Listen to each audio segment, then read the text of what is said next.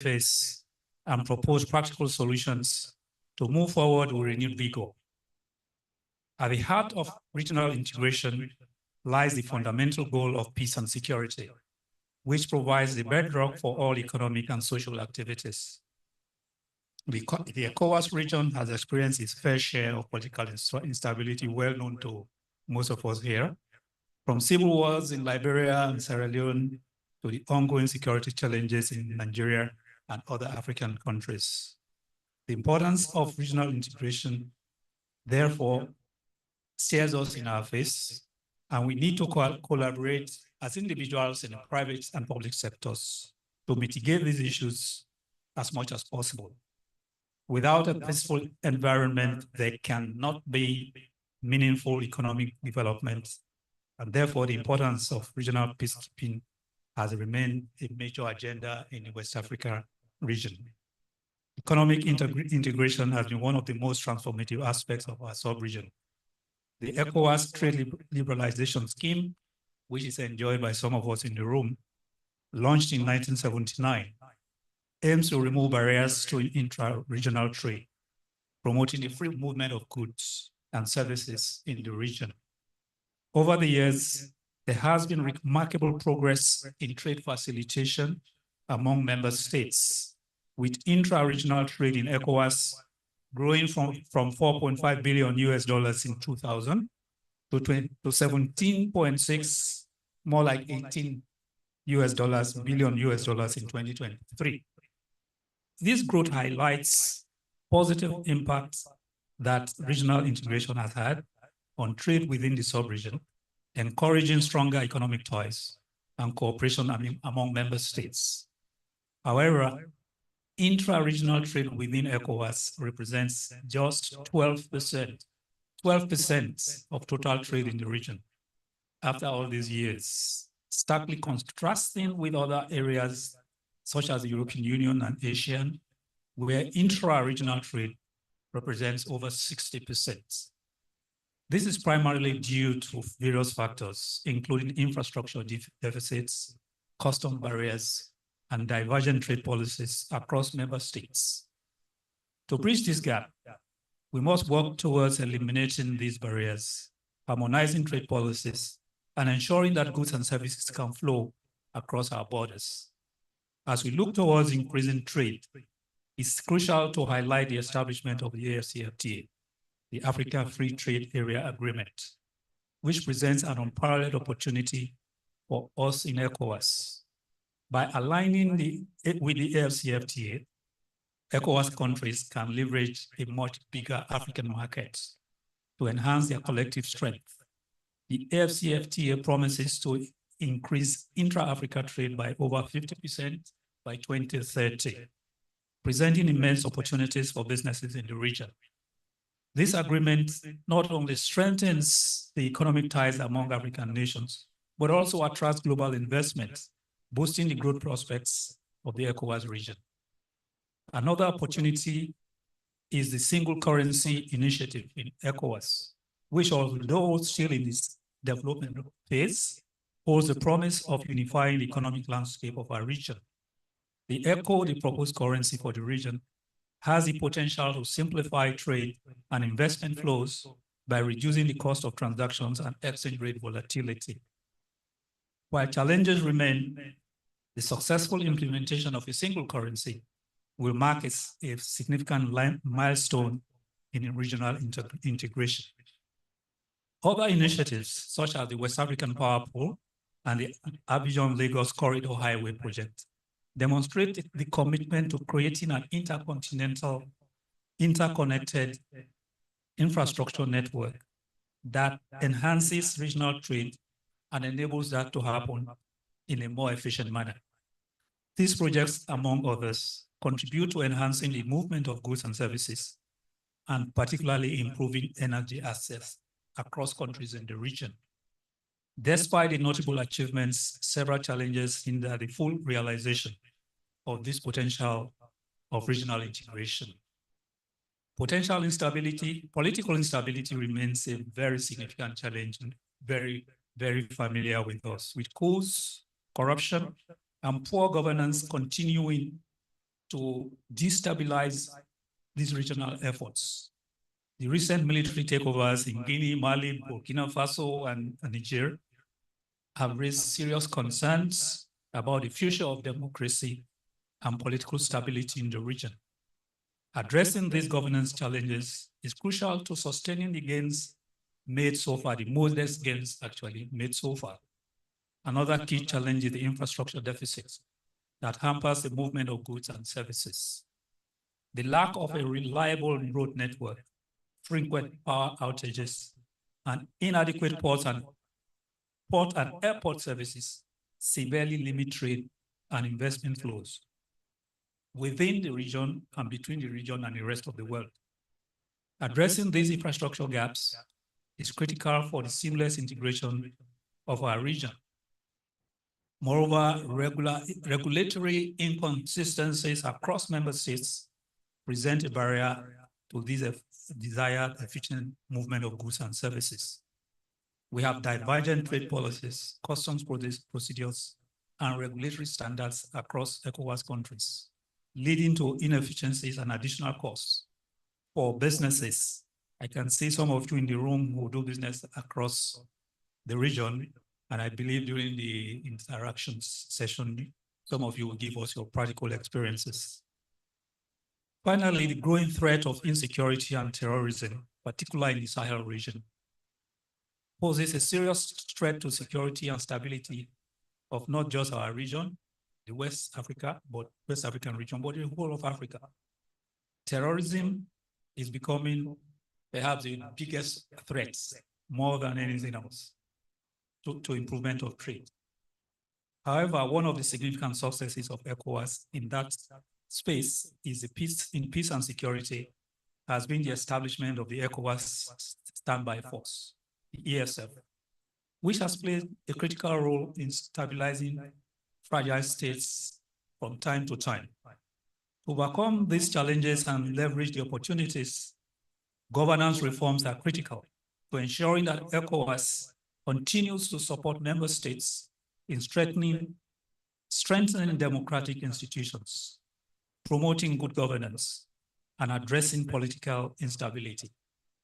Governments and private sector stakeholders need to collaborate to fund key infrastructure projects, including development of road networks, railways, power grids, and digital infrastructure, all of which are vital to facilitating trade and investment and regulatory harmonization that will come with it.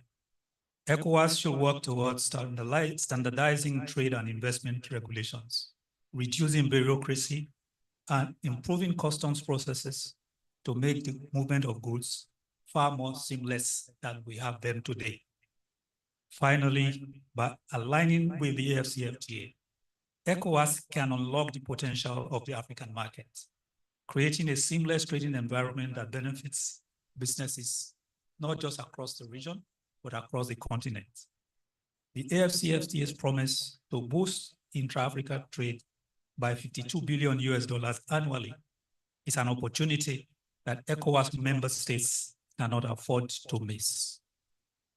Regional integration in West Africa is therefore not just a theoretical ideal, but a practical and achievable goal. The journey towards a peaceful, secure, and prosperous ECOWAS region is well underway, and while the challenges are significant, the opportunities remain very vast. Together, through continued cooperation, strategic investment, and shared commitment to peace and security, we can create a brighter future for all the citizens of the region. I thank you for your attention.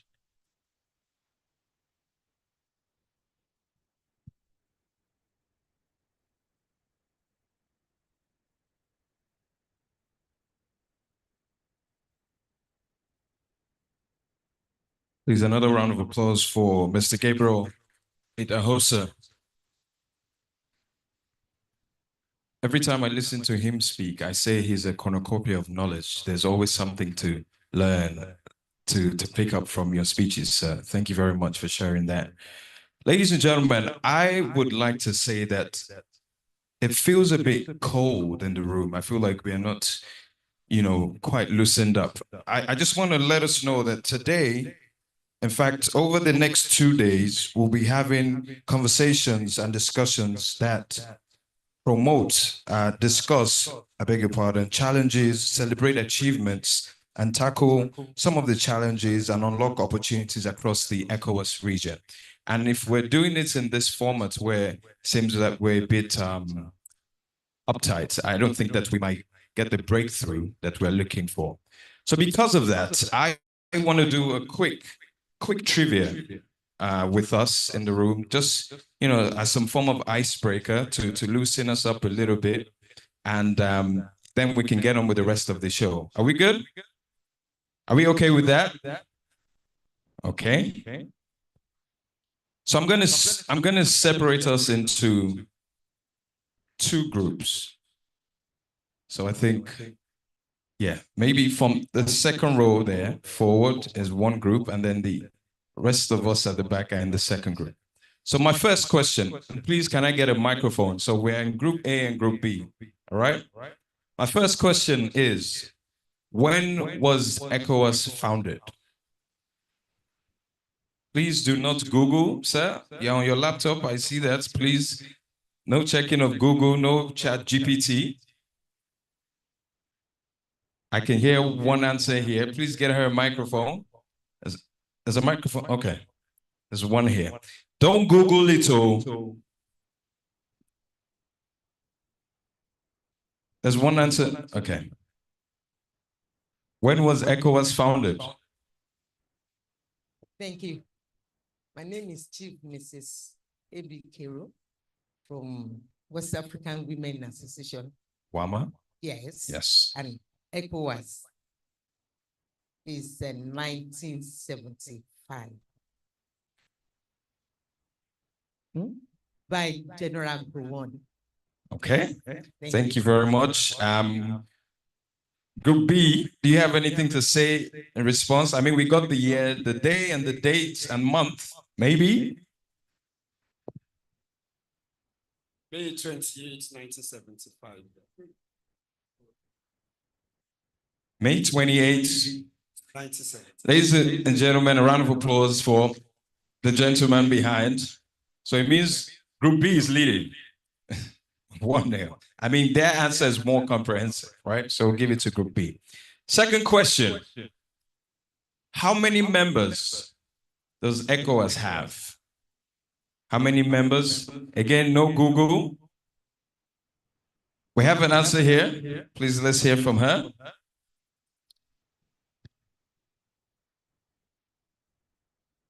Currently 12 because of the creation of the Sahel Group. She says currently 12 because of the creation of the Sahel Group. Group B, do you have anything in response? I can see somebody on their phone, Ma. Put your phone down. Group B, no takers? Okay. Ma, I'm going to be honest with you. From my research. Okay, someone at the back. Okay. I can hear some whispers of some numbers here. So I think at 2025, it's about 9 member states. 9? Yes. Are we reducing? Some uproar here. I don't think we agree. Well, according to the information that ECOWAS states. 70 members. Okay. Now we are getting somewhere. Another number? 15 members. Okay. Okay. All right. Like I said, according to what I have, we still have people disputing these numbers. Please, one more answer on this side. 12. 12. Okay. We have 12, 12, 15, 9. Okay. Ladies and gentlemen, okay, Ma. I think 15. And I have the various flags. On your, so I don't think I can argue with what I'm saying. Right. I do agree. As I said earlier, when I was making my research, what I did find first was 15, right? But she is also correct because of the creation of the Sahel group. I think some of them have defected. So maybe, I don't know, inconclusive. Can we agree that this answer is inconclusive? Because I did find that too. Okay, very good. Ma, please, I want you to turn over that shawl because my next question and final question is, without looking at your phones, group A or group B, I need you to name 7 members of ECOWAS. Ma, did you say easy? Right. Let's make it 10. 10. 10. Let's go. Everyone, I'm Ambassador Mrs. Betty Nene Okoye. I'm a member of WAWA as well, and then LCCI. We have 15 West African countries. I Name. will start with Nigeria. Okay. Nigeria, Cape Verde, Cotonou, that's Benin Republic, Okay. Togo, Ghana, Sierra Leone, Cote d'Ivoire, Gambia, the Gambia, Burkina Faso, we are still counting them, Mali. Should I go on? Yes, ma'am. You said 10. 10. Should I count all? Keep going. I should keep going. Yes. Guinea-Bissau, Okay. Niger, Okay. Chad. Chad. Yes.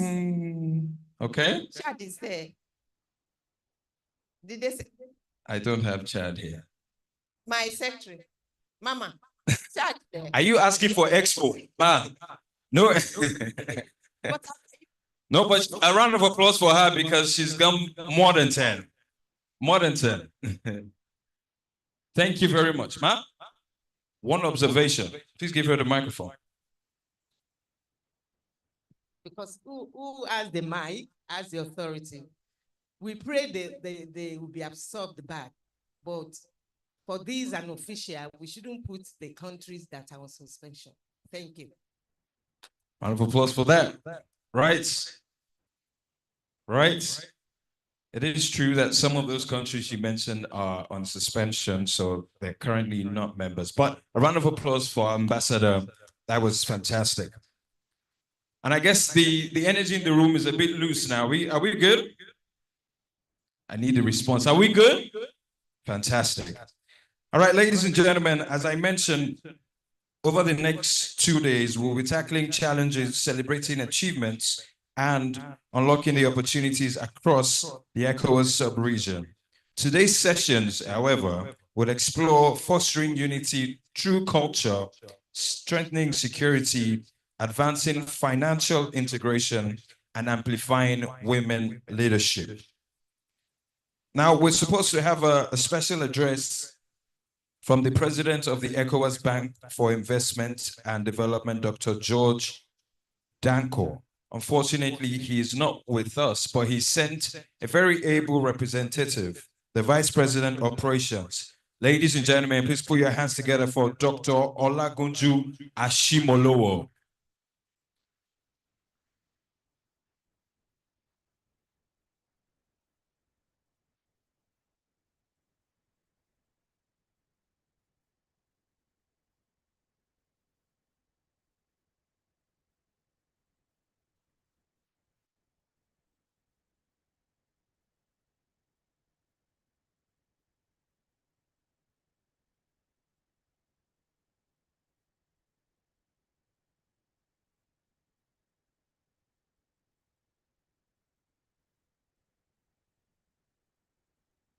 Excellencies, the Honorable Minister of Trade,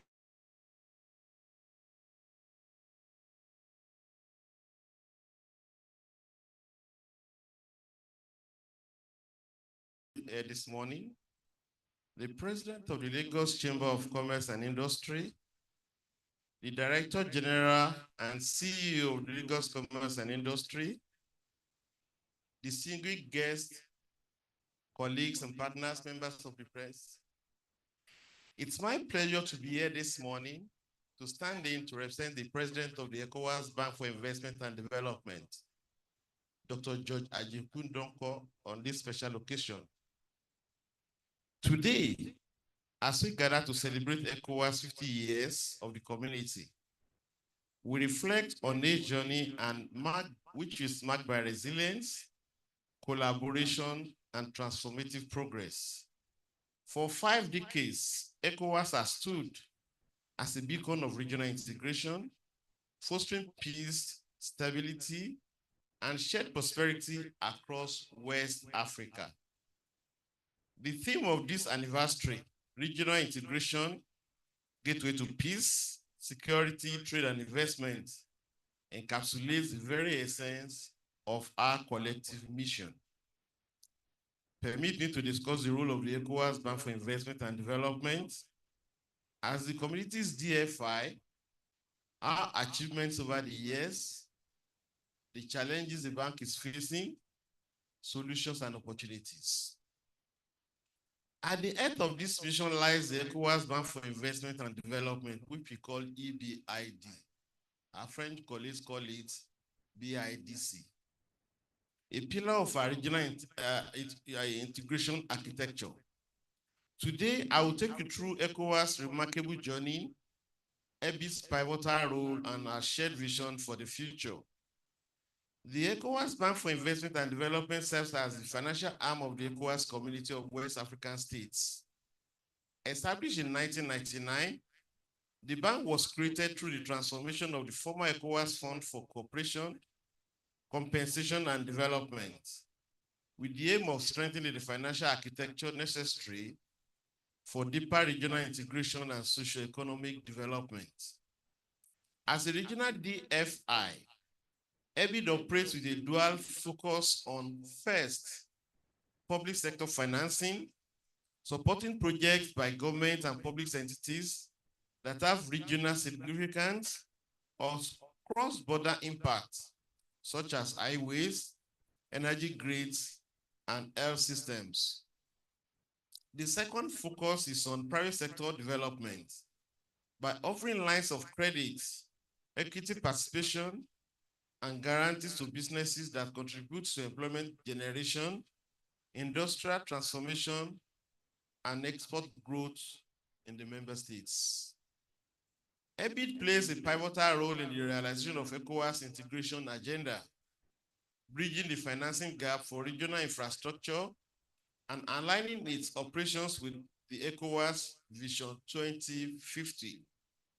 Through strategic partnerships with multilateral agencies, development partners, and private investors, EBID facilitates long-term financing for projects that promote economic convergence and inclusive development across the West African sub-region.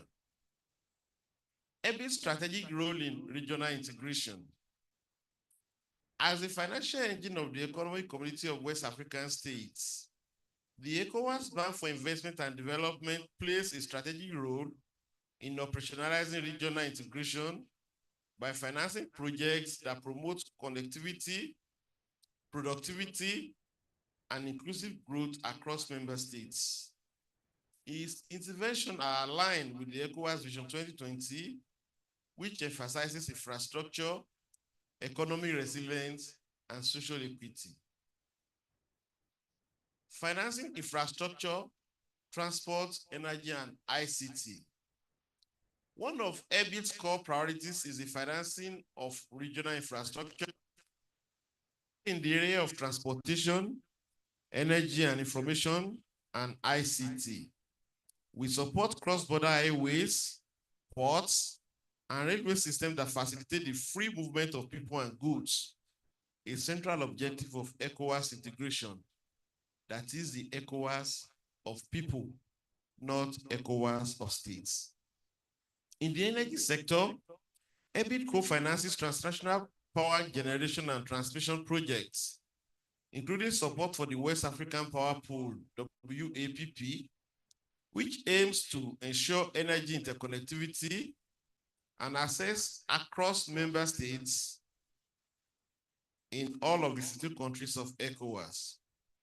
The bank also invests in digital infrastructure to bridge the digital divide and enhance regional competitiveness, promoting regional value chain and industrialization.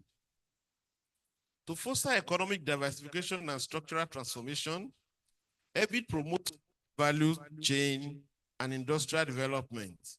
We finance agro-processing, manufacturing, and resource-based industries that utilize local inputs while linking producers across borders. This helps to reduce dependency on primary commodities and enable West African economies to integrate into regional and global markets. Through such support, EBIT contributes to achieving one of ECOWAS' long-term goals, that is to create a resilient, industrialized region with strong intra-African trade. Supporting MSMEs and financial inclusion. EBIT recognizes the importance of micro, small, and medium-sized enterprises as engine of job creation, innovation, and poverty alleviation. The bank channels resources through national financial institutions to extend credit and technical assistance to MSCs across ECOWAS. This is vital for enhancing financial inclusion, especially among women and youth entrepreneurs, and for building grassroots economic participation in the regional integration process in the community. Enabling cross-border projects and public-private partnership. Our bank also plays a catalytic role in designing and financing cross-border projects, including logistics hubs, integrated industrial parks, and regional transport corridors. To enhance project sustainability and leverage private capital, the bank facilitates public-private partnership by de-risking investment and providing guarantees. EBIT also fosters an enabling environment for private sector participation in regional integration. These efforts contribute to building a coherent and interconnected West African economic space. In sum, EBIT serves not merely as a development financial institution, but as an instrument for deepening economic cooperation, accelerating convergence, and reducing disparities across the ECOWAS sub-region. Key achievements of the ECOWAS Bank for Investment and Development. Since the establishment of the bank in 1999, we have made significant strides in promoting socio-economic development and fostering regional integration across West Africa. The bank's financing efforts are focused on infrastructure development, private sector growth, and regional economic convergence, positioning it as a catalyst for integration and transformation in the ECOWAS sub-region. As at today, EBIT has disbursed more than 2.5 billion US dollars for over 200 public and private sector projects for development across West Africa. These span across critical sectors such as energy, transportation, health, education, industry, and agriculture. This substantial financial commitment reflects EBIT's expanding capacity to mobilize and allocate capital for development impacts. Some of the successful projects that we financed in the past are as follows. First is the rural electrification and renewable energy project across board in all countries. EBIT has financed rural electrification and renewable energy programs to increase electricity access and reduce energy poverty in underserved communities. Projects such as solar mini grids, hydroelectric facilities, and grid extension programs have improved livelihoods and enabled productive use of energy in agriculture and small-scale industries. These investments align with regional commitments to energy transition and climate resilience. Agro-industrial development and SME financing. To promote economic diversification and inclusive growth, EBIT has supported agro-industrial development and the financing of small and medium-scale enterprises, that's SMEs. This includes funding for processing plants, cold storage infrastructure, and credit lines to agribusinesses. EBIT also enhances food security, job creation, and intra-regional trade by empowering SMEs, particularly in the agricultural value chain, bearing in mind that most of our communities today, the sub-region, are agrarian in nature. The bank's specific interventions in Nigeria.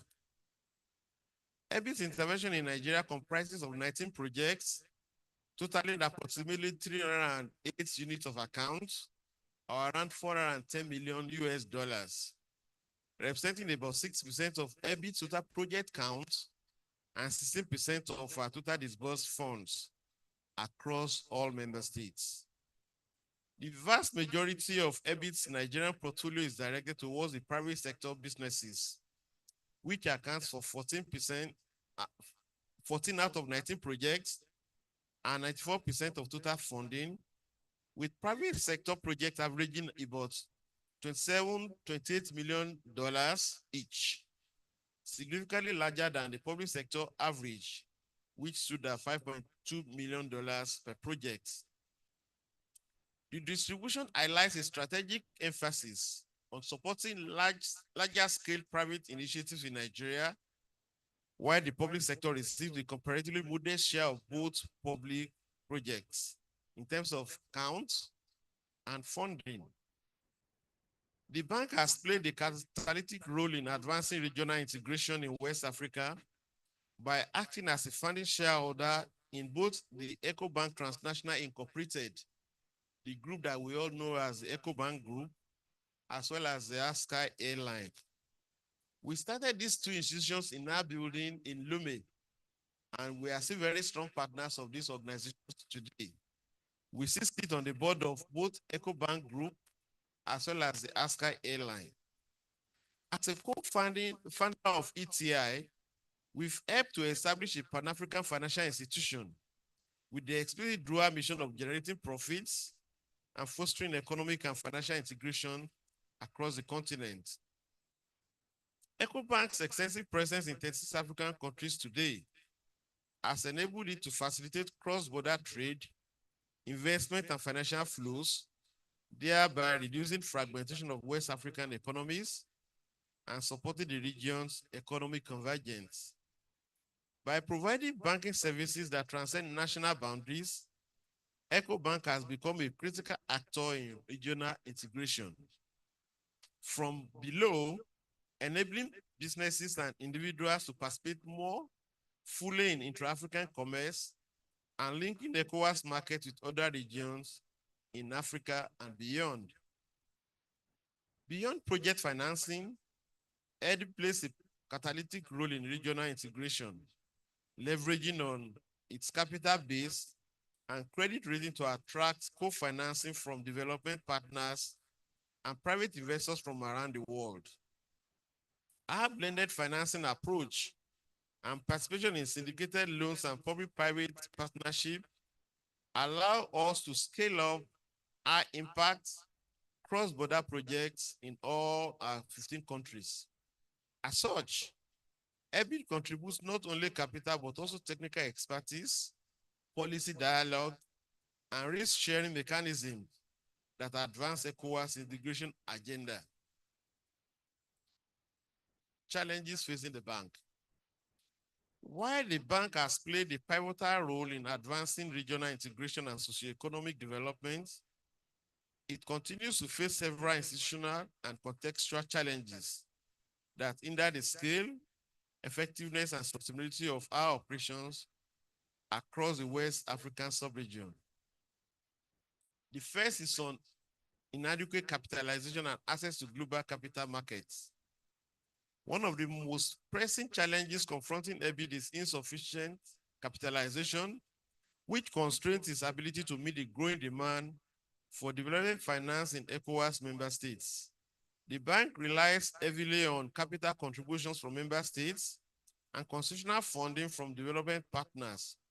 However, irregular or delayed contributions contribute And this combined with the absence of an investment grade credit rating limits EBIT capacity to access long-term funding at low cost from global capital markets. And this also affects our ability to competitively co-finance large-scale infrastructure and industrial projects in all member states. As at the last projection at the beginning of this year, about $2.5 billion additional resources will be needed by EBIT to finance infrastructure projects in the entire sub-region between now and the next 5 years, up to year 2030. The second of our challenges is political instability in some member states. Recurring political instability, including military coups and governance crises in several Ecowas countries, pose a major risk to EBIT's operation. Political instability undermines investor confidence, disrupts ongoing projects, and complicates regional coordination efforts. Such instability often delays project approvals, impedes implementation, and increases the cost of doing business, ultimately affecting the bank's performance and the viability of our finance projects in all of the countries. About 2 weeks ago, I led a non-deal roadshow to London, Boston, and New York to attract about $500 million from the Eurobond market for the entire community.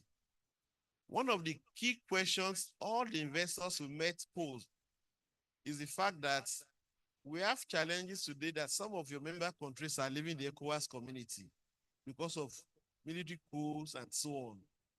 How do you want to convince us to come and invest our fund in Ecowas? So this is a recurrent factor that we see every day once there is political instability in any member states. The next of our challenges is high-risk investment climate and weak creditworthiness of borrowers. The investment environment in many ECOWAS countries is characterized by macroeconomic volatility, weak regulatory environments, and underdeveloped financial markets, which collectively contribute to a high investment climate. Additionally, many public and private sector borrowers have low credit ratings or limited collaterals, making it difficult for EBIT to maintain a healthy loan portfolio. Non-performing loans and delays in debt servicing can negatively affect the bank's liquidity and our credit profile. These constraints also limit the bank's willingness to engage in certain sectors or regions deemed too risky for business. Another of our challenges is delay in capital payment by member states. Some of the member states who are owners of the bank still delay in making good their capital contributions, thus impacting negatively on the bank's operational capacity. Beyond the operational efficiency, this is a major factor that rating agencies place emphasis on in the annual assessment of the bank's long-term debt issuance capacity and has impeded the bank's expectation of a rating upgrade by the rating agencies. As recent as the first week of April of this year, we had the annual refresh by Fitch rating agencies for 2025. Rather than giving the bank an upgrade, they still maintain a rating at B with stable outlook. Despite the fact that the numbers are growing, the trajectories are in good shape. So this is a major concern for us. What are the solutions and our strategic responses? First, to overcome existing challenges and enhance our effectiveness, bank has decided to adopt a range of strategic responses aimed at strengthening our financial capacity, institutional performance, and development impact. These strategies align with the ECOWAS Vision 2050 and global best practices in development finance. Enhancing our capital base through increased member contributions and strategic partnerships. A critical step towards improving EBIT's operational capacity is the enhancement of our capital base, which can be achieved first increase capital contribution from ECOWAS member states, ensuring timely and full payment of their financial commitments to the bank. Secondly is the issue of attracting equity contributions and constitutional funds from development partners and sovereign wealth funds. This approach will not only expand EBIT's lending capacity, but also strengthen our credit worthiness, enabling the bank to raise more funds on international capital markets and develop projects in the entire ECOWAS sub-region. Risk-sharing instruments and blended finance. To mitigate the high risk profile of projects in fragile and underdeveloped markets, EBIT is expanding our use of risk-sharing mechanisms such as partial credit guarantees, political risk insurance, and blended finance. These combine concessional finance with commercial investments to make funding available to new investors at a cheaper and favorable rate.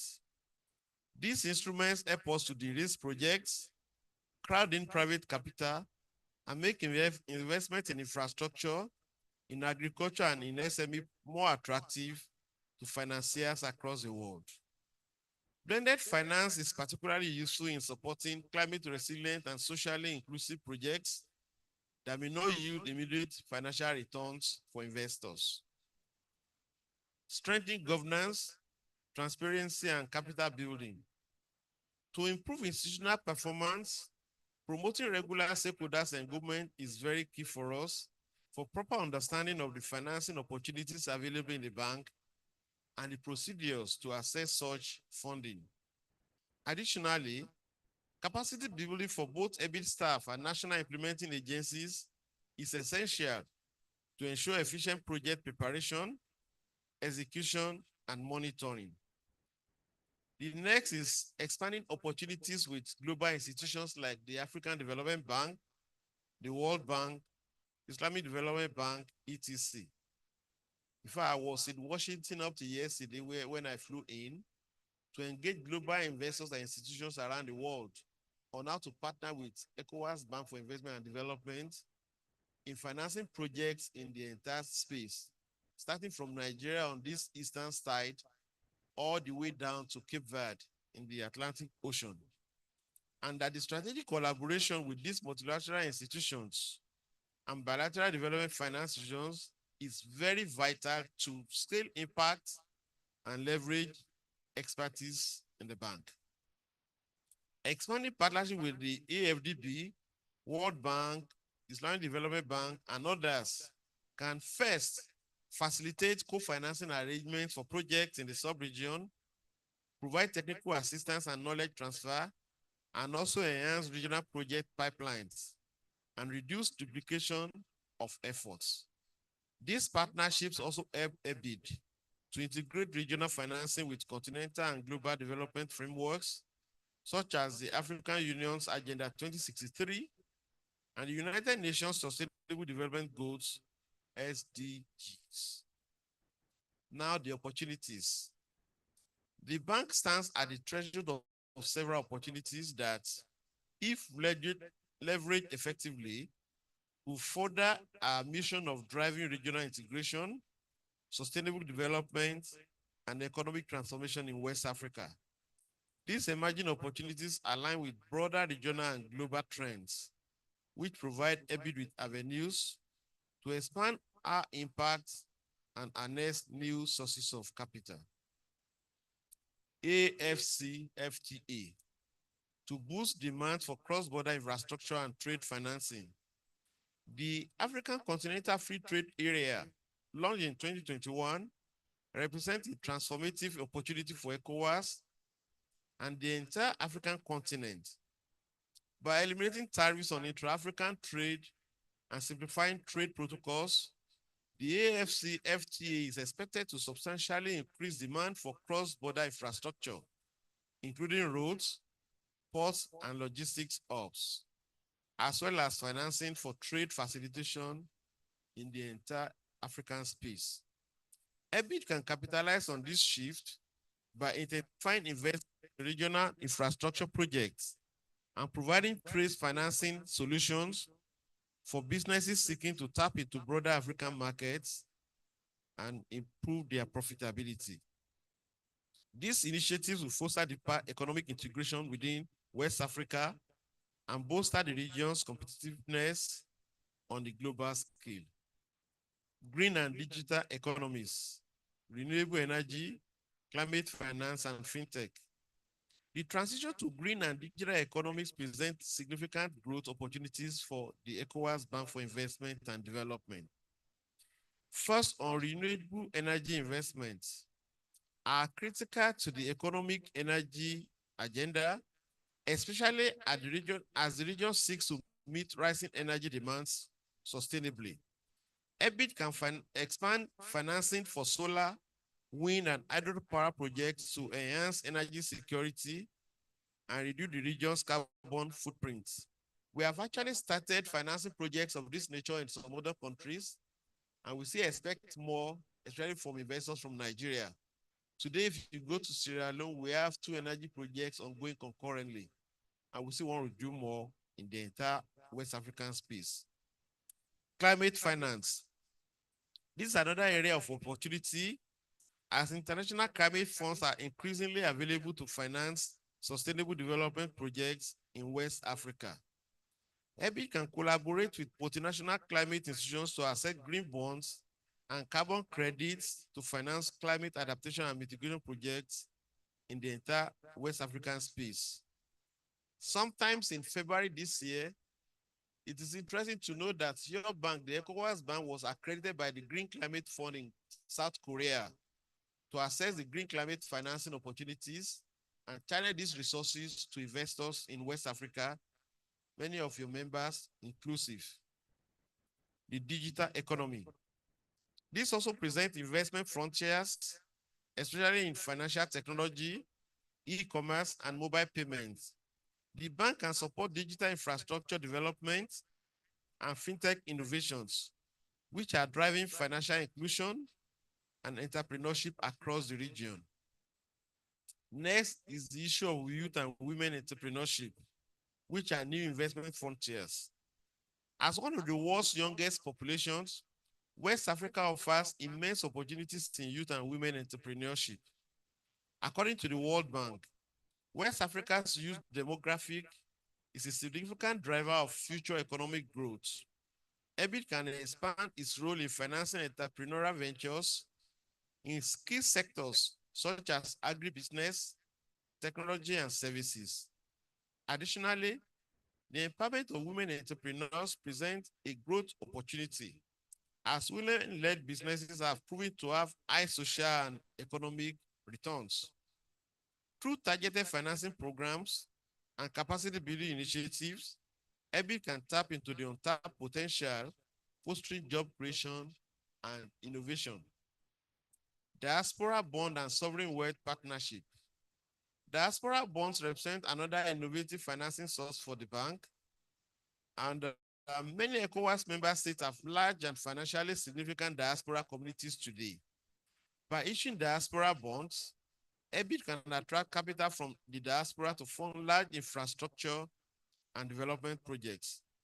Additionally, sovereign wealth funds and partnership with regional sovereign wealth funds can serve as a source of long-term, low-cost capital to support EBIT development agenda.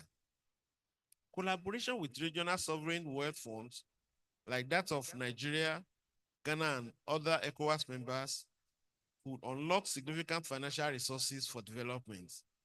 Before rounding up, distinguished ladies and gentlemen, I would like to address a concern often raised by potential partners of the bank, especially here in Nigeria. That is, where is EBIT's office in Nigeria?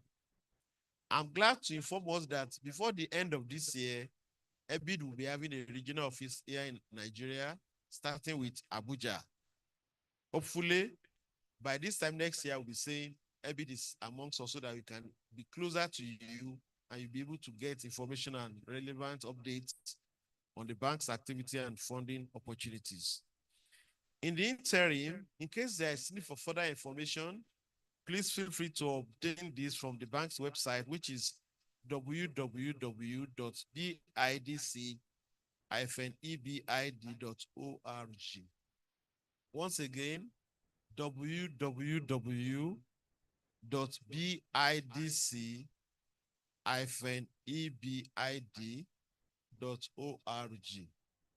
Thank you so much, distinguished ladies and gentlemen, for your kind attention.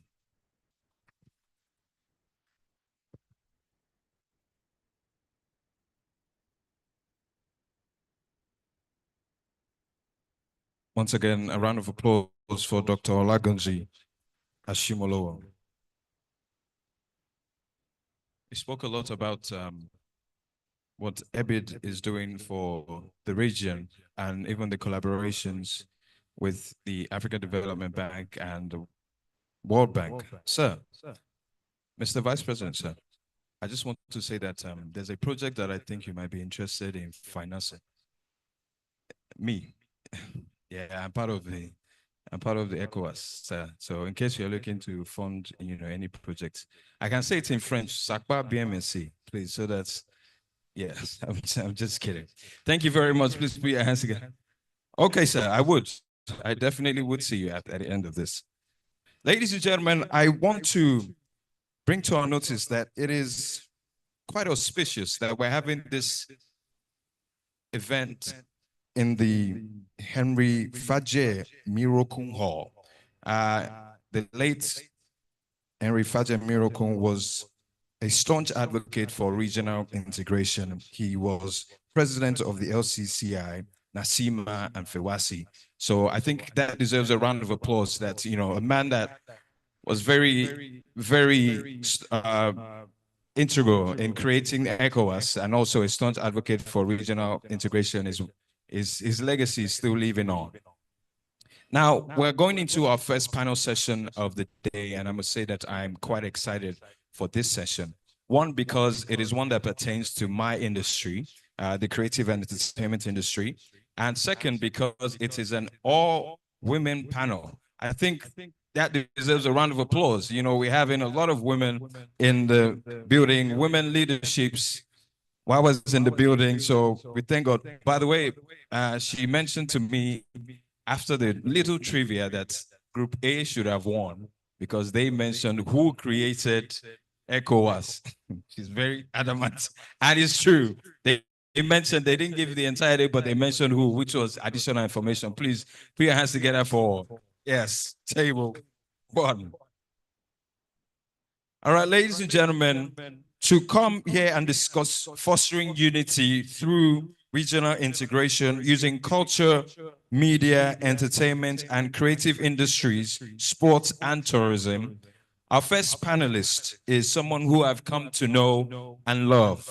She is a cultural curator, a writer, an advocate for African arts and culture, known for her work with the Lagos Book and Art Festival, and her leadership in promoting Pan-African literary excellence. I met her about a couple of weeks ago, and honestly, she's someone that you cannot take your eyes off. She's amazing and brilliant and wonderful to listen to. Please put your hands together for Mrs. Aduke Gomez.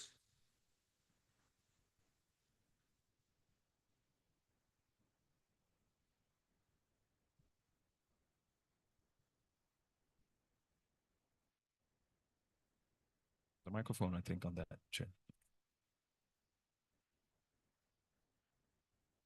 Our next panelist is a leadership consultant. She's a productivity strategist and a member or a MIPA Top 100 honoree. She holds engineering and digital media degrees and drives initiatives supporting women in tech. Ladies and gentlemen, please put your hands together for Isioma Utomi.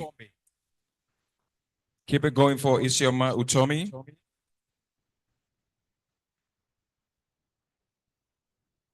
Now, to moderate this session is the chairperson of the Creative and Entertainment Group of the Lagos Chamber of Commerce and Industry, a leading voice in the creative sector and advocacy for economic growth across Africa. She is an amazing human being and a thought leader in her industry. Ladies and gentlemen, please put your hands together for Dr. Ngozi Omambala.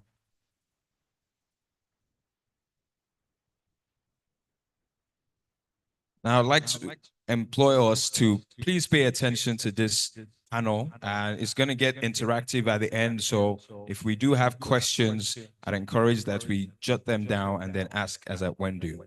Thank you very much.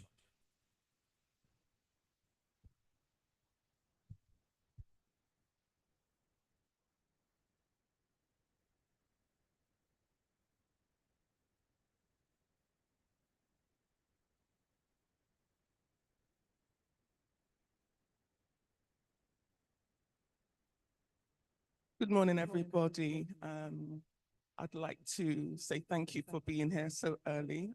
All due protocols presented here, Mr. President.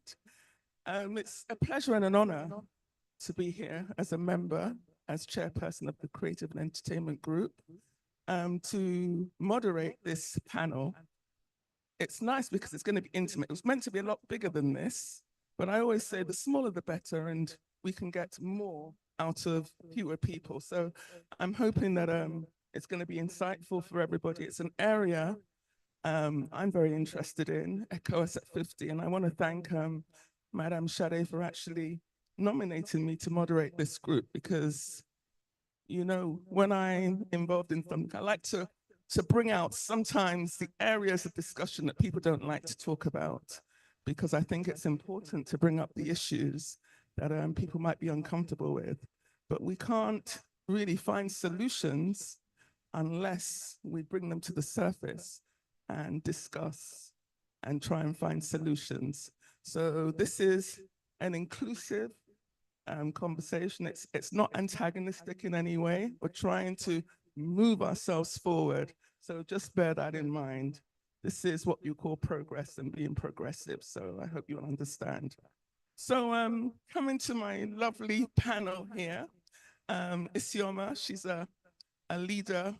She's one of the people that actually encourages our future leaders through innovative ways to expand themselves, and, you know, really perform to their potential best is what I'm within the creative field.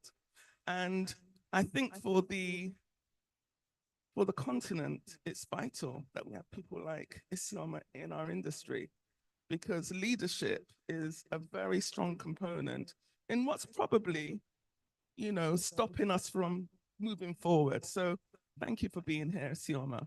A pleasure. So happy to be here. Good morning, everyone. Like she said, this is an occasion for a lot of discussion on issues that really matter to us, because at this point in time, our population is what? Average age of 17, very youthful. And so we have to prepare the next generation for the new levels that we're going to, the new opportunities that are available. And despite the state of the world at the moment, we are very much a more connected world than ever before. And we have to understand how business operates in the environment, how young people are ambitious and want to find opportunities, and how they can lead in those circumstances. Fantastic. Goes without saying, I have a woman of high repute, well-renowned. She's written many, many books. She kindly was one of the speakers and a moderator at the Creative and Entertainment Group Symposium only last 10 days ago. So I'm pleased to welcome Aduke Gomez, forthright writer, author, and supporter of the Creative and the Arts Entertainment Groups. Thank you very much. I think this is going to be a very exciting panel. I used to work for Ecobank.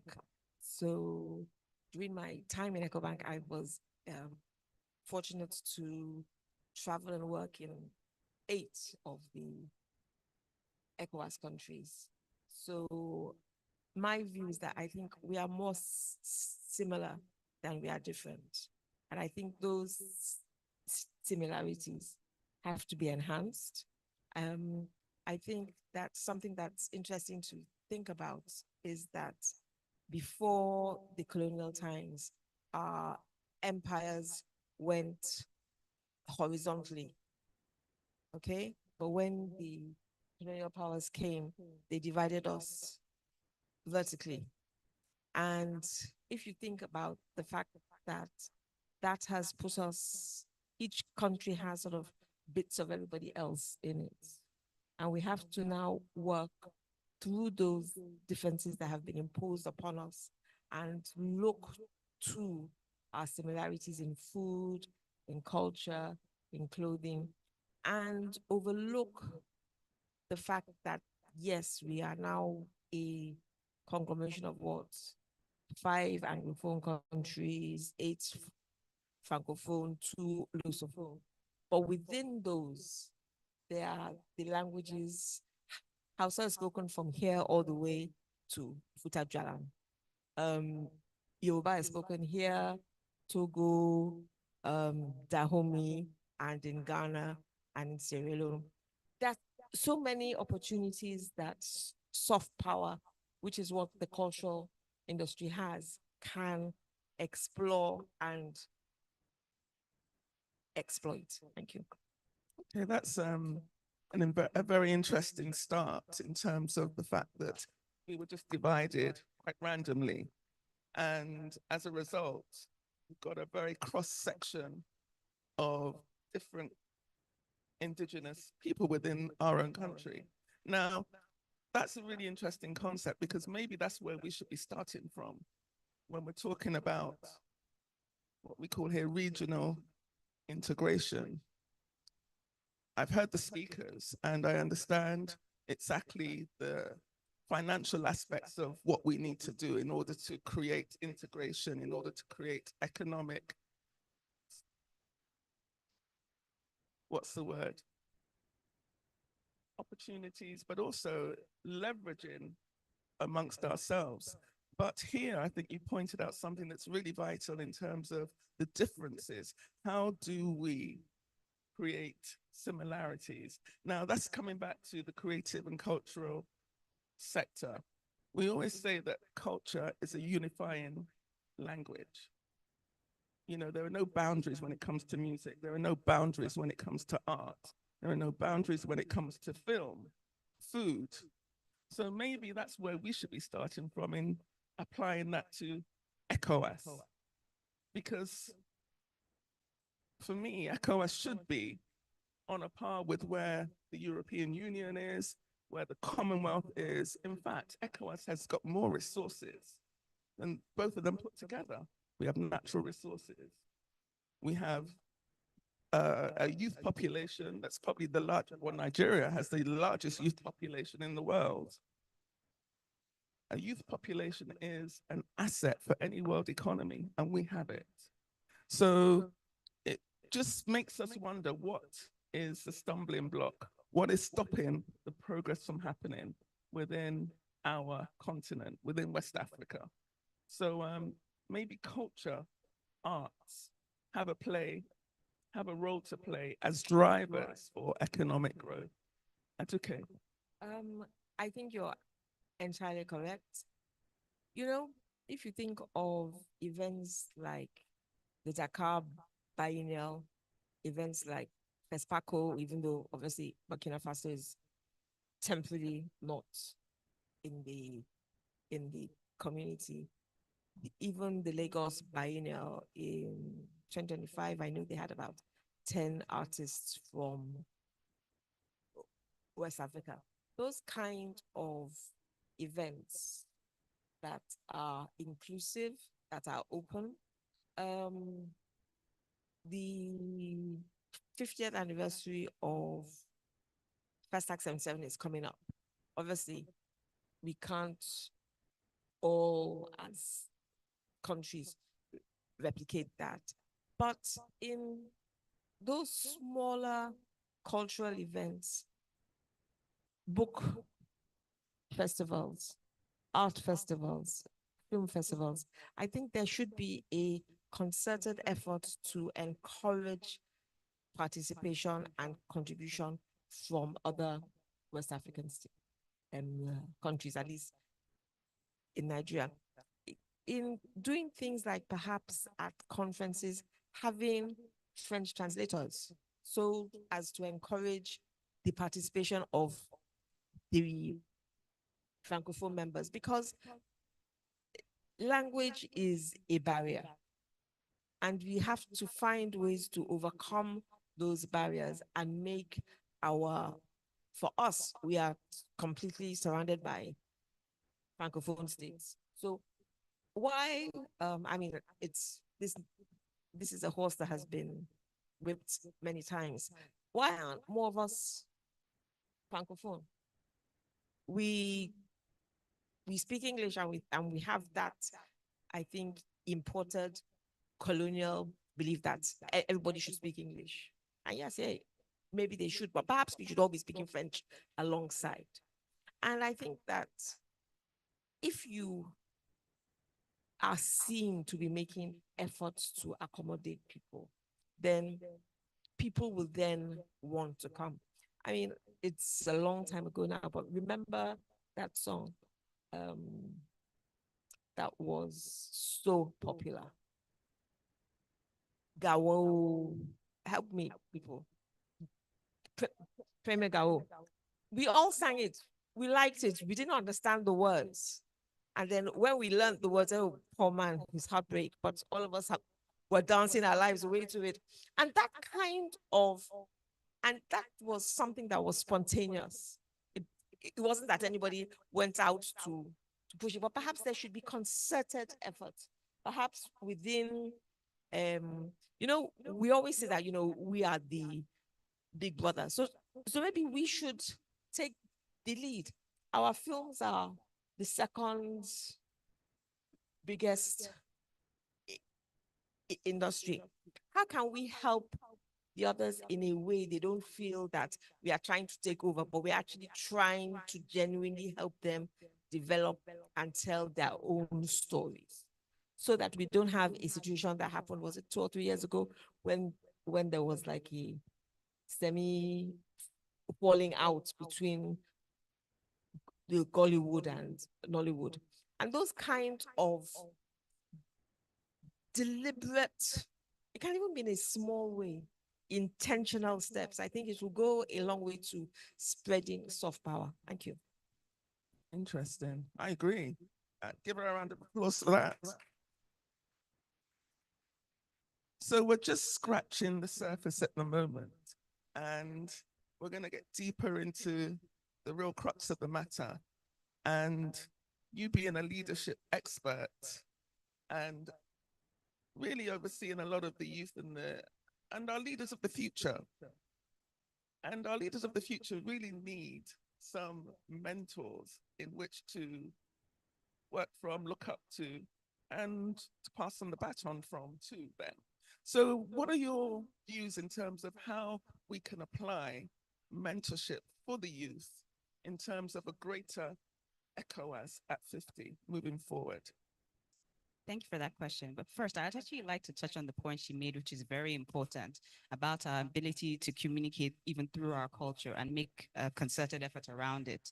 So I don't know how many people watch Saturday morning shows, those cartoons when we were younger. I think it was Cadbury's Breakfast Television and all those ones.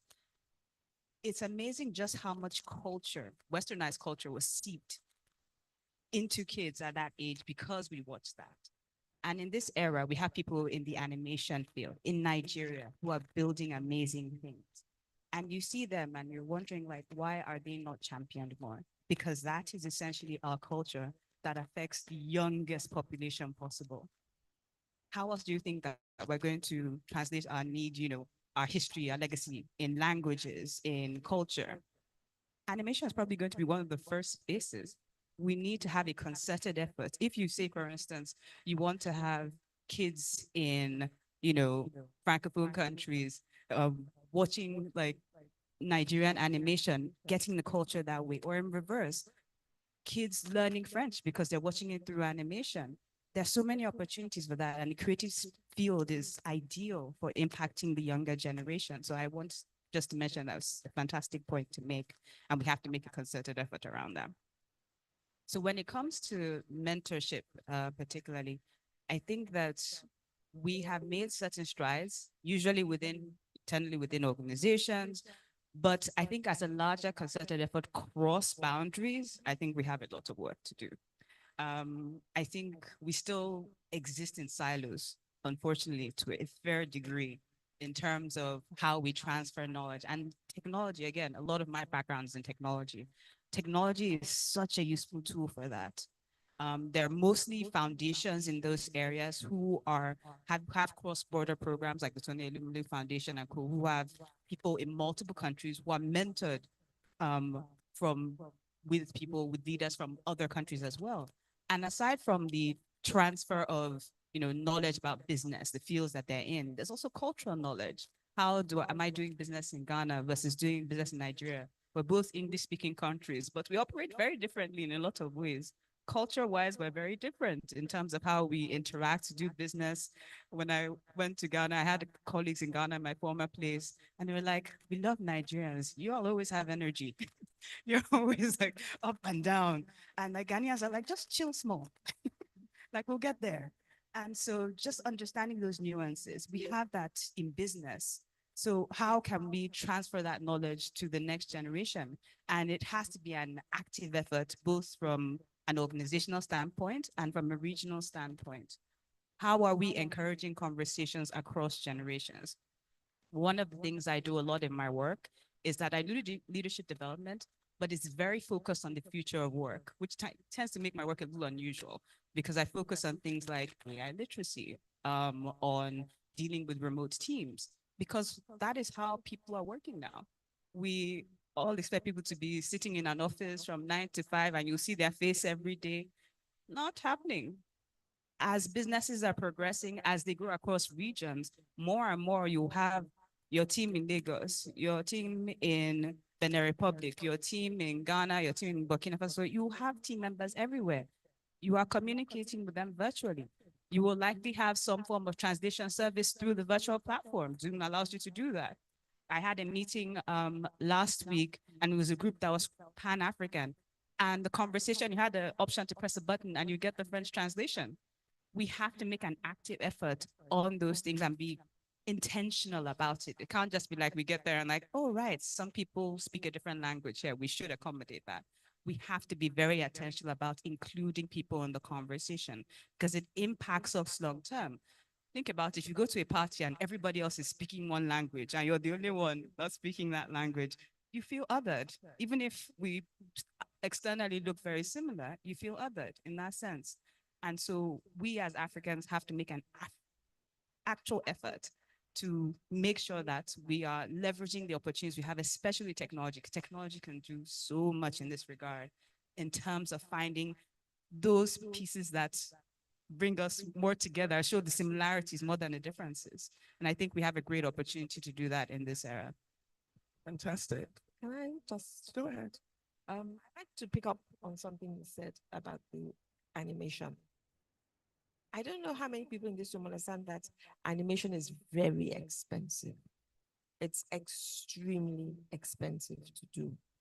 And so that brings me to the previous speaker when he was talking about the investment opportunities. I didn't hear investment in creativity.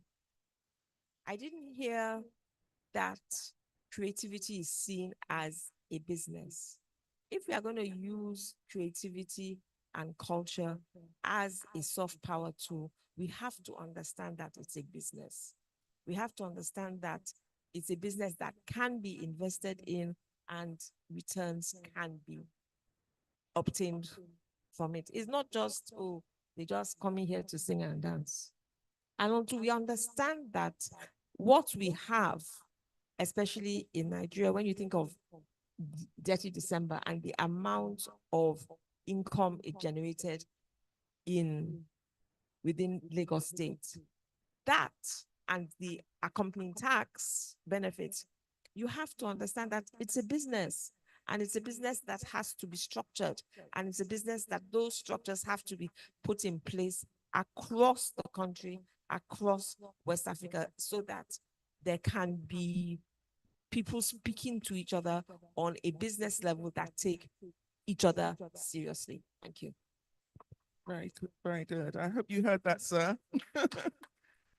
In terms of the creative sector, I think we have to speak in a language that the financial sector understands, and that is purely numbers.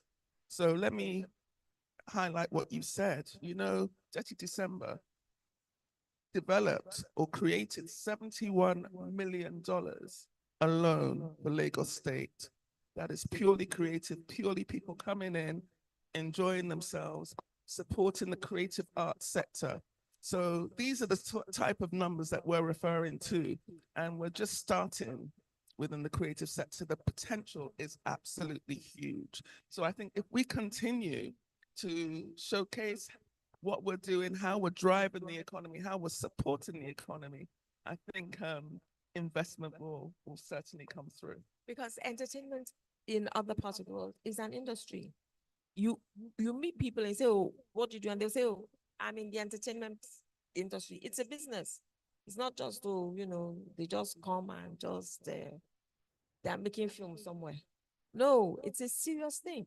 And I think that it's a tool that harnessed properly can bring together what we're looking for here, regional integration. I really, really believe so.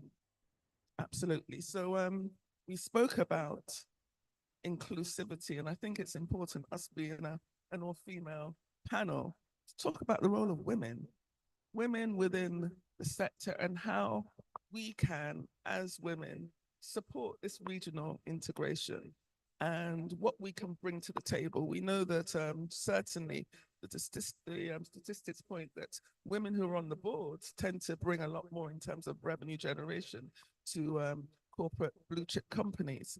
So is there a way that we can apply that concept or that movement, so to speak, to the regeneration? I call it a reset for ECOWAS, really. I think it really does need a reset because we're coming with different energy and different concept. The world has changed. We're living in a totally different, you know, economic environment. So I feel that maybe ECOWAS has to wake up and adapt to these changes, because the only way you're going to interface with the youth is in a language that they understand. So as women, what would you say, Isioma, we can bring to the table in terms of regional integration for ECOWAS?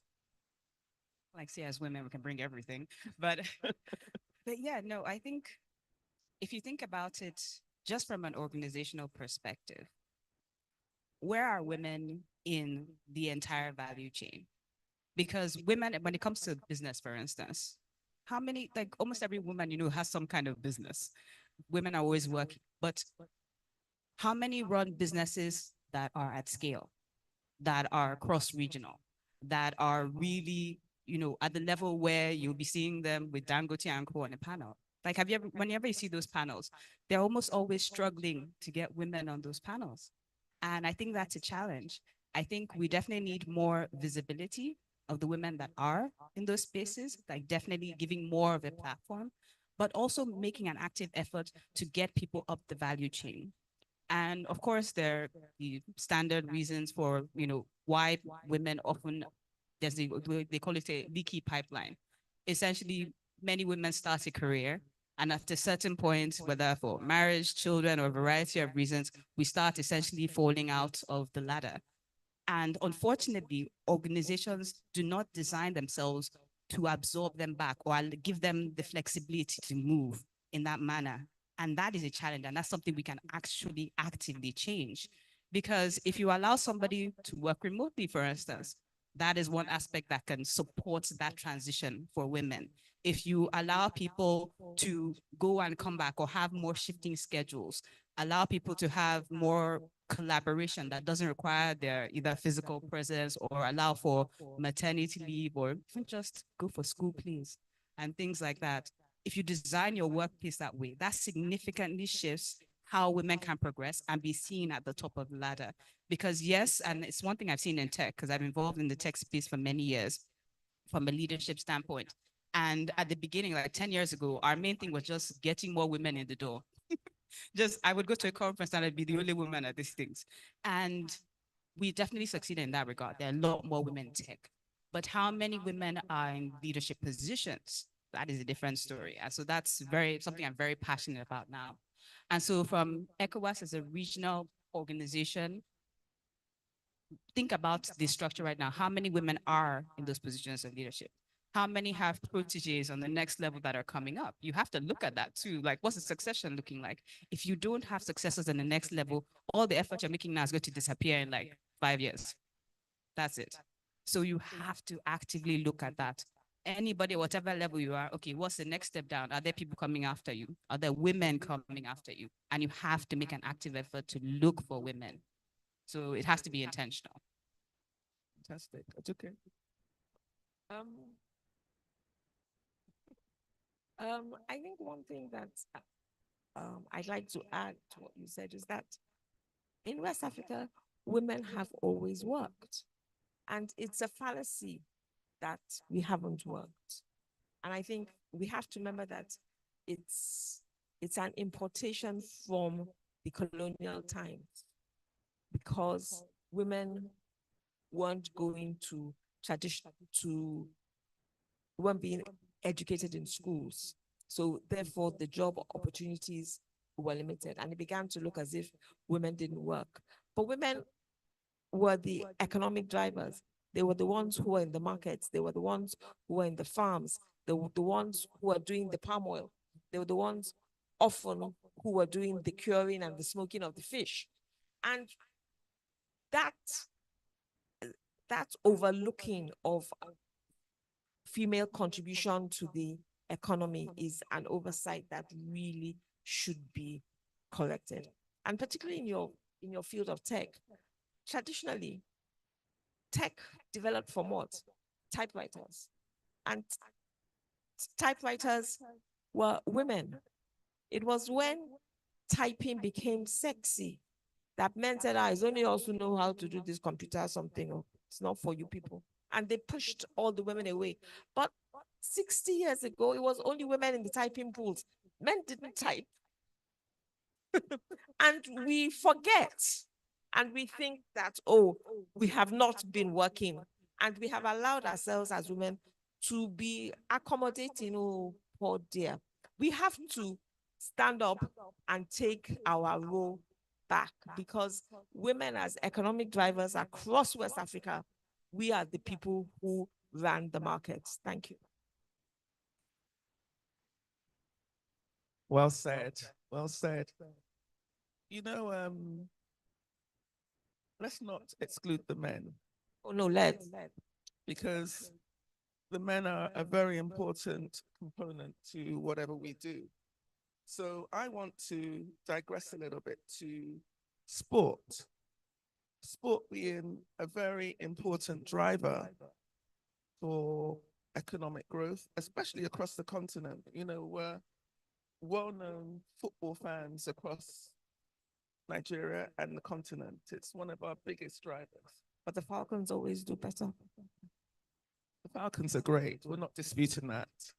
But the Super Eagles are great too. Oh yes. A round of applause for them. And despite sometimes their fallacies, we're always there to support them. Yes. So I want to just talk about how sport can be a uniting factor in pushing the economies of the member states of ECOWAS. I know that Mr. Shegun Odebami, he was meant to be on our panel, and he's a very important figure when it comes to sport. Particularly, I think he was a pivotal force within the 1980 African Cup of Nations World Cup victory, okay? And he's been a big proponent of sport as a driver for the economy. Now, I feel that that is something that we can discuss here. Sport coming across, you know, football, athletics, tennis, all of those areas as a regional factor in integration for ECOWAS. What are your views on that? I'll speak to you. Sioma, are you a sports enthusiast? Do you know what? I'm not the best sport enthusiast, but it's interesting.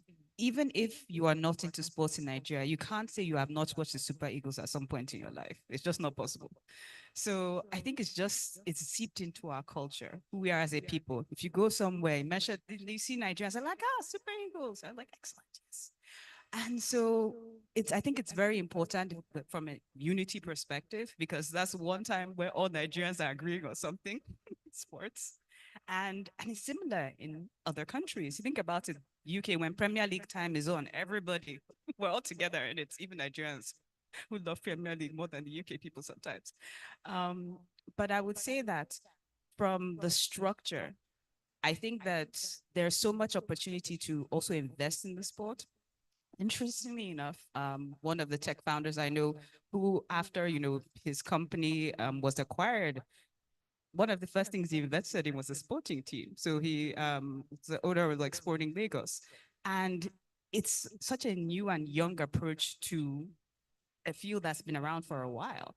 And I think we need more injection of like beautiful like approaches to how sporting is carried out as a business, because it is a business. People sell tickets to games. Whenever you show up at a match, are there refreshments? Are there, opportunities to like hang out with your friend, photo ops, engage with the players? All those are opportunities to make money as a business, as an industry.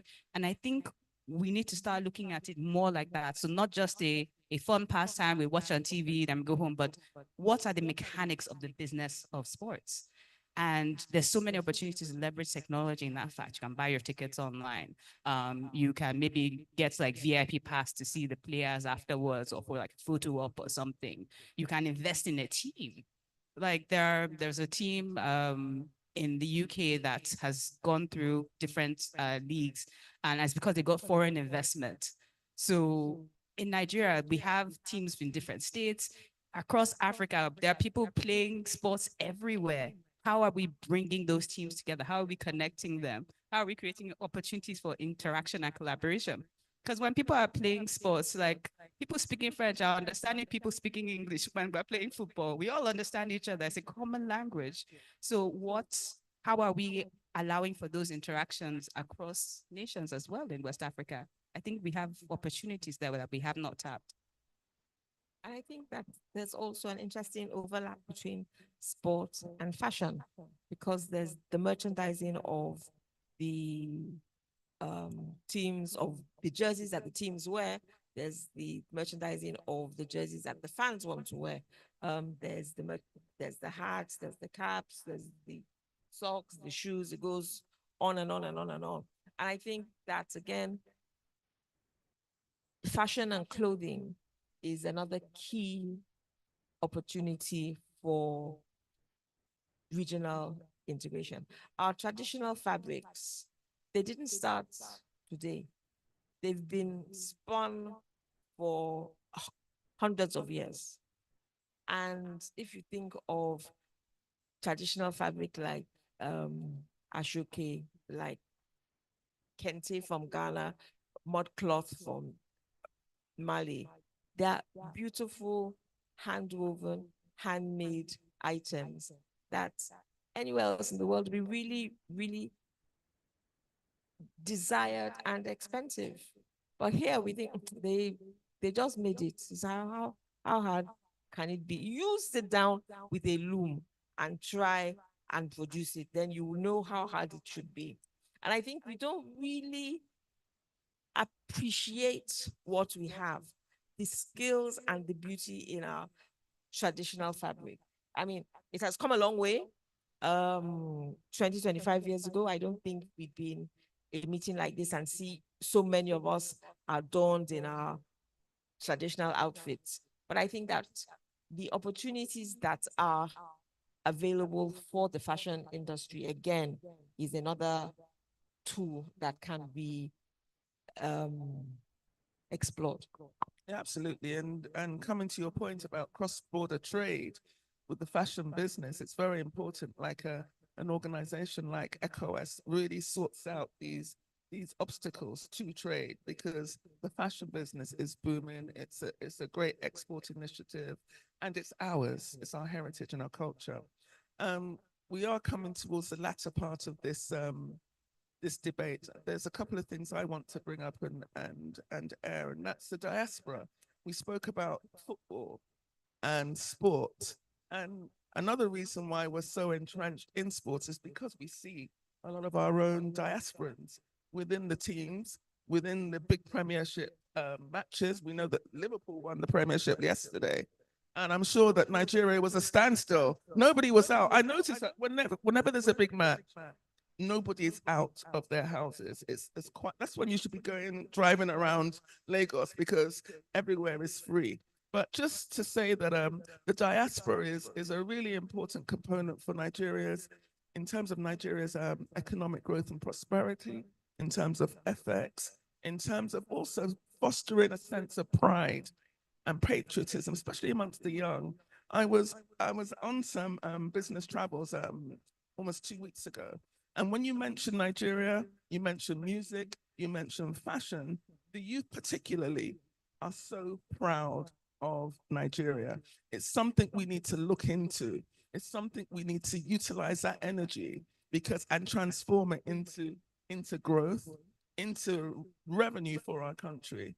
Another thing I wanted to just quickly touch on was the SDGs. The Sustainable Development Goals are a very strong component to growth.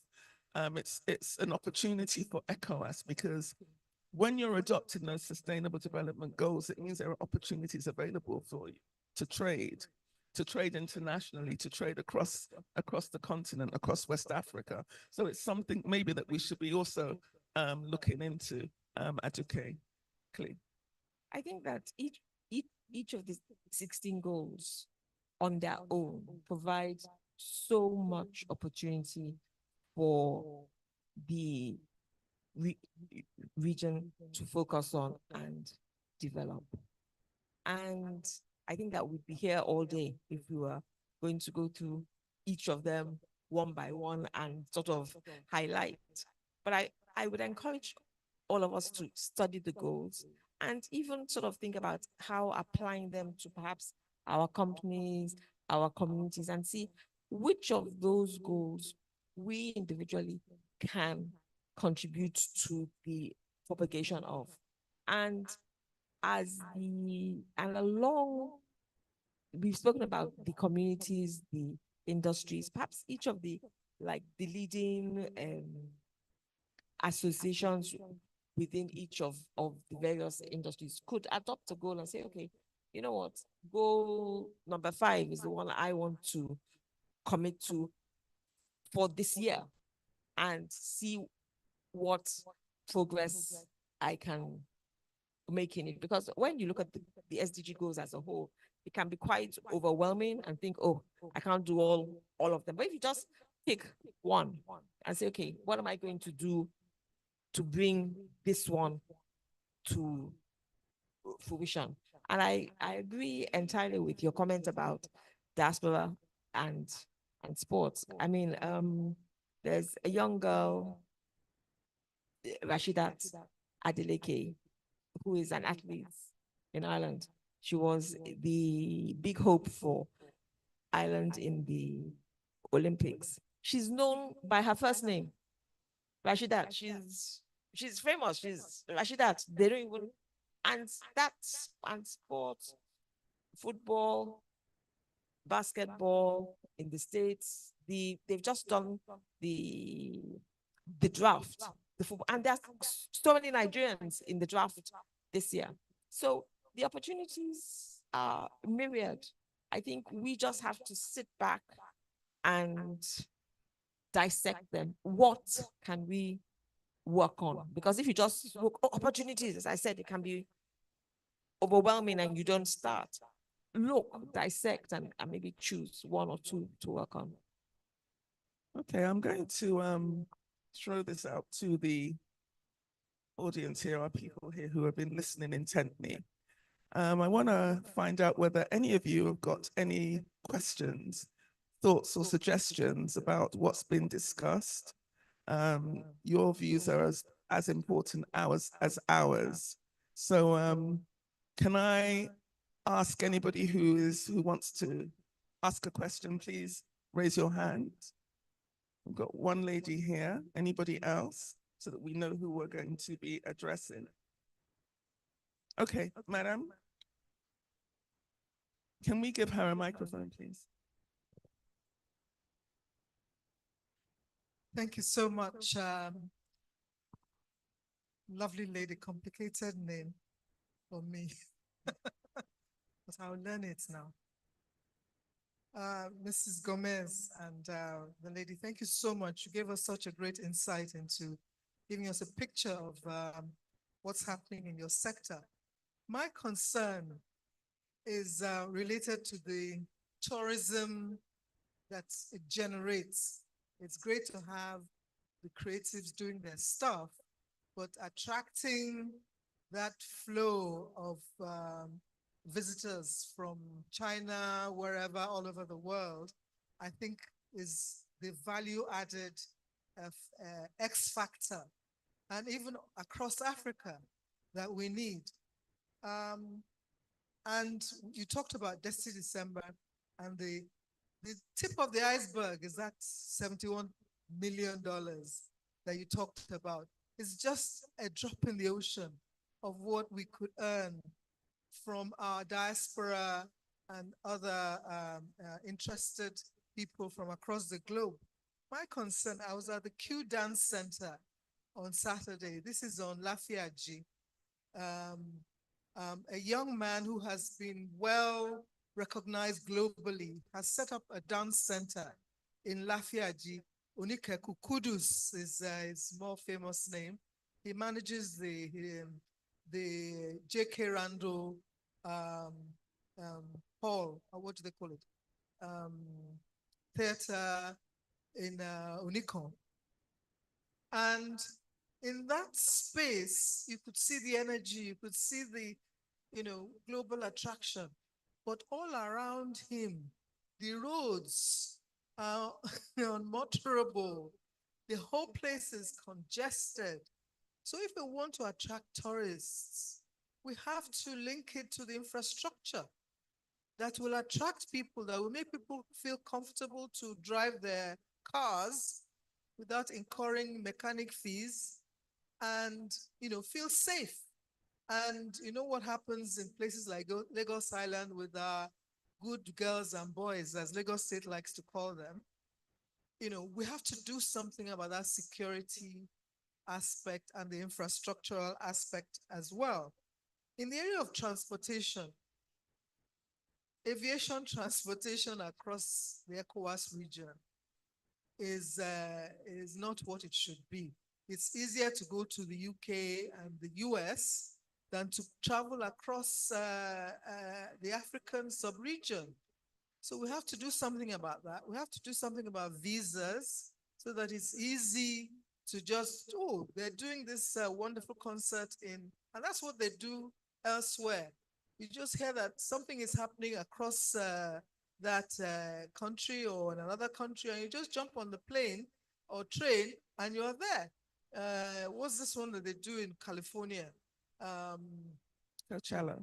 Oh, Coachella. I'm 78. Please forgive me. I can't remember these young, more lively events, but I can see because my children tell me about it. The opportunities that we could have if we have a Coachella in Africa with Davido coming and all the other people having one fantastic one here, the kind of money we could have, and then the currency. We must do something about how we can easily pay for our entertainment, sports, and other cultural things too, to attract, make sure that people know about our culture, the pride in our culture, our palaces, our historical sites, make it attractive, promote it, so that when people come for Dirty December, they're also wanting to visit these places.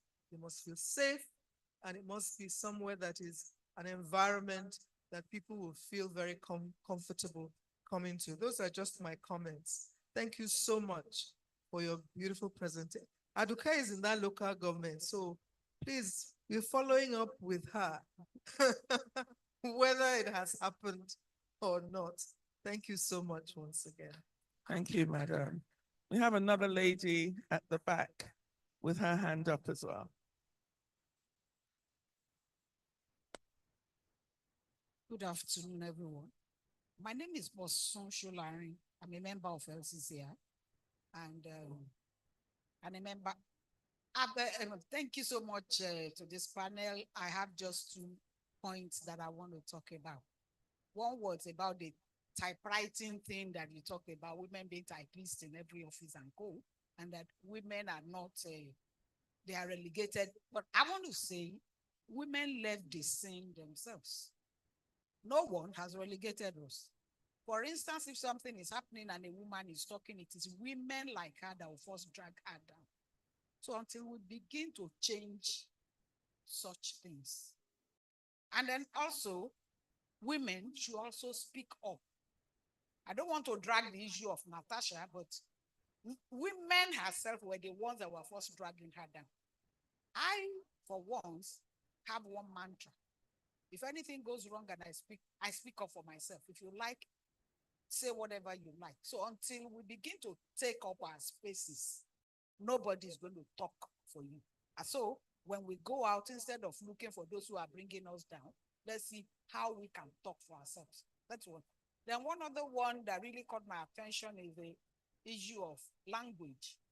Trade will not happen in Africa or in Ecowas without the Francophone and the Anglophone trying to see how they can mix up with themselves. I was in Côte d'Ivoire in February. And then after the event, a WhatsApp group was formed. And when I went there, it was all French. I have not benefited anything on that platform. It was all, in fact, one day I sat down, I said, okay, Google Translate, let me start one by one. And then, but the chats have been so much. And so I just keep looking at those chats every day. Is it possible for us to begin to, because that trade, whether regional or continental, will not happen if Anglophone will not pick up Francophone or Francophone picking up Anglophone languages. So for us here that we are within the Anglophone, is it possible to have how we can begin to, whether a school, all this, what is it called?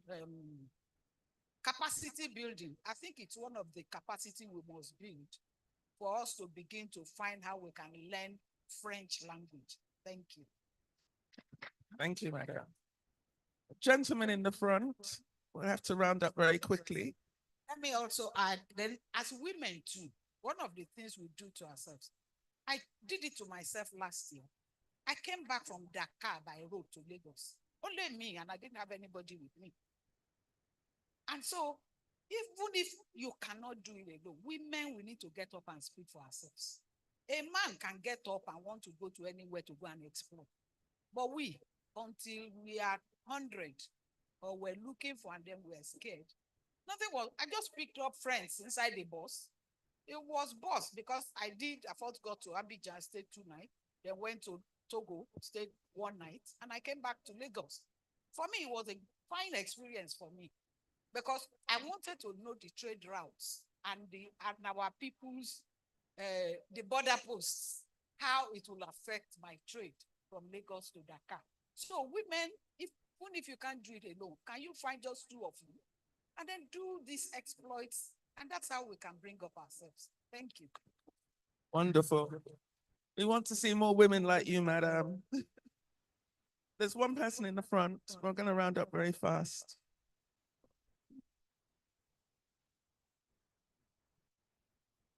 Thank you so much for giving me the floor. I also want to contribute to the discussion on the issue of the benefits of culture in integration. Culture is very key for everybody. Either we like it or not. We don't want to say it, but it's very important for us. Here in Nigeria, many years ago, there was going to be a communal crisis somewhere in Abeokuta. This issue of Fulani herdsmen destroying farmlands and so on. And the people were poised for war. Now, they call the community leaders to come and talk, and on the Yoruba side, where farms have been destroyed and so on, many people were actually ready for real war. And the leader of the Hausa community, I think his name was Alhaji Saleh Bayeri, he came in after people have spoken English and so on, expressing their grievances. The man started in Yoruba, and he spoke Yoruba. He gave a proverb in Yoruba that both the teeth and the tongue do have cause for disagreement. When he started speaking Yoruba, people were saying, hey, so Ubo Yoruba, that is, does it mean that he speaks Yoruba? And automatically the tension came down. At the end of the day, when he expressed himself in Yoruba and so on, now most people that came there, people selling wheat grains, the brands of maize and all of those things. Now they were exchanging business cards on how to sell grains, not how to fight war, because the man was able to communicate in their language. So that's the same across board, and it happens everywhere. If you've ever had cause to trade with other tribes and you speak their language, you see the benefit of what you get because you speak the language. My first time in France, because I could speak French, I got to a shop, a produce shop on Avenue Champs-Élysées. They gave me 20% discount on all the products I bought there. And the manager said, since we started this shop, nobody has had the confidence to ask for discount. But because you could speak our language, I could see you are an Anglophone. I'm approving 20%. That's the benefit of culture. The second part is some of the things we do in Nigeria unconsciously, they are very helpful. One of those good things is our Nollywood. Anywhere we go to, once you are a Nigerian, I is Aki and Popo. Why did Ramsey Noah marry Janet in one film? I've never watched any of these films. We heard that all of you Nigerians live in big houses, Lekki girls. I said, look, not all of us live in Lekki, but because every day when people have time, they sit behind their televisions, they watch Nollywood and so on, it brings the Nigerianity in us into them. So this is something that we also need to promote a lot, and it helps. And one other thing is this. Nigerians are said to be very friendly people, and we've seen this all over the world. Now, for some of us who have Western diplomats as friends, when they are being posted into Nigeria, they say, it's a curse. I'm in trouble. Is this the end of my career? 3 months coming to Nigeria, they will not want to live again. It simply means we are still doing something good despite our differences and so on, and we still need to keep it up as a way of enhancing our culture. To add to our sister, they who said the issue of learning the language. I'm one of the few Nigerians who speak French. I think I know Madame Gomez, who were in Ecobank together many years. I also did about 12 years in Ecobank before I moved to the other side. I actually saw the benefit of learning the other language, and it has helped a lot. I tried with Hausa in the past. I know the benefit of speaking the other language, the cheap things you get from our people. Now, what I did is the schools are available around us. I started mine, I think, along these streets, Ikoyi, in those April, Warning. There is one Alliance Français not too long ago. That's where I started from. After some time, when my job in Lagos took me to outside of the mainland, I also went to Yaba. There's an Alliance Français around Sabo. You can get that. There are Nigerians today who are qualified teachers that can teach you French and so on. We have different language school. When you're on vacation, you can go and spend a week there so as to help. And if you also cross to the other side, you discover that most of our brothers over there, they also welcoming. From here all the way down to Accra, we have a lot of people who speak Yoruba. Porto Novo is a Yoruba city. They speak Yoruba to us. You can engage with them. When you go to Abidjan, Ajabe Market, almost everybody can speak Yoruba, and you think you are in Oyigbo. So these are opportunities for us to integrate, and it will help us a lot to become brothers and sisters. On our part in Ecowas, what we are doing is to create integration opportunities. For example, we are currently working on Abidjan-Lagos Road Corridor that can help people to transmit from Abidjan through Côte d'Ivoire, through Ghana, through Benin, through Togo, on the same stretch, so that when people bring their product from some part of West Africa, they can come into Lagos Street and go back same day. So these are various opportunities that are available to us once we're able to complete all these projects. Thank you. Thank you, sir. Awesome. Well, okay. Now the hands are coming up. Last 5 minutes and we'll be very fast. Good afternoon, everyone. My name is Ijidolapo Ijiwe. I'm the founder and CEO of Trade Flow Africa. I just have a question, actually. But thank you again for the presentation. My question is, are there specific ways we can leverage cultural exchanges, right, between some sort of programs between our nations to drive up trade volumes? I mean, we do a lot of like facilitation across Africa, and then there's a lot of trade missions, right, here and there. But then I'm considering creative wise, are there specific ways? I think Isioma, you spoke about cultural exchange. You talked about like exchange of like music and things like that in general. But I'm wondering, are there specific actions that and steps we can take living here today to drive up trade volumes between our countries? I mean, that's the essence of trade at the end of the day, right? Thank you. I might be able to help you there. You know, we have the Lagos International Trade Fair. And what we are doing in 2025 to show its commitment to the creative and entertainment sector, the Lagos Chamber is creating a creative platform, an entertainment village, which encompasses all of those different areas that you're referring to in terms of food, in terms of film, fashion, music, the visual arts, driven by technology.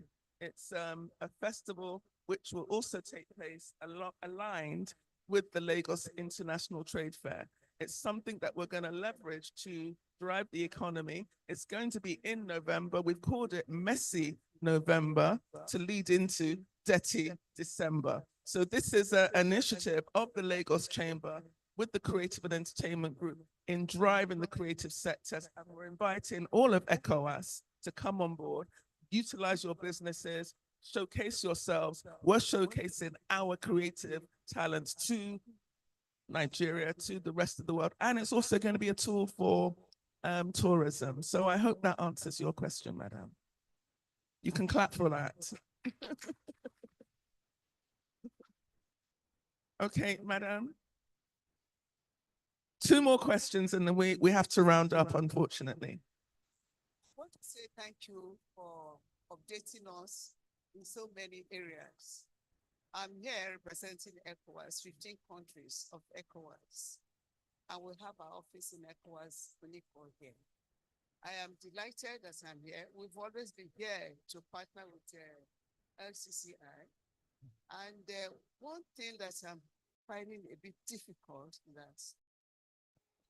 that those who spoke earlier talked about it. We don't know how to network. Networking is key. If you have a passion, you will not ignore anybody. You have to reach out to the person. But if you say you are the leader or whatever, and you work alone, what we did to keep Nigeria level going was to set up a board within our country level. I was asked to chairman the ECOWAS country 15 countries some years ago. And I insisted, we are just having an office secretary and so on. Let us have a board in our own country so that instead of waiting for ECOWAS regional to send us funds or ECOWAS in Abuja to send us funds, we can work locally to put our country right or put your level. So we have a board, and most of the time we don't wait for ECOWAS to come and fund us, because we are committed to keep our goals. So please, I want all the women to know, they don't know how to network. We're talking about languages. If you speak other people's language when you go out, it's a plus. You can get results quickly, but you hold on to your own language, English. As for me, I speak Yoruba, I speak Igbo, I speak Hausa, and I speak a bit of French. Because that's the joy. If you speak when you are in another country, you are attracting people to come and be part of it. So I want to wish all you well, particularly our women, they don't know how to work together.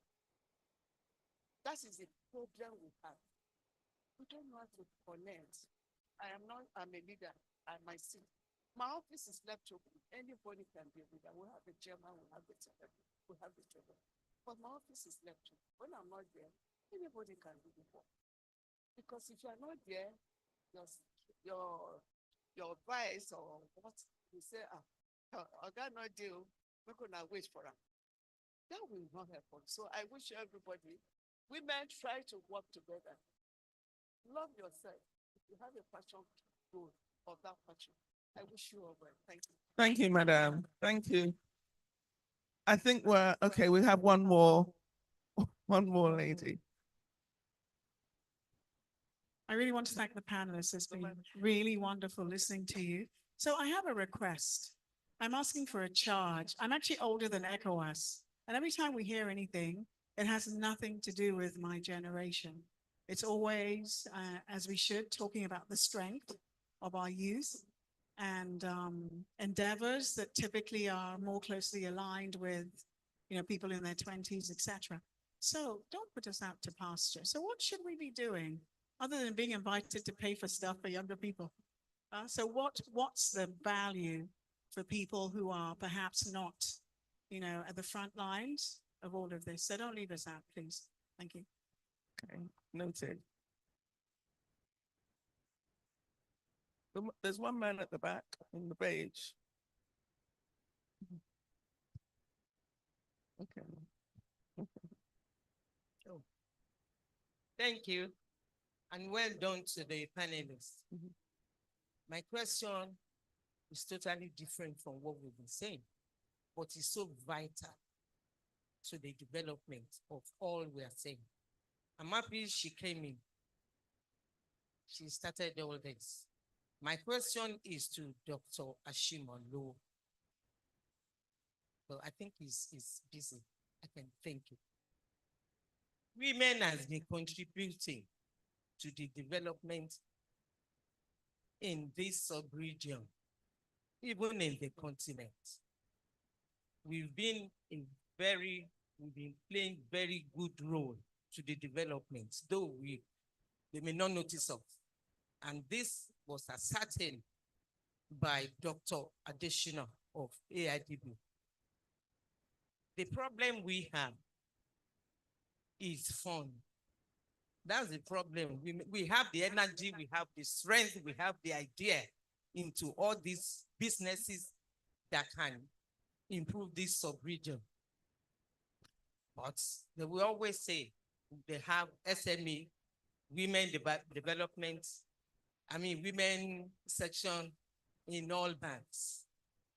Dr. Additional, in the beginning of EcoBank, I was part of it. Let's put that aside.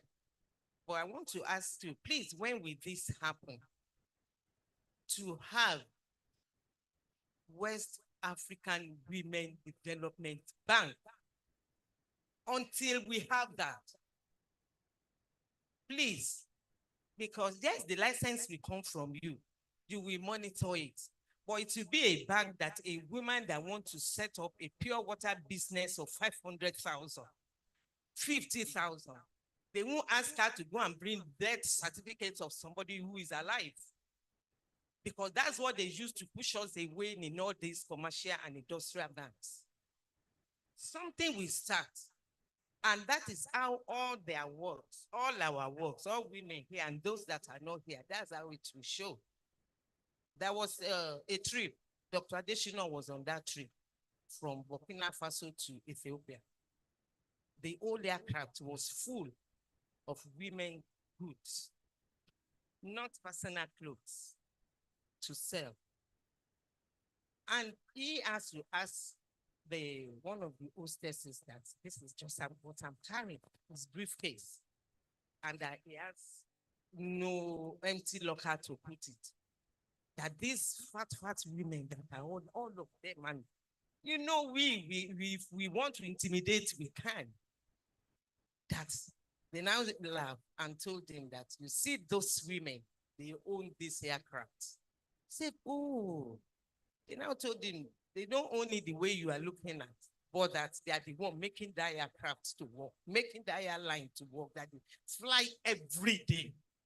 So it's their money they are using. And Dr. Adeshina said, throughout that trip, he was thinking how he will increase the budget for women in the continent, in West Africa. for their business. But when he got to the office, he said he discovered that every year it will reduce. Rather than increasing it, they reduce it. So he did the needful. We thank him for that. But I'm putting this to you, please. If we have to be talking, maybe tomorrow, we won't leave here on what women have done, what we have contributed to this sub-region. I'm happy she's sitting there. That's Mrs. Bimbo Oloyede. In media, we know what she has done. Look at her sitting here. I don't need to give her introduction, yes. That's my auntie, Auntie Shade Babatinyo. You see them. I don't need to be introduced, you know them. She has introduced herself. Do you know this woman has climbed Kilimanjaro before because of development of women and the youth? Look at her, the same thing. When we go international, they recognize also. But if we are not recognized at home, they can do little. I know what international bodies, including United Nations, you know, what they do for Anglophone women.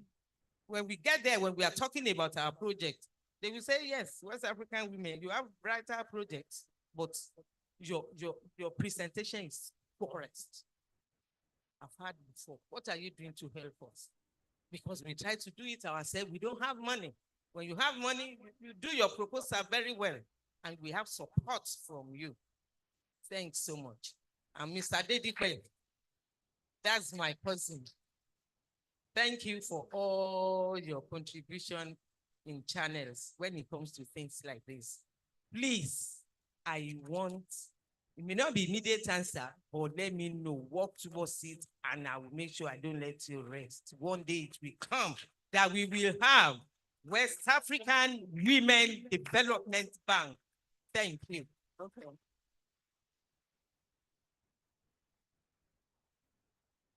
Okay, the last person, the man in the beige, and then it's a wrap. Thank you very much. I'm Oladipo Nureni. I work with Chief. I head the sales operation and export desk. Anytime I see panelists dominated by women, I get scared. Scared because within a twinkle of an eye, they would have changed the subject to women-related discussion. You are well appreciated. The moment that said women need to be recognized.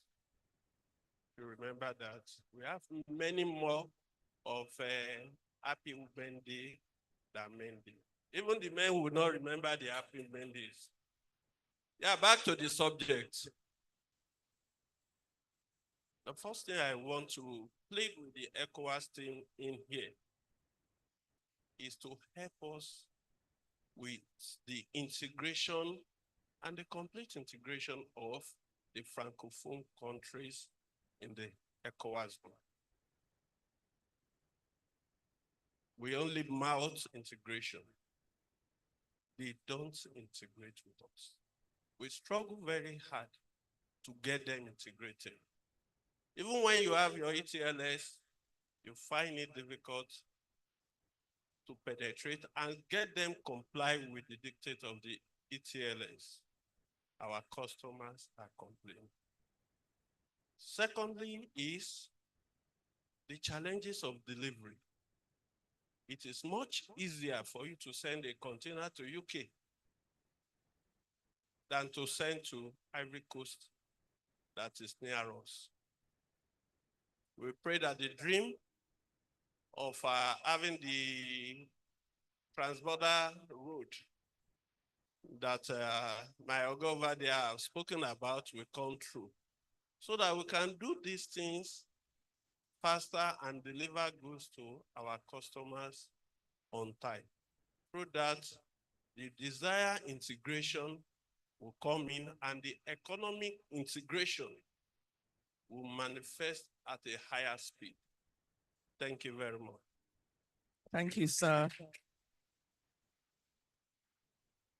With that, we're going to call it an afternoon for this particular panel anyway. I'm sure that there are going to be other insightful debates that are going throughout the day and tomorrow. So I want to thank you all. Thank you to the panel for being so honest and transparent about what is necessary. Thank you for your very honest questions and answers. You know, this is all productive and it's very necessary to move forward so that we can seek resolutions and resolve the issues that are pertinent to West Africa. So thank you again and God bless you.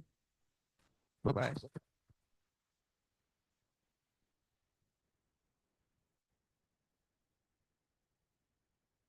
Ladies and gentlemen, please put your hands together for our panelists. Pictures, please. Dr. Ngozi Amambala, Isioma Utomi, and Aduke Gomez.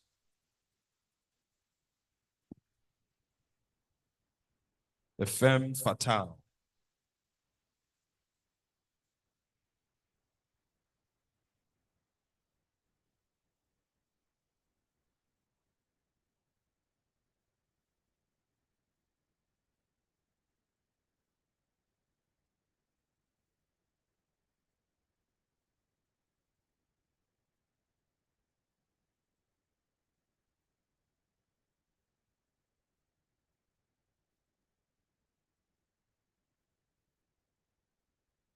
All right.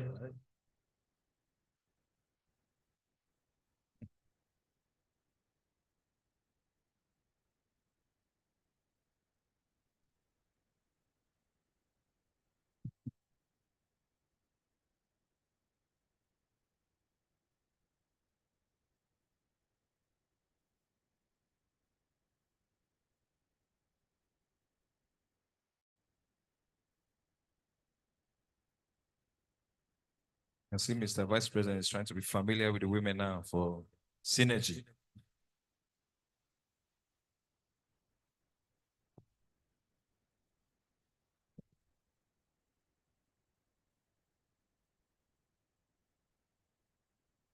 Let's invite Madam Sade Bembetum Young.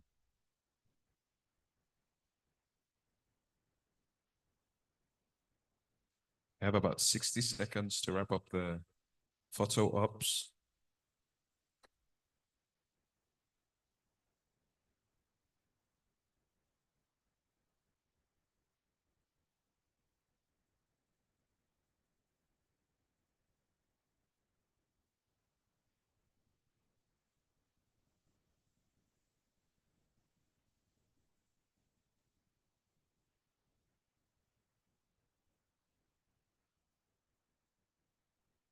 All right, let's put our hands together for a powerful woman and that young man.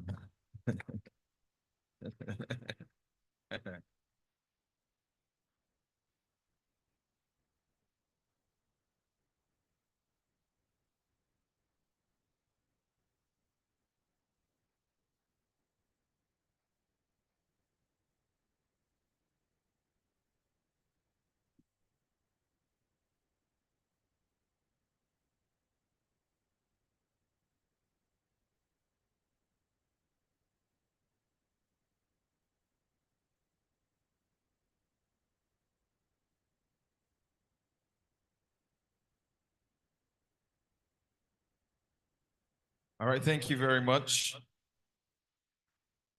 Our next agenda for today is a presentation by one of our sponsors and partners. This particular sponsor is a Pan-African manufacturer and distributor of world-class medicine, surgical equipment, and medical supplies. Not just that, they're a pioneer industrialist company that has also championed intra-Ecowas trade and investment. They have commendable and laudable efforts, even in partnership with the Lagos Chamber of Commerce and Industry. Ladies and gentlemen, to make a wonderful presentation, I'd like for us to put our hands together for EMZOR, our sponsors for today. and partners.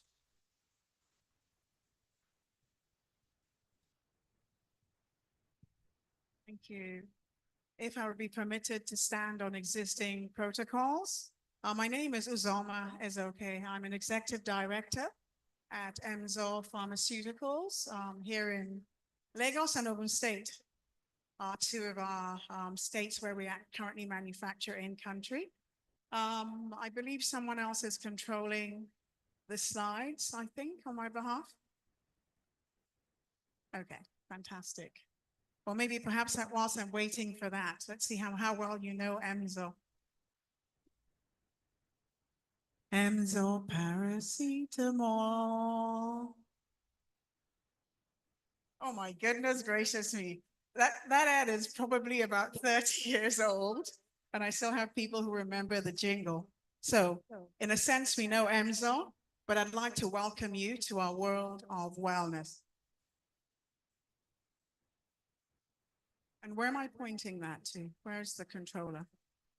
Is that behind me? Sorry, that'll help. Okay, is that over there? Fantastic. So it's just a brief introduction to Emzor. So in terms of our strategic vision, everybody says they want to lead, and for Emzor is no difference. But the manner in which we have chosen to achieve this, we really believe sets us apart. There are over 120 manufacturers of pharmaceuticals in the country, but we set our sights on producing world-class products. Every country has a regulator. For our sector here in Nigeria, the sector is regulated by both the Pharmacy Council of Nigeria, PCN, as well as NAFDAC. But we've committed ourselves to expanding the threshold of monitoring outside of domestic standards. I used to take some of our core values for granted: passion, energy, excellence, commitment, and character, until I realized that nothing that we've accomplished could have been delivered without any of those. So just as an overview, we're about 45 years old, manufacturing over 160 products with over 2,000 employees. We currently have, actually this needs to be updated. We have 3 factory sites in Lagos, 2 actively running in Shagamu, so that's 5. And then 1, 2, 3 at advanced stages of construction on the Shagamu campus as well. So we're rapidly expanding, privately held indigenous company. At this point, I must acknowledge our founder, Dr. Stella Okoli. As I listen to women's issues today, I realize how spoiled we are at Emzor. Someone told me when I first joined about 13 years ago, and somebody made a reference about women. And she looked at me, she was the operations director, and she said, we're all men in Emzor. Our MD did not permit for a mental differential, and that can-do spirit pervades the entire organization. We're here with a team. Amongst them, I have a projects lead, supply chain, and marketing heads, and they're all men. As they listened to the women, one of them leaned in and said, we don't have those problems at our work. And I really must pause in a light way, but significantly, and honor the blinders and sheer vision of our MD. She's never allowed anyone to remind her that she's a woman in any way that represents a limitation. Okay. If anyone is able to control from there, I would appreciate it. I'm not getting a response. Does anyone have a way to move to the next slide for me, please? Okay, fantastic. So a timeline, founded in 1977, as many businesses are, small family business, what do you call a mom and pop shop, a small retail outfit in Yaba. I used to come there after school. As I said, I'm older than Ecowas. In the 70s and do my homework there. It was a community pharmacy. There was a nurse. You could get counseling. At that time, mostly drugs imported from the UK. In the 70s, the UK was the major supplier of pharmaceuticals into our access. In 1984, the first factory was established. I ran you through to the fact that we have 6 active and 3 more undergoing construction. One of those I want to call out, which was the groundbreaking was in 2022. It's an active pharmaceutical ingredient plant. So basically the raw materials from which finished pharmaceuticals are made are currently 100% of active ingredients for pharmaceutical manufacturing on the African continent are imported. There's a company in Egypt that I think makes a small portion for their own use, but the rest of us import predominantly from India and from China. So during COVID, we decided that when the borders shut in such a dramatic way, I noticed that one of ECOWAS's goals is to be the gateway to peace. When we couldn't access drugs, there was no peace. There was a great deal of anxiety, and there really should have been. We have the same situation around our vaccines. Life-saving commodities, 100% imported. So we decided to change that. That plant will be commissioned by God's good grace at the end of this year. So also under development, next slide, please. Oh, okay, so this is a snapshot of the interior of one of our plants. And apart from the last 2, which are scheduled for refurbishment, they all look like this. The goal was that if you were blindfolded and dropped in a corridor, at no point should you be able to say, oh, I must be in Africa, or I must be in the developing world. World class was the aim. That's the quality of the design, because we're aiming to get accreditation from the World Health Organization. So we wanted to make sure that there was no Nigerian factor when it came to how we produced our medicines. Next slide, please. So I believe it was a McKinsey study that found that EMSO products were in, I think, somewhere between 23 and 27 African countries.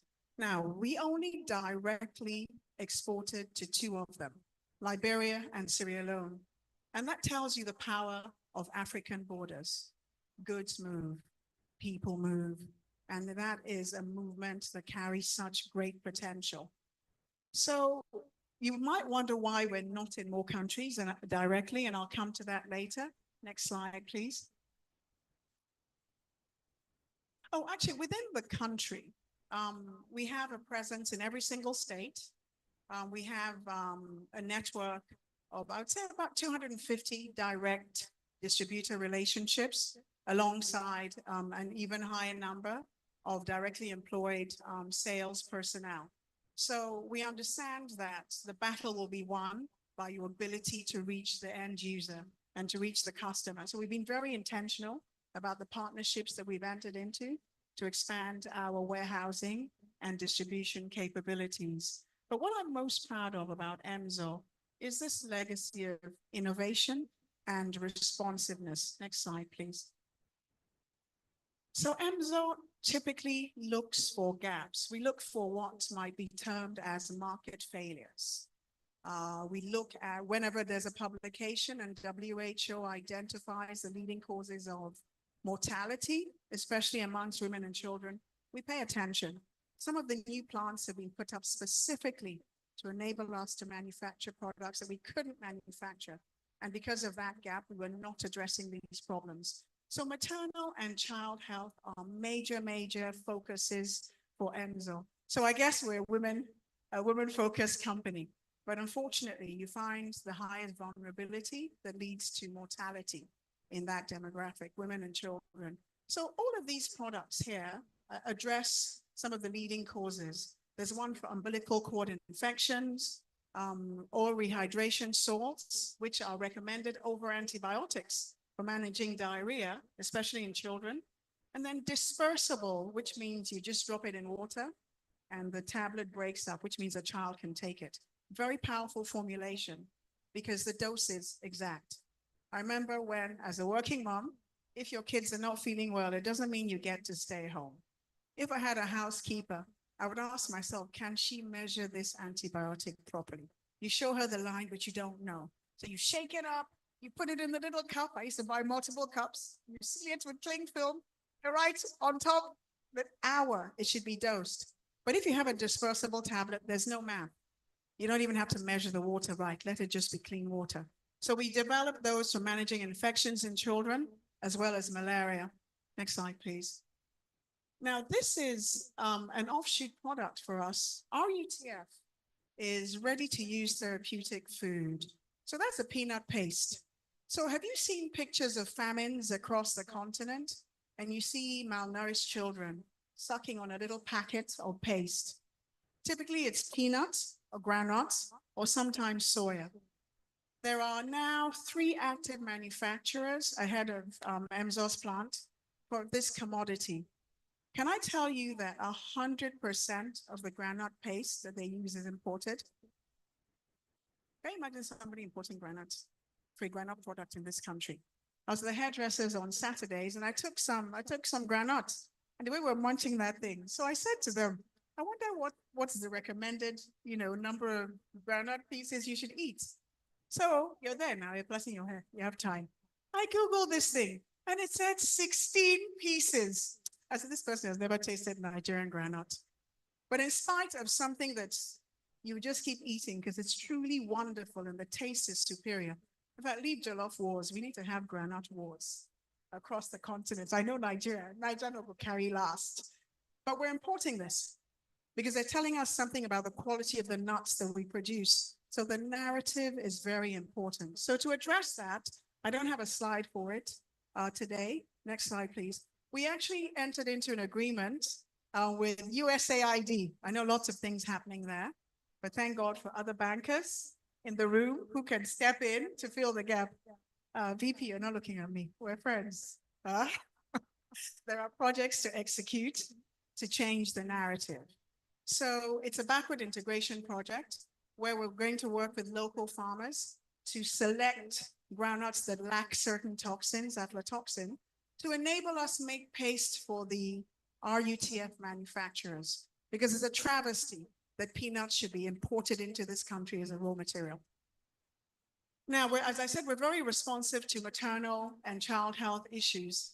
The leading cause of maternal mortality on the continent is postpartum bleeding. That's a tragic situation where after waiting for 9 months and laboring through God knows what brand of hell, a woman is bleeding to death after delivering a child. So this particular product we used to import from Korea, but then we found after a while it started having quality issues, not because there was a problem with it, but storage. We could guarantee the storage whilst it was in our custody because we're running air conditioners. I mean, our warehouses feel like this, but let's be realistic. You saw closures recently of the major markets by NAFDAC whilst they did a sweep. I'm not sure if anybody remembers that in the news within the last couple of months. Storage. It left our warehouses in fantastic condition and entered into a space that was not conducive. So what's the solution to that? When you're importing minimum order quantity, you've got to bring in a couple of containers. It may take over a year to distribute, and it's degrading. So we said, how about if we could make this thing just in time? So we actually dedicated a portion of our plants, one of our new plants in Shagamu, to do this because we were committed to that. But I'll say committed because you're making it in smaller batches and you do not yet have authorization to export this across the continent.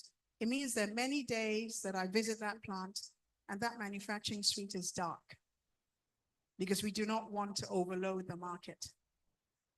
Next slide, please. So we're also responsive to HIV/AIDS issues and tuberculosis. Now, Nigeria we import our HIV drugs. Once there was a procurement from local manufacturers. Fortunately for us, our research and development team like to develop formulations even when nobody's buying. So we had some registered. It wasn't exactly as catastrophic as the USAID, let me call it a break because I think the world hopes that when they rethink, they will be back to continue some good work. So during a similar break in the supply chain, Nigeria was not going to receive our allocation of HIV commodities. So typically at the end of the year, we close our plants, Everybody goes home, at least before the insurgency got so bad. Everybody will go to their village for Christmas. The engineers will maintain the machines. We all come back in January. We all worked. We didn't have a break that January, making HIV commodities to be delivered to NACA in Abuja, the National Agency for the Control of AIDS. So it demonstrated capacity. But once the freebies started coming in again, that was the end of that business. But I believe the current minister is actively taking steps to restore some procurement from the country. Next slide, please.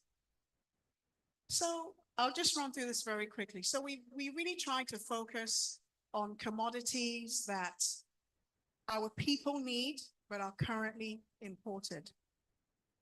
So that's going to cut across a wide range of conditions, but I think the next slide may enable me address that better. So next slide, please. Okay, actually go back to the other one for just a bit. So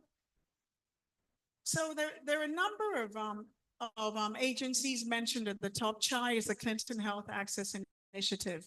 We were intentional about partnering with international organizations because part of ECOWAS and the opportunity with AFTA is crossing borders, crossing geographical borders with the goods and services that we each produce across the ECOWAS region. But within our own country, there are economic trade routes within the country that are just as distinct as though they were different countries. We have certain orders and supplies from international agencies that are intended for the Nigerian market and always imported into the Nigerian market. So we were intentional about gaining access to those channels and disrupting how those orders work. But for us, there's only one way. I began by saying we didn't want a Nigerian standard of products because quality is quality. I'll say that again. Quality is quality. We're in a highly regulated environment. The next slide, please. So in order to actualize our globalization initiatives, where we say think local, go global, pharmaceuticals require passports. Every single border you want to cross, every single market you want to enter, you will see the regulator and you will meet their mandates. Today we're talking about, do you speak English? Do you speak French? If you want to, currently the way that a lot of the structure is, because of the lack of regulatory harmonization, it's almost like you have to learn a different language for each country. You pay the same fees all over again. You go and submit some variations, which often means you've got to do it all over again, from country to country to country. Exhausting, inefficient, and very expensive. So you look at bodies like the World Health Organization, who are considered a stringent regulatory authority. The FDA in the US would be one as well. And then there's a European body as well. But if you want to attain those certifications, it changes the way you do everything. The layout of your plants, most of the manufacturers here will have to build new plants if they wish to access those markets. And that's what we did in Chagamu. It changes how you work. It layers on so much expense. It slows things down because a key component of quality is documentation. If the air temperature changed by 1 degree, you will document it. You go and document what happened when you tested for the impact. It's something that the typical manufacturer is not going to do. And frankly, if you're focused on the domestic market, you don't need it, or you didn't used to need it. Our regulator, NAFDAC, is a very ambitious regulator. Last year, or no, I think end of 2023, they achieved something called maturity level 3. At that time, I think only 3 African countries had it. So WHO ranks maturity for the regulator. You go all the way up to, most African countries are at level 2. Nigeria has been at level 2 for a very long time. But then when you become level 3, we thought it just meant more work. But as a result of that ranking, we were, as part of other things that we had to qualify for, we were able to make a supply of antimalarials to our own government for the first time by a Nigerian company. So there are benefits to improving quality. Raising the quality bar to a degree lowers border, access restrictions. But we still need a whole lot more done. And technology is a key way of driving that for us. Something that's NAFDAC is going for maturity level 4 at the moment, which would give access to many more countries, but very expensive endeavor. But one of the things that drives quality is, where's the product? Can you track it? What's happening to it where it is? So we invested in an enterprise resource system. We were using one already, but we needed one that could do end-to-end. From the time the supply chain team are placing an order, could track it into the country, could monitor the product moving through all the various stages of manufacturing, see when it gets to the warehouse, and monitor where it goes from there.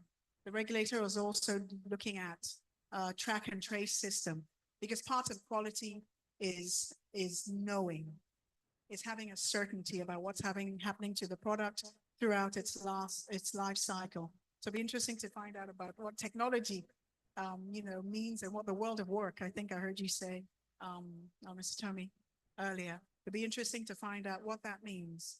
Because now, if you need to hire people who can manage all these systems, they're not going to ask you for 100K a month. These guys are, in fact, as you go and see what brand is inside the back of your jacket, sir. It's a commitment. So as I said earlier, that our core values mean more to me now that I see the progression. So Ecowas is part of the grand plan. We actually intend to export outside of the African continent, because if you make world class, you should go to the world. Next slide, please. So this is just a snapshot of our Shagamu plant, a very key facet that different segregated standalone plants, but they share some utilities, like the gas power plant. It seemed like over Sabi, what are you people doing? Until diesel did what it did a few years ago. And then I called our chairman, I said, okay, you're a prophet, because he harassed us into doing that. So I think part of actualizing the Ecowas opportunity is being future ready. It also has a lot to do with how you train and educate your team. And just as I round out, I'm not sure how many slides are left. I mentioned already the API project and some of its objectives. We need to secure manufacturing. We need to secure pharmaceutical manufacturing, in particular on the continent. And part of quality, I said, is knowing where your things are coming from. We want to know where our raw materials are coming from, and you can't know it better than if you made it yourself. Next slide, please. So in summary, we really want to focus on impact. In retrospect, I'd have loved to have a pack, just a picture of one of our packs, because as I sat there, I had just a couple of questions, and I'll leave you to ponder them. So I wonder what somebody outside of Nigeria, within the Ecowas region, let me start there, would think if they saw one of our packs. If they were holding one of our packs in their hands, what would they think? Would they be surprised to see that the packs carry both English? Oh, Tammy, thank you. Big pass around. Whether they carry both English and the French language. And we've been doing that for at least 15 years. We've had dual languages on our packs. Would they notice that? And then when they turn around and look and see made in Nigeria, if it was Afro beats, there's a connection, there's identity. If it was food, they would think, this is a country, the king of the jollof wars, uncontested. Tech even. There's so much happening around tech, and our young people are getting recognition. But for pharma, I can't say I'm not concerned. Because when you Google maybe the Nigerian pharmaceutical industry, there are some words. They're like the Abiku and the Bush baby and the Madame Koi Koi of my youth. The things that keep you up at night. The words substandard, falsified, fake. These are things that we need to address. And I think that leveraging on culture and the soft power of culture, we can do that. It was the same thing. I remember when we were younger, you would see a radio or a toaster, and you wrinkle your nose if you saw Taiwan. This one is Taiwan. So we have a rebranding that we need to do outside of what we've done so far, leveraging on what we've done so far. And it's really, really critical because I think it was at the end of 2023 in the Gambia, over 70 children lost their lives because of tainted children's medicines. And I wonder, when people look at something that says made in Nigeria, will they wonder if it came from us? Or will they realize that time and time again, these dangerous drugs that decimate our people do not come from our shores? They're imported. So we need to brand correctly. It's really a major work that we have to do. And the gentleman from Chi, who's left, touched on something. After you've done all this work, it's like getting ready for a wonderful Owambe party. Your dress, you sewn, your outfit is better than everything. That was that crazy wedding. PJ 2025. JP, thank you. But even if you don't know them, you know them now. You know that you've done all of that. You're ready to go, and you're pressing your app, and you can't get a ride. You know that's what it feels like. If you've done everything you can, everything is on point. Your Sherby has been sewn. Vicky James has made a style like you've never seen in your life. You're ready to show yourself to the world, and you can't gain access.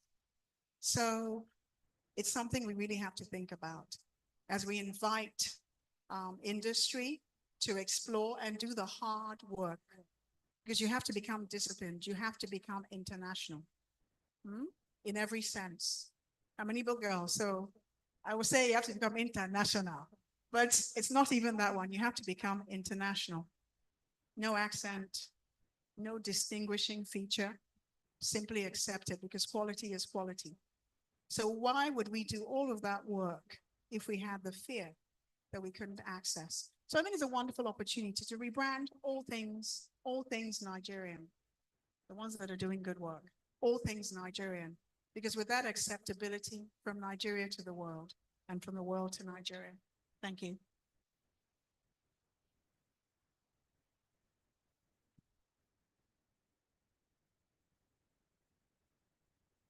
Ladies and gentlemen, a round of applause for Mrs. Uzoma Ezeoke, the Executive Director at EMZO, for that wonderful presentation. I had no idea that they had to go through so much hurdles, to integrate the products into different countries, especially in the West Africa. Headache is headache. There's no headache in French or in English, so I'm so surprised that we are going through these type of issues. But we hope that with events like this, with forums like this, we can get over these situations. Thank you very much, Mrs. Uzoma Ezeoke. Ladies and gentlemen, thank you. The next thing on our agenda should be the next panel session, which discusses building peace and security through regional integration.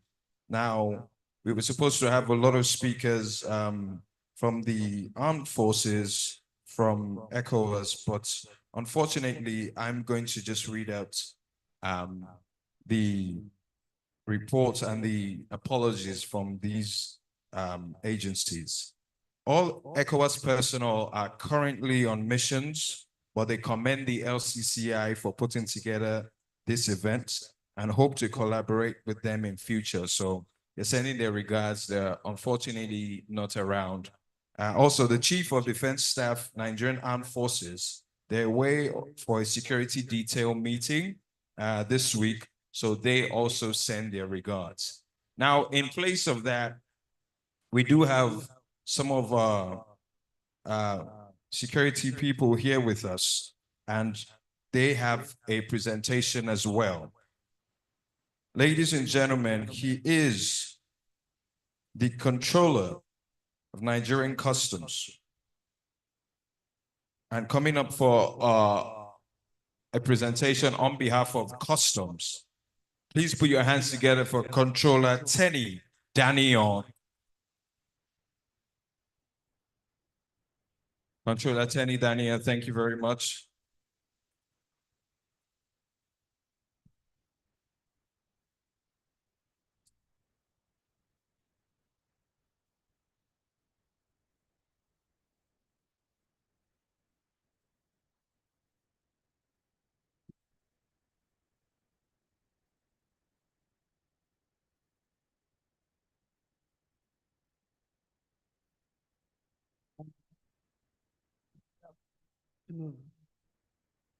Please, may I stand on the existing protocol already established? I'd like to recognize the president of this LCCI. He came to my office at some time a month ago, but couldn't see because I had an engagement in Abuja. I appreciate his call. I appreciate his visit. So thank you very much, sir. That's Mr. Idausa. My name is just said T.F. Daniel. I'm the controller, area command, PTML command, Tinkan. I'm standing in for CGC, that's Controller General of Customs. Raji Adeni Bashir, MFR, he conveys his regrets for his unavoidably absent here. So I stand in for him today to speak on Nigeria, that's the national regional integration concerning Ecowas and its advantages to the community. So I'd like to say that as you all know, Ecowas started in 1975, and the aim is, at the end of the day, we want a union, but there are processes that has to go through. But we thank God that we're on the right track. For now, that is going through cooperation, ease of movement around the communities, having CET in place, probably before we can get to the real point of the destination, which is the union, and probably a currency coming on board. As you know, this regional integration is the gateway to peace and security, trade and investment for our sub-region. I'd like to just take some time to read what I prepared for this gathering. We got this information on Friday, close of day, so we just have to try and get something to present. Please bear with us. The economic community of West African states stands as a beacon of regional integration in Africa, with the potential to foster peace, security, and economic prosperity across its 15 member states. We still refer to 15 now because the three that we say suspension or they have taken themselves out, the instrument probably to ratify their exit, I don't think it's in place yet. So we can still say technically they are still part of ECOWAS. This paper examines the achievements, challenges, solutions, and opportunities inherent in deepening regional integration within the ECOWAS sub-region. While significant strides have been made in trade liberalization, free movement of persons, and institutional development, the sub-region faces existential crises that threaten to derail these gains. The recent departure of Burkina Faso, Mali, and Niger, coupled with persistent security challenges, impede trade and investment and undermine the aspirations of ECOWAS citizens. This paper analyzes these critical issues, underscores the imperative of citizen engagement, and proposes concrete strategies to revitalize regional integration, unlock trade opportunities, enhance food security, and not merely pave the way for more peaceful and prosperous West Africa, firmly anchored within the broader AFCT, that's African Continental Free Trade Area. Introduction, the promise of regional integration of ECOWAS. The establishment of ECOWAS in 75 marked a pivotal moment in the quest for economic cooperation and collective development in West Africa, driven by the vision of a unified, prosperous, sub-region, ECOWAS aims to dismantle trade barriers, promote free movement, and foster a sense of shared identity among its diverse populations. Over the decades, ECOWAS has recorded notable successes, including the adoption of a common external tariff, CET 2022-2026, the establishment of regional institutions, and interventions to maintain peace and stability. However, the journey towards deeper integration has been fraught with challenges: political instability, weak infrastructure, non-tariff barriers to trade, and persistent insecurity have often hindered progress. More recently, the sub-region has been shaken by a series of political upheavals, resulting in the withdrawal of Burkina Faso, Mali, and Niger from ECOWAS. This unprecedented development poses an essential threat to the very foundation of the community, raising serious concerns about the future of regional integration and its potential to deliver peace, security, economic benefits to the citizens of West Africa. We intend to delve into the multifaceted dimensions of regional integration within the ECOWAS, analyze the key achievements, persistent challenges, propose viable solutions to overcome existing obstacles, and highlight the significant opportunities that deeper integration, particularly in conjunction with the AFCFTA, can unlock. Furthermore, with this presentation, we will examine the implication of the recent withdrawals, underscore the crucial role of citizens in realizing ECOWAS' dream, and detail specific strategies to empower ECOWAS institutions and agencies to showcase their contribution and drive integration forward. Because ECOWAS is for you, ECOWAS is for me, and ECOWAS is for everybody. It's a dream that there's the unity among the sub-region. We'd like to look at some of the achievements thus far, building blocks of regional integration. Despite the current headwinds, it is crucial to acknowledge the significant milestones ECOWAS has achieved in its pursuit of regional integration. This accomplishment serves as important building blocks upon which future progress can be anchored.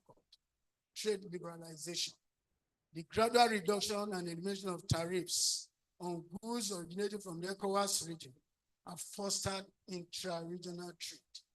The common external tariff, CET, that's 2020-2026, represents a significant step towards establishing a custom union, harmonizing trade policies with the rest of the world. Free movement of persons. The protocol on free movement of persons, the right of residence, and establishments that allow citizens, member states to travel, reside, establish business within the sub-region without stringent visa requirements. This has facilitated labor mobility, cross-border trade, and cultural exchange. We also have some additional framework disadvantages thus far.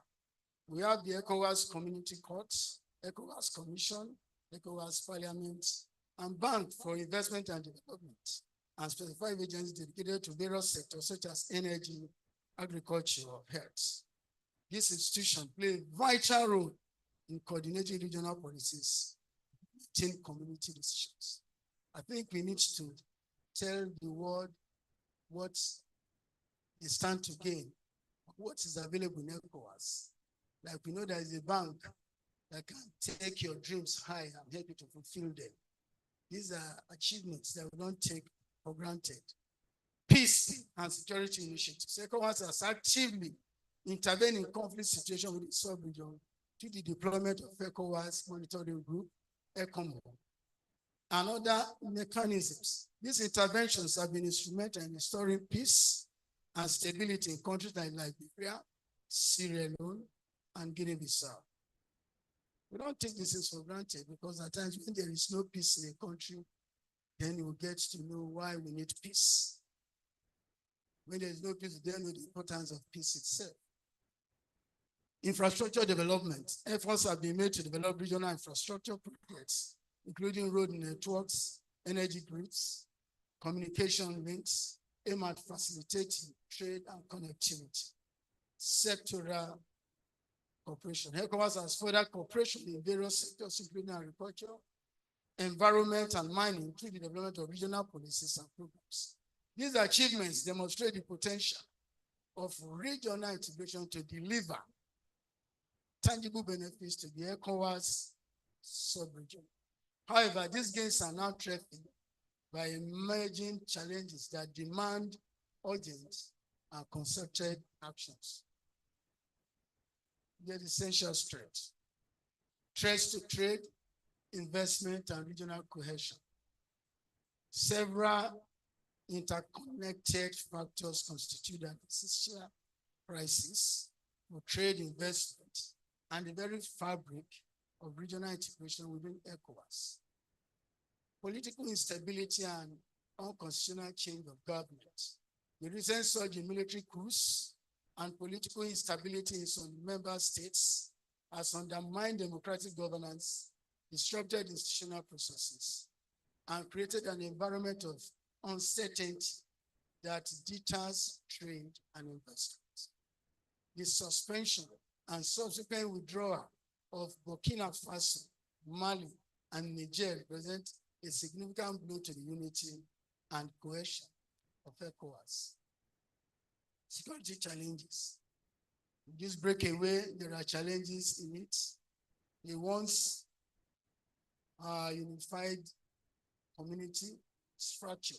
It only means other conditions are coming into play. That like residency, trade, ease of movement, they are easily affected. So we have to rejig our system as operators at the front line, customs, immigration. We have to adapt to new changes. The proliferation of terrorism, violent extremism, banditry, and communal conflicts across the Sahel region and beyond poses a grave threat to peace and security. These challenges disrupt supply chains, displace populations, and create climate of fear that hinders economic activity and cross-border trade. The measures taken by individual member states of combating security, while necessary, can sometimes inadvertently create obstacles to the free movement of goods and people. Measures such as closed border inadvertently negates the WCO coordinated border management provision, which is a coordinated approach by border control agencies, both domestic and international, in seeking greater efficiencies of managing trade and travel flows, while maintaining the balance with compliance requirements. The non-tariff barriers. Despite progress in tariff liberalization, like you see it, numerous NTBs such as incompatible and disharmonious custom procedures among member countries, roadblocks, delays, and inefficiencies at border crossings, and divergent product standards continue to impede intra-ECOWAS trade. These barriers increase transaction costs and reduce the competitiveness of regional businesses. This is true because if you have ever been across the border, because of difference in language, standards, and so many are going to have some hiccups getting your goods across or coming in, irrespective of the liberalization of the sets, the NTB. These are non-tariff barriers, because at times what can come into your country may not necessarily be permissible in another country. These are so specific. The prohibition list, for instance, has to be adhered to. Weak infrastructure, inadequate transportation networks, unreliable energy supply, and poor communication infrastructure remain significant constraints on trade and investment in the sub-region. This lack of connectivity hinders the efficient movement of goods and services and increases the cost of doing business. Low level of industrialization and diversification. The economies of many ECOWAS member states remain heavily reliant on the export of raw materials and primary commodities. This lack of diversification makes them vulnerable to external physical, political shocks and limits the potential for value-added trade in the sub-region. I think the economy will still run so rural that we export the natural resources we have, agriculture being one of them. Even our oil, we export raw. So you find that the multiplier gains, profits, we miss out. Just like when you export your cocoa, but you export your cocoa at a rate, but it's coming back to you in forms of butter, cocoa butter, chocolates with high value. So until infrastructure in this sub-region is improved, so that we can turn around those things, those raw materials, so that we begin to have multiplier gains on the other things, we still remain somehow where we are. Implementation deficit, despite the adoption of numerous protocols and decisions, their effective implementation at the national level often lag behind. This implementation gap undermines the credibility and impact of Ecowas policies. The withdrawal of Burkina Faso, Mali, Niger further exacerbates its challenges. It disrupts existing trade relationships, complicates cross-border security cooperation, and sends a negative signal to investors. The potential disintegration of ECOWAS would have profound implications for the economic prospects and overall stability of the entire sub-region, potentially undermining the benefits expected from the AFCFTA at the regional level. ECOWAS better together than we go apart. We know that ECOWAS is like a beacon, as we said earlier, that other SADC, the South African Development Commission, and other various communities are trying to emulate. But it's unfortunate that we are witnessing an ugly issue where some member of the community, they want to depart, they want to leave. So that's a critical issue, a huge challenge that I think we have to look into if we want to progress. The imperative of citizen engagement and coordinated border management. The sources of regional integration hinges on active participation and ownership of ECOWAS by its citizens. For the ECOWAS dream to be realized, it must resonate with the daily lives and aspirations of the people. Two critical areas where citizen engagement and effective governance intersect are coordinated border management and the unlocking of trade opportunities through one-stop border posts. If some of you have ever gone to the border areas, you will see that the delineation or demarcation of states or nations into different nations is against the spirit of the Africanness. The African we have, because across the border lines, you see cousins, brothers on the opposite side of the divide, and they are made to speak different languages, do things differently. And they want to cross their goods, you ask them to pay, or do some other things. So it's not healthy for the community. It's not healthy for Africa as a whole. So the coordinated border management is a good way of managing your resources so that in a one-stop post, you can have security agencies, either customs, immigrations of either countries, depending on how many that can meet to that point, regulating your stuff seamlessly. It gives you ease of doing your business, ensures that the cost is less. So coordinated border management, inefficient and fragmented border management practice creates significant obstacles to trade and the free movement of people. Coordinated border management involves the harmonization of procedures, the sharing of information, intel, joint operations by various border agencies from neighboring countries. This approach can reduce delays, combat smuggling and corruption, and enhance security while facilitating legitimate trade and travel, engaging border communities in design and implementation of coordinated border management initiative is crucial for building trust and ensuring effectiveness. Before Boko Haram came in 2009, there used to be a joint border patrol, that joint this multinational joint border patrol along the Nigeria axis. Over 10 years, they've been there before Boko Haram eventually showed up in Nigeria. The same thing, we have all sorts of terrorist groups all over Nigeria, and these are not connected to probably influences of the West or other bigger countries. They have their own specific interest in the sub-region, and this is not too good for us, because we all know that this departure of our 3 countries may not be unconnected to outside influences. But we'll see how we handle it. Probably have to be a bit understanding with our brothers.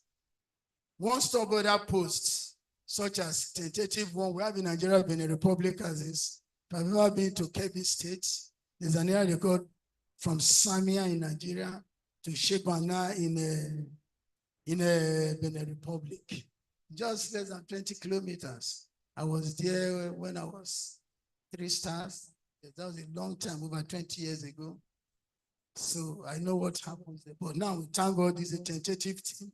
It's a one-stop border post, which represents a practical solution to challenges posed by multiple border crossings by housing border control agencies of 2 neighboring countries in one location. These streamlined procedures reduce the number of stops and significantly shorten transit times. This not only lowers transaction costs for traders, but also enhances the experience of ordinary citizens crossing borders. The establishment and efficient operation of one-stop border posts requires strong political will, interagency cooperation, and investment in infrastructure and technology. Raising awareness among citizens about the benefits of OSBP and ensuring that possibility are essential for their success. Empowering citizens through access to information, participation in decision-making processes related to regional integration, and the promotion of cross-border interactions can foster a sense of regional citizenship and strengthen the social foundations of the Ecowas. So for us to stay together, we have to strengthen that bond and make sure that we relate as regional citizens. Irrespective of whatever language we speak, there's always a connection. We can showcase ECOWAS institutions and agencies. Let's highlight some of the contributions to integration. ECOWAS boasts a range of institutions and specialized agencies that play crucial roles in driving the regional integration agenda.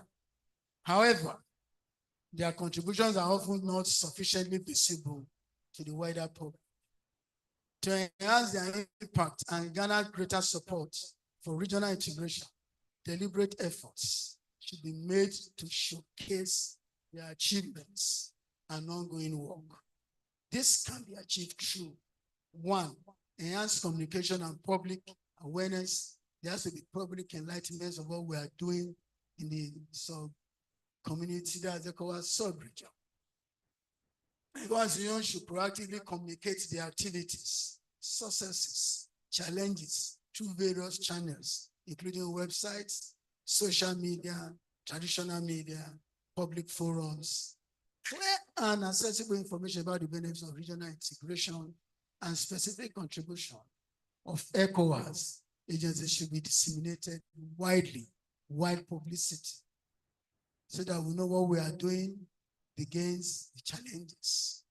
We should report regularly by highlighting the impact of our policies, programs on the lives of citizens, and economies of member states.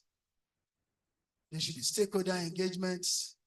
ECOWAS institutions should actively engage with a wide range of stakeholders, including businesses, civil society organizations, academic institutions, and the media. This engagement can foster dialogue, build partnership, ensure that ECOWAS policies are aligned with the needs and aspiration of the people. These are the only ways we can bring about integration. But we must integrate to have a union. We must integrate to have a union. Ecowas institutions should actively engage with a range of stakeholders, public events and exhibitions,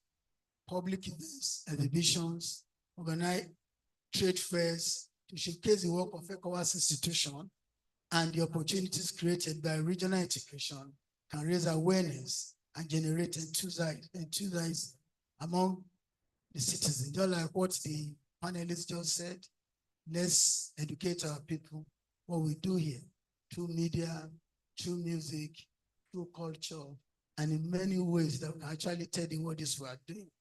And it is better for us. Integrating regional integration and national curriculum. It's not too bad if we can integrate this into the school's calendar, the school's curriculum, so that they will know what West Africa is all about, the community is all about, and Africa is all about. This is very, very important. Instead of teaching us that Mongo Park discovered the sea route to Niger, we should teach our sons and our daughters where we are coming from, where we want to go to. We should leverage also on digital platforms.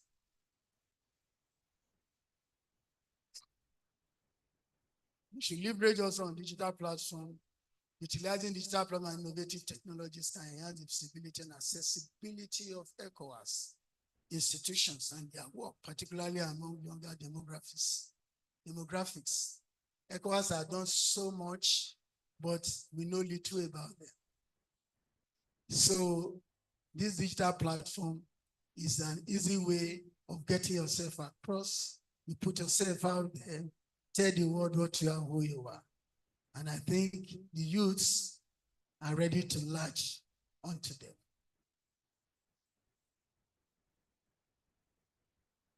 I want to address the departure of Burkina Faso, Mali, and Niger, their implications and responses.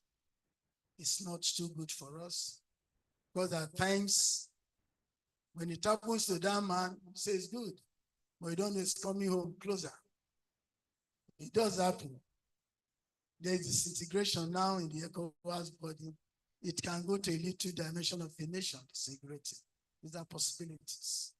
Because the forces at play, they are still very there. They are here. The withdrawal of Burkina Faso, Mali, Niger from ECOWAS presents a significant challenge to the community's unity and its vision of a fully integrated sub-region. The implications of these decisions are far-reaching. One, disruption of trade and investment flows. The departure of this country disrupts established trade relationships and could lead to increased trade barriers between them and the remaining ECOWAS countries. As I said earlier, this is true. I remember when we closed our border to Niger Republic, those are the borders, they cried foul. They want it reversed immediately because a new set of hardship probably whenever any stage came on. These are scenarios probably were not contemplated. They begin to happen in real time. Because as I said earlier, you find that if you've ever been to the north, or even as close as Ogun State here, you see the families. Gamborungala, if you have been to call, is a bridge that separated us. I was there in the heat of the Boko Haram. I was live there. I had cause God has spared our lives that we see it happen.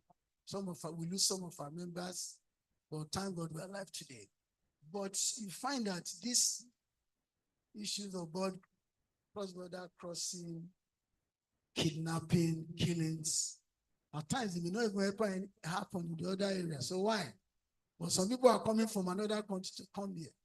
So if I really need integration, if we see ourselves as one, we will report the intelligence we made available to every country.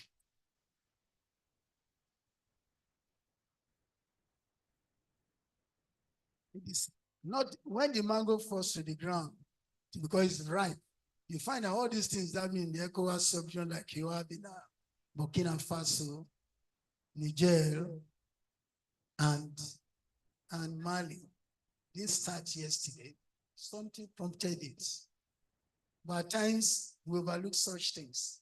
Say it doesn't concern us. These are issues that Ecowas moving forward should be interested in the governance structure of their member states.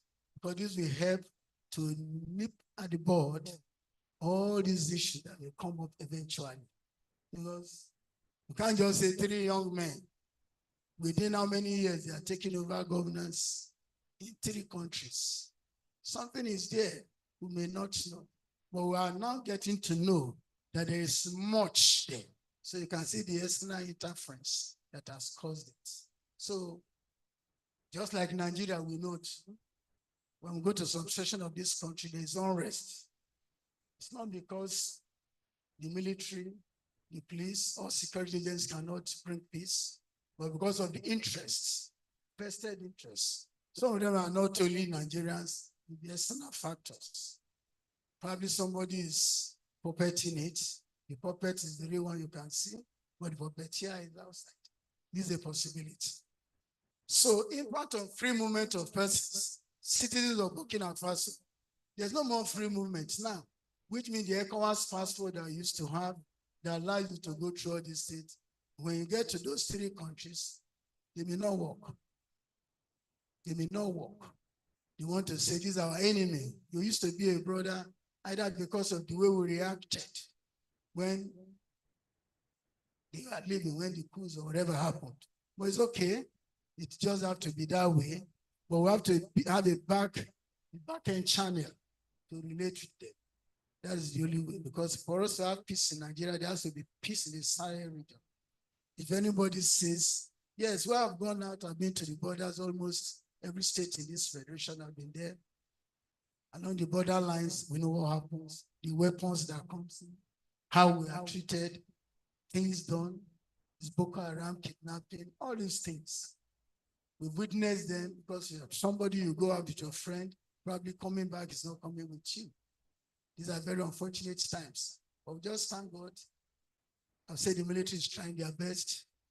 But until we get it right. Until we get it right. So some of this is happening outside. It's already in Nigeria. But we pray that we're able to get through so that we won't be like any one of them. Weakening of regional security cooperation, there's a setback in regional integration efforts. Economic consequences for the party nations, so huge. We used to think they are poor. We used to think they are landlocked. We are now getting more information, they are very rich. So which means something is engineering something. We all know that anywhere in the world where there is unrest is because of commerce. It's true. Everywhere in the world. Where there is unrest because of what is there, the hidden treasures. You won't go to a place that you cannot get anything from.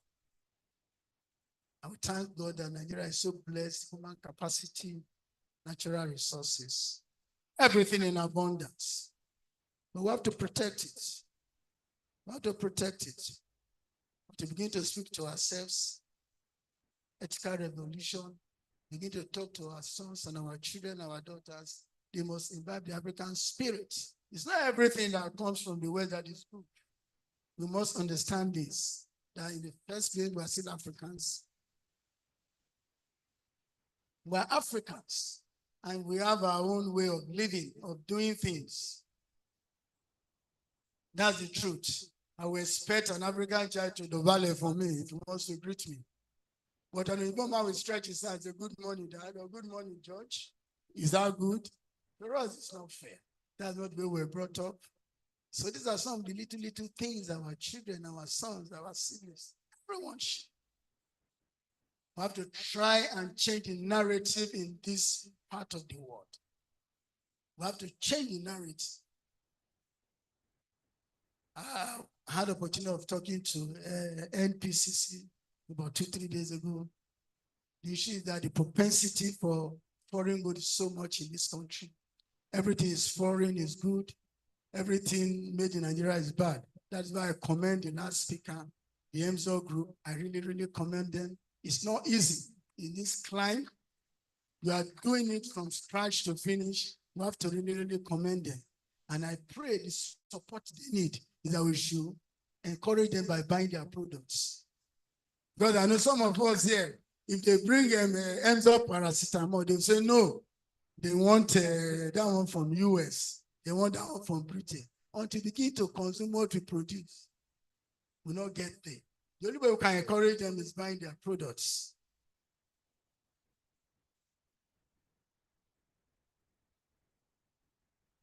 Ecowas member states must adopt a multi-pronged approach to address the implication of these withdrawals. There must be dialogue, as I said, strengthening internal cohesion, supporting the affected citizens around these areas.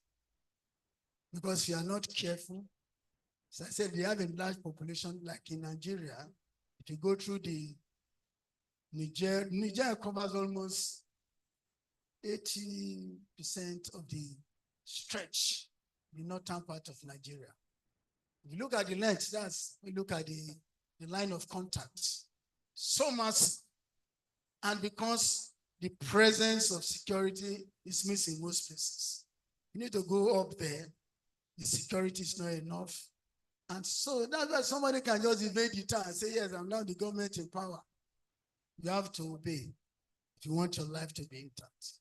So it's a serious issue. This issue of security in the sub-region is very, very serious. It's along those lines. Chad, Niger, go to Burkina Faso, Mali, that Sahel group, so serious. And we really have to man our borders properly. We have to devise a way of knowing who we are, what we are, the citizens in this country. It's not enough to say, yes, I'm black. There are still some little differences amongst us. But we have to protect our nations, nations to nations. We have to protect ourselves. Combating terrorism and insecurity, protecting trade investment. Regional security cooperation is necessary. We must address the root causes of insecurity in the country and in the Ecowas. So what are the root causes? Why did they decide to leave? We don't just say go. No, there is a reason why they leave. And Ecowas being the big boy in the country, in the community, they can call them and say about China. They know what the problem is. We must invest in border security. Said it. We must promote peace building and conflict resolution. We must enhance resilience communities. There must be public-private partnership in security. All these things will help us to maintain peace, security, and to deepen our integration. We must remove obstacles to intra-ECOWAS trade also, investment and food security. Unlocking the full potential of intra-ECOWAS trade, investment and enhancing food security requires targeted strategies to address existing obstacles. We must harmonize trade procedures, simplification of trade procedures in alignment to WCO. Simple, harmonized trade procedures, maybe your CETs, the other procedures that you need for trade. You don't, like Madam said, that they need a women's bank for growth. I support it, ma. Well, that's true. That's simplifying access to little funds for our women. We need it. So that don't have to go and bring your mother, bring your father's death certificates, birth certificates. So modernize all these, simplify the trade procedures, eliminate non-tariff barriers, invest in infrastructure, roads, rails, either waterways. We must invest energy so that we can produce the infrastructure that we need to turn our raw materials around so that they become things that have added value that give you higher resources. Because until we begin to export, refine, finished products to the West, we are not getting there. We are not getting there, that's the truth. Until we get those refined things, they must go there. Just like what Madam said in the EMSO, She said they will need another certification to get across. We can make our own very soon. But we encourage ourselves to maintain standard. Yes, I've had calls that some of our products are returned from Europe. And we have costs to deal with such, either because of packaging at my ports there. Once in a while, you bring goods that are brought back. Just like she said, at times because of temperature, you can lose a lot. Somebody is taking consignment from Nigeria abroad, probably before the vessel that will come to take it, land about 1 month, 2 months. Meanwhile, those are already containerized. They need a specific temperature and the time for the voyage. By the time it gets there, it's bad. The people, the FDAs, they say it's substandard. They return it. We must try and avoid all these things. We must encourage and help our people in some of these things to gain what they are into. So we can increase the Ecowas food security, can strengthen regional value chains, capacity building, improving access to finance. We thank God that the vice president of the bank is here. So I will say it would have been better if there are forms for our women here, for everybody. Shouldn't have come without a form so that they will feel. When they feel, everybody will know that, yes, there is hope. It's easier now because by the time you get into your office, before they see you, it's very, very cumbersome. But now they have easy access to you. Conclusion, we can chart a course towards resilience and prosperity for ECOWAS. Regional integration remains the most viable pathway to achieving lasting peace, security, and sustainable development in the ECOWAS sub-region. While the recent political and security challenges, particularly the departure of Burkina Faso, Mali, and Niger, represent significant setbacks, they should serve as a wake-up call for renewed commitment and strategic action. Realizing the full potential of ECOWAS requires a multifaceted approach that prioritizes citizens' engagement, strengthens regional institutions, addresses the root causes of instability, removes obstacles to trade and investment, and foster greater economic resilience. The opportunities presented by deeper integration, especially in conjunction with AFTA, AFCFTA, and IMUS, by embracing coordinated border management, unlocking trade opportunities through one-stop border posts, and actively showcase the contribution of its institutions. ECOWAS can rebuild trust, foster a sense of shared destiny among the citizens, and navigate the current challenges. The decision made in the coming years will be critical in determining the future trajectory of ECOWAS. A renewed commitment to the founding principles of solidarity, cooperation, collective action, coupled with bold and innovative strategies, is essential to avoid disintegration and to steer the sub-region towards a future of peace, security, and shared prosperity for all West African citizens. The dream of a truly integrated and prosperous ECOWAS remains within reach, but its realization demands unwavering political will, inclusive governance, and the active participation of all stakeholders. Thank you. Long live Republic of Nigeria. Long live the ECOWAS.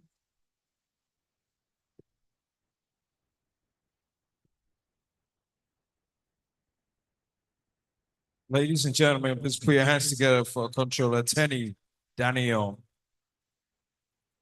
for that very extensive presentation.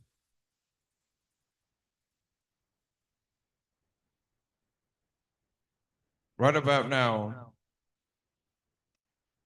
before we get into the next item on the agenda, I just want to say that we've heard from the creative and entertainment sector today. We've heard from the health sector. We just listened to the security sector, and all of the messages have, the same overarching idea that regional integration is possible. We can work with one another.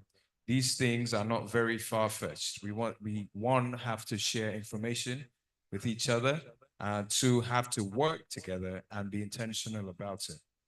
Now, I'm going to call up a very important member. Well, I think he's still a member, but he's just the immediate past chairman of the agro-allied sector for the Lagos Chamber of Commerce and Industry. But before I call him up, sorry, can we have decorum, please? Thank you. Before I call him up, I just want to intimate us with what is going on next for the rest of the event.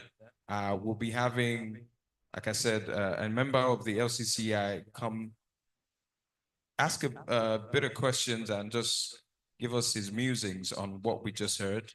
We'll also be listening to a very important man discuss the common currency of Ecowas. After that, we would go for lunch break where I'm smelling, I don't know if it's Senegalese or Ghanaian, must be Nigerian jollof that I've been smelling in the back there. Yeah. Whether it's Senegalese or everything, we are one. We're ECOWAS. We're gonna eat whatever it is that's smelling back there. But after that, we're going to be listening to a panel session discussing the ECOWAS veterans, and also one that pioneers women. So, ladies and gentlemen, do not be in a hurry to leave. We have so much that is still going on. As I mentioned earlier, I'd like to invite the immediate past chairman of the agro-allied sector of the LCCI, Mr. Kola Aderibigbe, aka Kola Tops. Please put your hands together for him. Thank you so much. We have all listened to Comptroller Tenny Daniel. Thank you so much, sir, for that robust presentation. In fact, I was blown out at it with all the things you spoke about, the advantages and the achievements so far. Nevertheless, there are still quite a lot of challenges we are facing. I wear two caps. I'm also in the industry. So I'm a trade facilitator as well. So, and I'm also a farmer.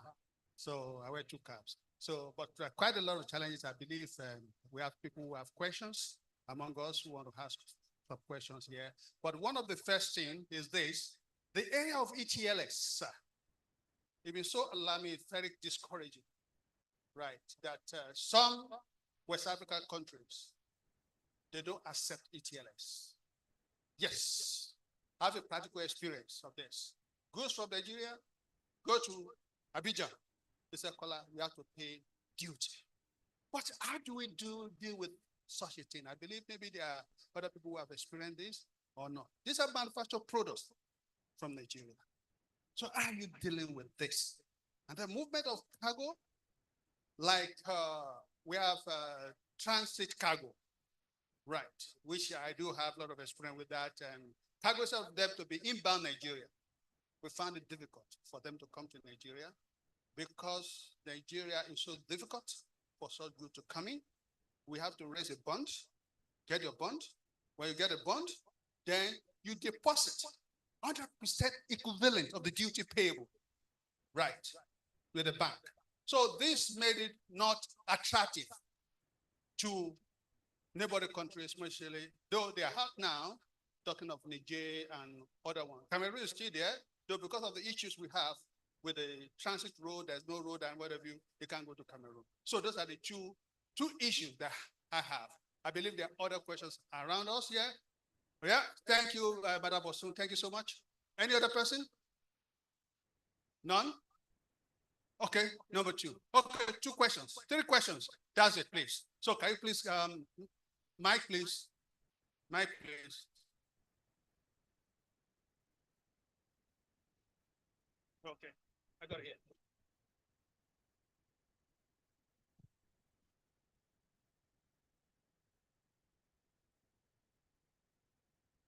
Thank you. My name is Miss Yemisi Ransom Kuti, by the way. And I'm not one of Fela's 28 wives. Before you all say Mrs., I'm Miss Yemisi. I'm the head of the Ransom Kuti family. The custom controller, want to face me, I face you, huh? rough fight. No, this is a gentleman ladies forum. No, my point is, you made a lot of important points about the challenges facing us with peacekeeping and integration. One of the things I want to speak up for the younger people who are really a bit turned off by our continued focus on the culture that they do not, the part of our culture that they do not embrace. This dobalaying for your father, saying yes, ma, yes, sir, obeying your elders, it does not ring well with them. So we have to have that conversation with young people to say, okay, how do we manage the cultural development? What is it that we have evolved into now? What is our culture now? Because even the Europeans, their culture was different 150 years ago. They also evolved. So what are we evolving into? And I would like a situation where there's a lot more focus on ethics and values.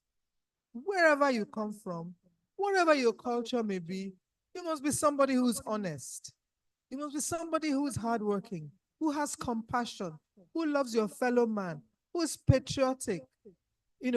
Those are the issues I think as the older people in the Ecowas journey, I think this is something they would love to embrace and to see us, the older generation, demonstrating those values, showing them that to be an African, to be a Nigerian, to be a Ghanaian, you are somebody who's honorable. You're somebody of honor. You're somebody who has pride, who will not dirty their name or their heritage by engaging in corrupt and dirty practices. Let us exalt that part of the African culture. I always feel very pained when I hear Africans doing, things that drag us back. Because Africa is the cradle of mankind. We're not saying that loud and clear enough. Every other culture started from the African culture. Every other group evolved from the African root of mankind. Why are we not making that the big deal?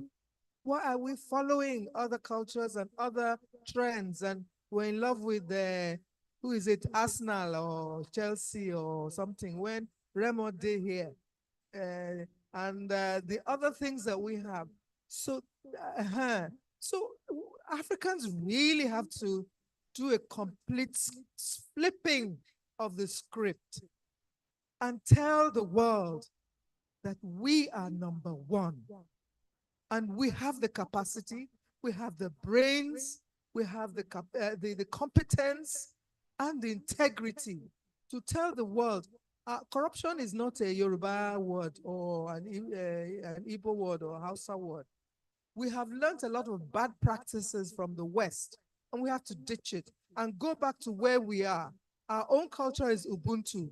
We love our fellow man. We care about each other. We are pained when somebody who is our brother and sister is in a refugee camp. When somebody has become a Boko Haram, that means 25 years or so of some failures because that person was not born as a Boko Haram. So let's flip that switch and tell the world that Africa is number one. And that integration happens when we love each other and we respect each other and we uphold the values and ethics that is African. Thank you.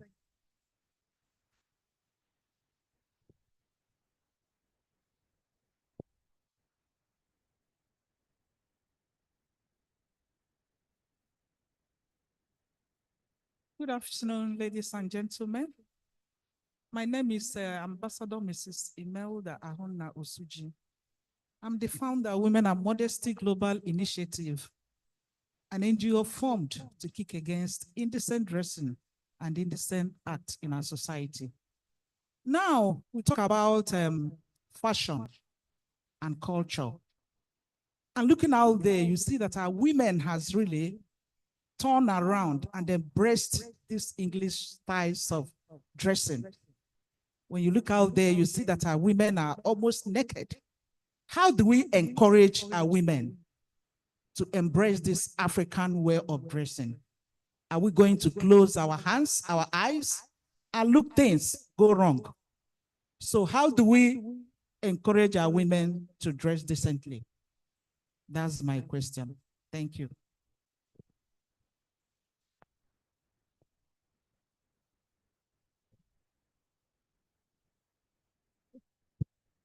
Good afternoon. My name is Bosun Sholari, and I produce herbal infusion. I have gone through the routes of the West Coast. The most crucial role of trade facilitation rests on the Nigerian customs.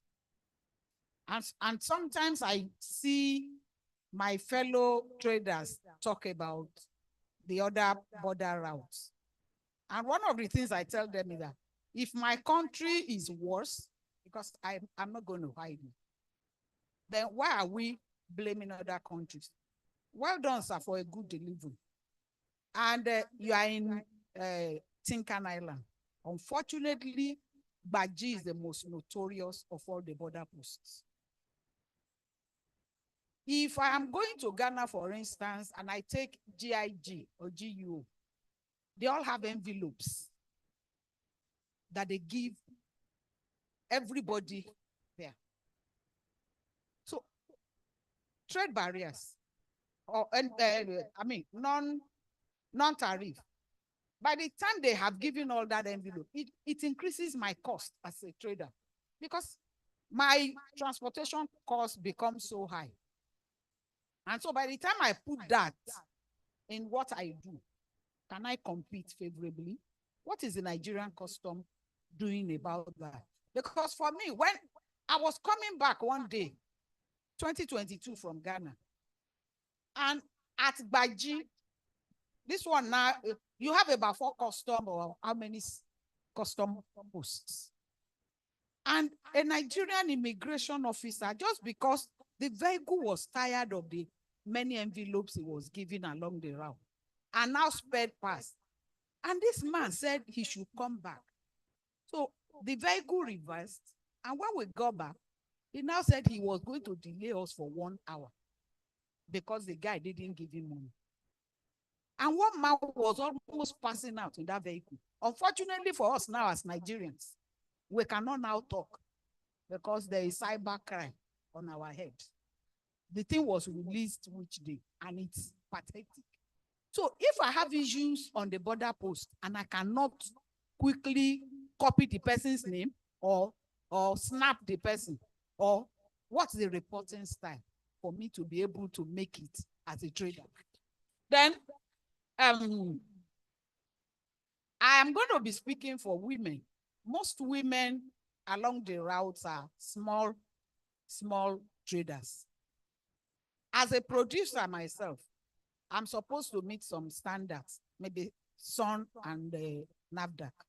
I want to ask, sir, what's the permissible quantity that I can take if I am still in the process of registration, but at least my small goods that I can take across the border to still sell before I get that registration? Thank you so much, sir.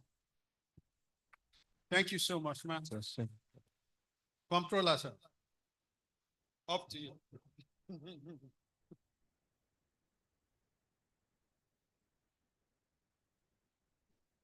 You can come here or here, that people can see you. Thank you, sir.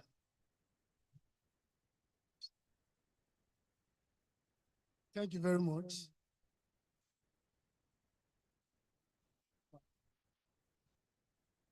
Thank you, Mr. Kola Aderi.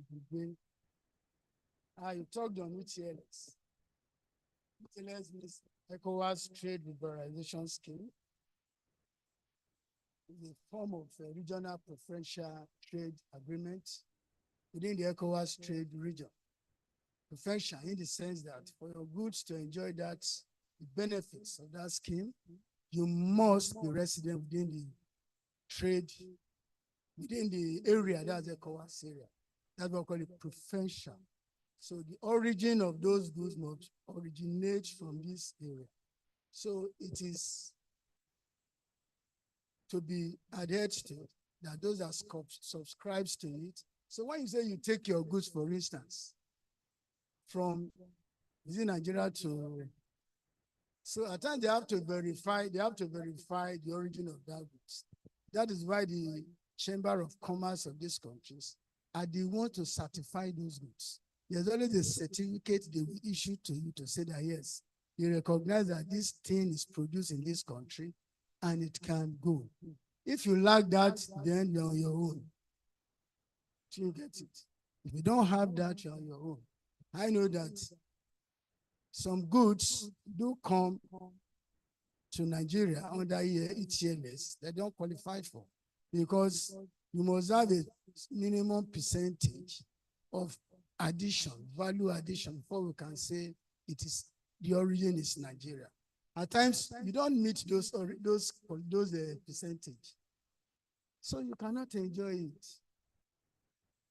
Am I communicating? Hello, did you get me? There are conditions even to enjoy preferential trade agreements, of which ECOWAS is part of. It only means that for us to say this good is originating from this particular place, what is the addition? The addition may be 30%, or origin source, that you are taking the raw material right from the source. We know and certify that it's from this place, and you are moving into a fellow country within the sub-region. You enjoy it. But at times, for instance, somebody produces cigarettes. They'll package it. The cigarette probably is not produced in Nigeria. I'm sorry, in Sierra Leone, this Togo, all these areas. Then they'll do a package. How does package give you 30%? And they are bringing thousands of them to Nigeria.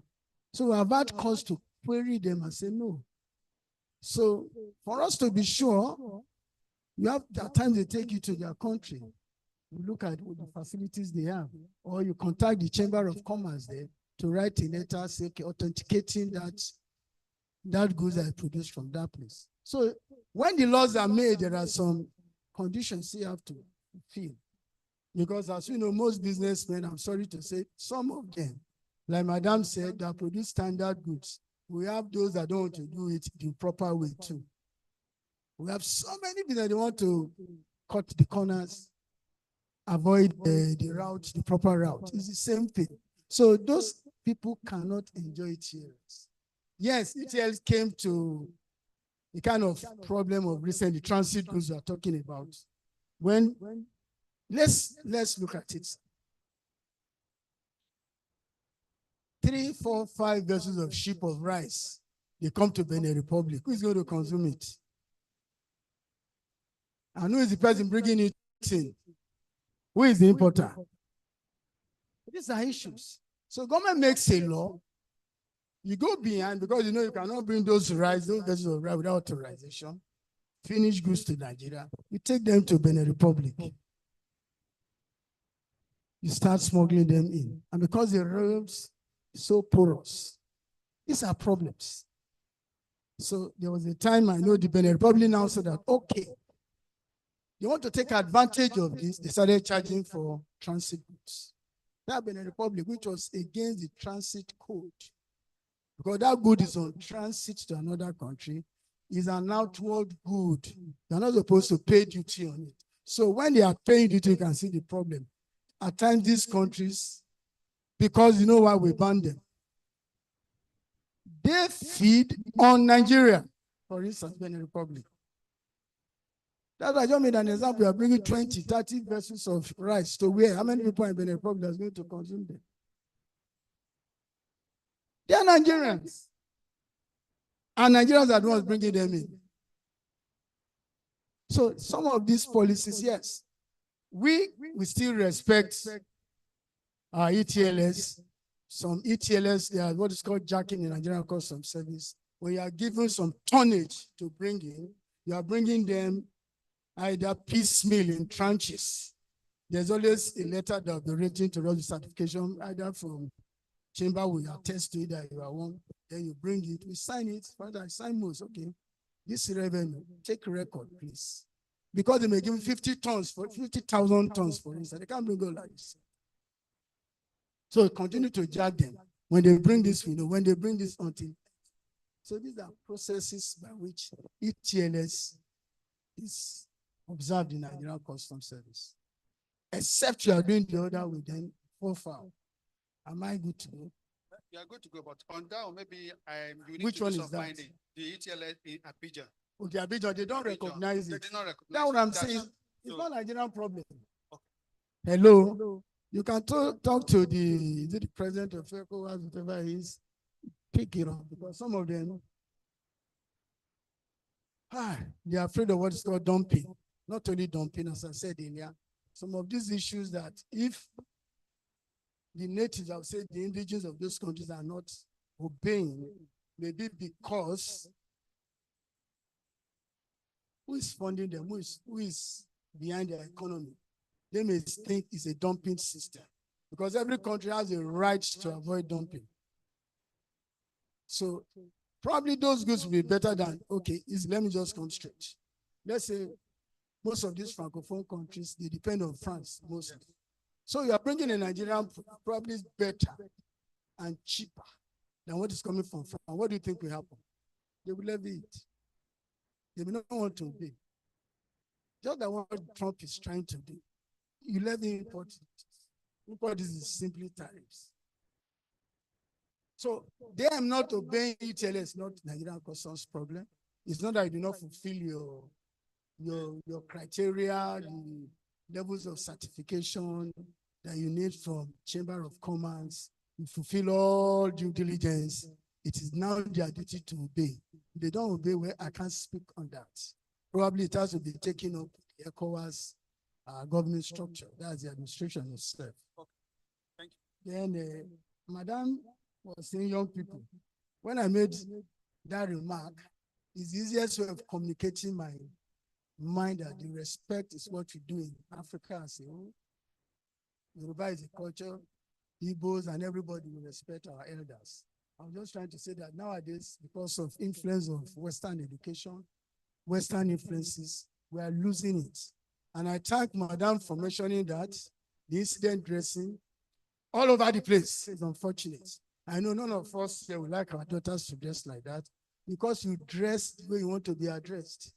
It's a simple thing. If you like open everything, you're only telling us who you are, the quality of what you are, the people you want them to perch on you, like the flies, they fly over you. That's what we are saying. So it depends. So if you like go naked on this, they just be looking at you. I've watched some, is it TikTok, whatever you call it, where in some areas, some ladies will dress anyhow. Some people embarrass them. They'll go and buy clothes and give to them. They will shame them. You understand? There are some people, they don't know what is fashion. Actually, it's fashion.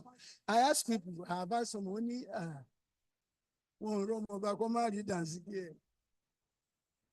let me just translate. When you see a king's son or daughter, you see royalty. It's true. Have you ever seen Prince William doing very nothing? No. So when you do all those things, you are showing us where you are coming from, what you believe in. It's not fashion. Those that do fashion is for a purpose. It's for a purpose. So if you like, go naked. So it's the same thing, man. You see the culture we are talking about. What I'm now saying is that there should be a revolution because you said everything I wanted to say. You helped me to say it, but I said they should know we are Africans, the cradle of mankind, and you said we should be focused, ethics and values and all these things. That's what we need. That's what we need in this country. And it will even help in our fashion. Recently, I see people wearing adire and kara. It's a beautiful thing. We neglect it, but go to Holland. They produce all the Hollanders you wear here. True of us. They are from Holland. Is it that it's better? No, because they have the infrastructure. So that's the infrastructure we're talking about. They design it for us and we wear it. Meanwhile, ordinarily would have gotten something better in design for us. So these are some of the things that we must imbibe the Africanness in us. We must tell our children, teach our children what is Africa. That is not everything that is West that is the best. No, I disagree with it. Even in the syndrome of Jackpot, what the Jackpot, they will come back. They've now seen what Trump is doing. That home is home. There's no place as good as home. Whether you like it or not, go, you come back. God never made a mistake when he brought you here. Anybody that is telling you like that, well, it's only in America, is a lie. There are poor people in America. There are poor people in UK. There are everywhere all over the world. We must understand some of these things. Blessings comes from God. Don't make that mistake. Stay where you are. Seek the face of God. Say, I'm the one that give you power to make what? To establish my covenants. We must understand those little things. So that it's not that you run there, you see people when they no free it. That's true. So the culture we have, we should understand Western culture, but let it be as it enters, it goes out. Some of them are good, some are bad. Even in the West, there's a problem all over the whole place because of the way they want to change our beliefs. Tell us that there's no man, there's no woman, everything is the same. These are issues. Are we supposed to accept that? No. It's on African. It's on culture. Whether you like it or not, it's your headache. God has never made a mistake. So that is area. Yeah, every culture, pick the good one, leave the bad one. That is why one of the most developed countries in the world, Japan, they bow. The Japanese, go and look at their things. Small child is going to bow. Any small thing they bow. That is respect. Telling the elderly, because look, I respect you. So how would I want you to shake me? I've gone to areas where people that I know that they are not up to my son, I don't answer them. I say, that's why you are taught. You don't have to. Let it be that I'm the one stretching my hand. You can shake a young man, but not him coming forward. He will stretch hand to you first. It's wrong. It is you that you stretch. These are some of the areas we can modify it. So I don't know which other one is remaining. Yeah, madam, I will answer you, please. The urban infusion producer. Yeah, that's a good one. I commend your hard work. I commend your ingenuity, your industry. I always believe that whatever an Igbo man has done, we can do better. This is my belief. That is why homemade products should be given the acceptable when you meet the standards. Like the urban infusion, is it NAFDAC certified? These are areas. Is it NAFDAC certified? Madam, I'm asking a question. Just answer yes. Is it NAFDAC certified? Beautiful. In the process, not yet certified. That's what I'm saying. For instance, what quantity? In every custom, I'll just give a thumb rule in custom, where you can import things that are not of commercial quantity. You're allowed. Even when they say that thing is prohibited. Hello? If it's prohibited, is it of commercial quantity? That's why you see, they say prohibition other than trade. They are there. Or absolute prohibition. There are two different meanings. I'll give you a simple example that probably most of us here have committed, if we want to take it as a sin. Apart from the earthly ones, established one, which we're all looking up to buy new cars. Most of us can't buy new cars. Hello? You know that now? We buy overage, underage, that we has discarded, we paint it and we break wine on it. Is it not true? Some of these goods are not allowed to come in. But they come in under what I've just told you. It's not for commercial in most cases. But they are coming on a single name. You bring it, they can allow you to bring it in because it's a personal good. But you cannot go and bring on the age of 10, 20, 30. It's now commercial. Are you getting it? They don't bring TV. Some TVs because of the emissions, or free because of the emissions, because of these ozone depleting substances, some of those chemicals. But there are some countries you can, if I'm relocating, for instance, are you saying I should discard what I'm used to, my TVs, my car? You cannot. They come under another process. They call it PUBD, Passengers Unaccompanied Baggage Declaration. So in customs, everything has a procedure. It is only when you don't know it that you fall foul of it.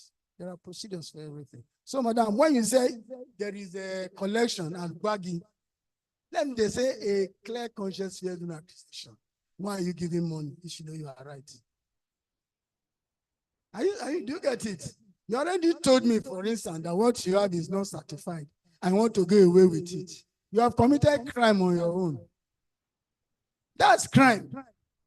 Because NAFDA are not satisfied. Why are you taking it elsewhere? It becomes unregulated drug. So the NAFDA guy, the border can decide to seize it and query you. And because you don't want that, they say give you money, give them money because you have committed crime. Hello? Yeah, the giver and the taker is a sin.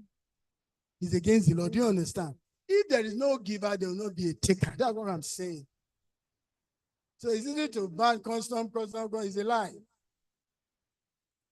Thank you, sir.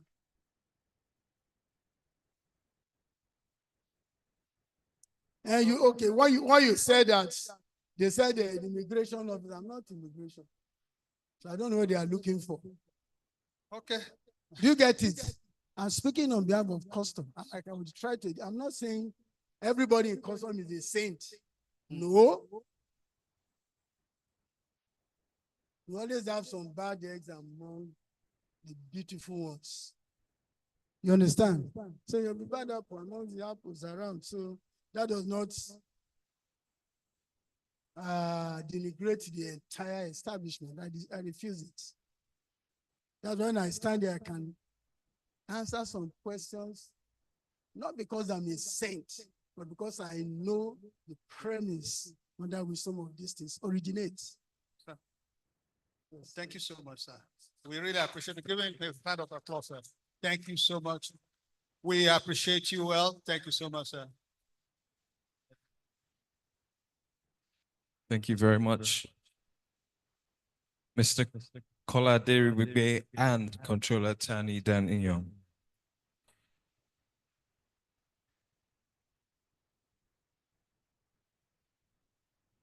Ladies and gentlemen, our next speaker is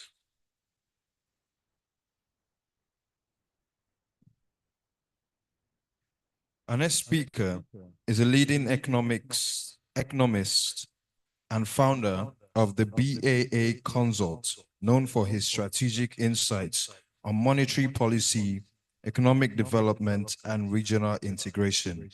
Today he is here to discuss the Ecowas common currency as a catalyst for regional and financial economic integration.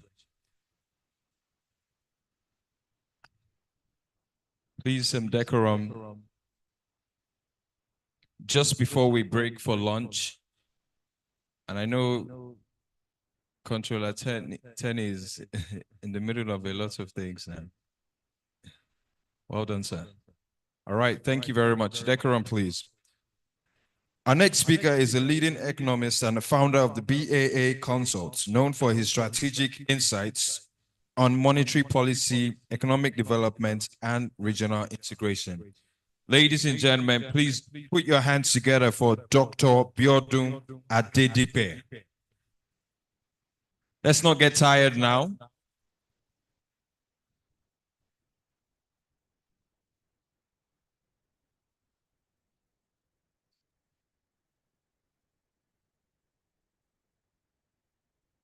Good afternoon, distinguished ladies and gentlemen. I whispered to their mommy here, Mrs. Bebaton, Young, that the session that just ended made my day. Not only in terms of the quality of the presentation, but the response to the questions and comments made. So thank you so very much for having the Comptroller General of Custom here as part of this program. I made a second promise that I won't spend more than 15 minutes, maybe less, so that the time between now and our lunch won't be extended unnecessarily.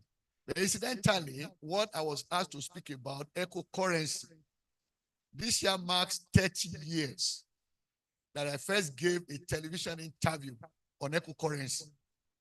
That was in 1995. And then happily also on the platform of this group, I was invited to do some work 5 years ago on this same issue. So I told myself that if I'm to keep this brief and straight to the point, what then are the issues I should bring forward? Now I will send my deck of slides later because there are some things I want to update there so that every one of us can have the slides. But the starting point for me is to underscore the essence of a currency union, which simply means a demand is made on member countries to cede control over the supply of money to a common authority.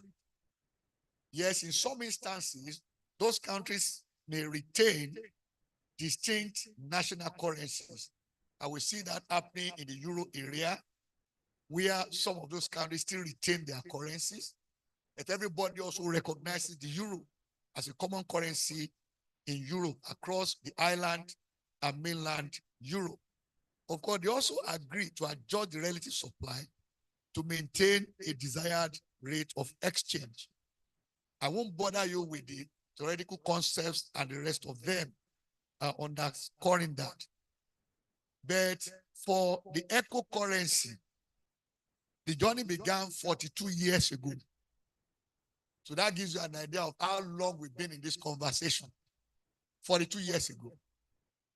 Now, when I was interviewed in 1995, I think sometime around May, when Ecowas was 20 years old then, I made a remark at that interview. I said, from what I observed, I didn't see eco currency becoming a reality so soon.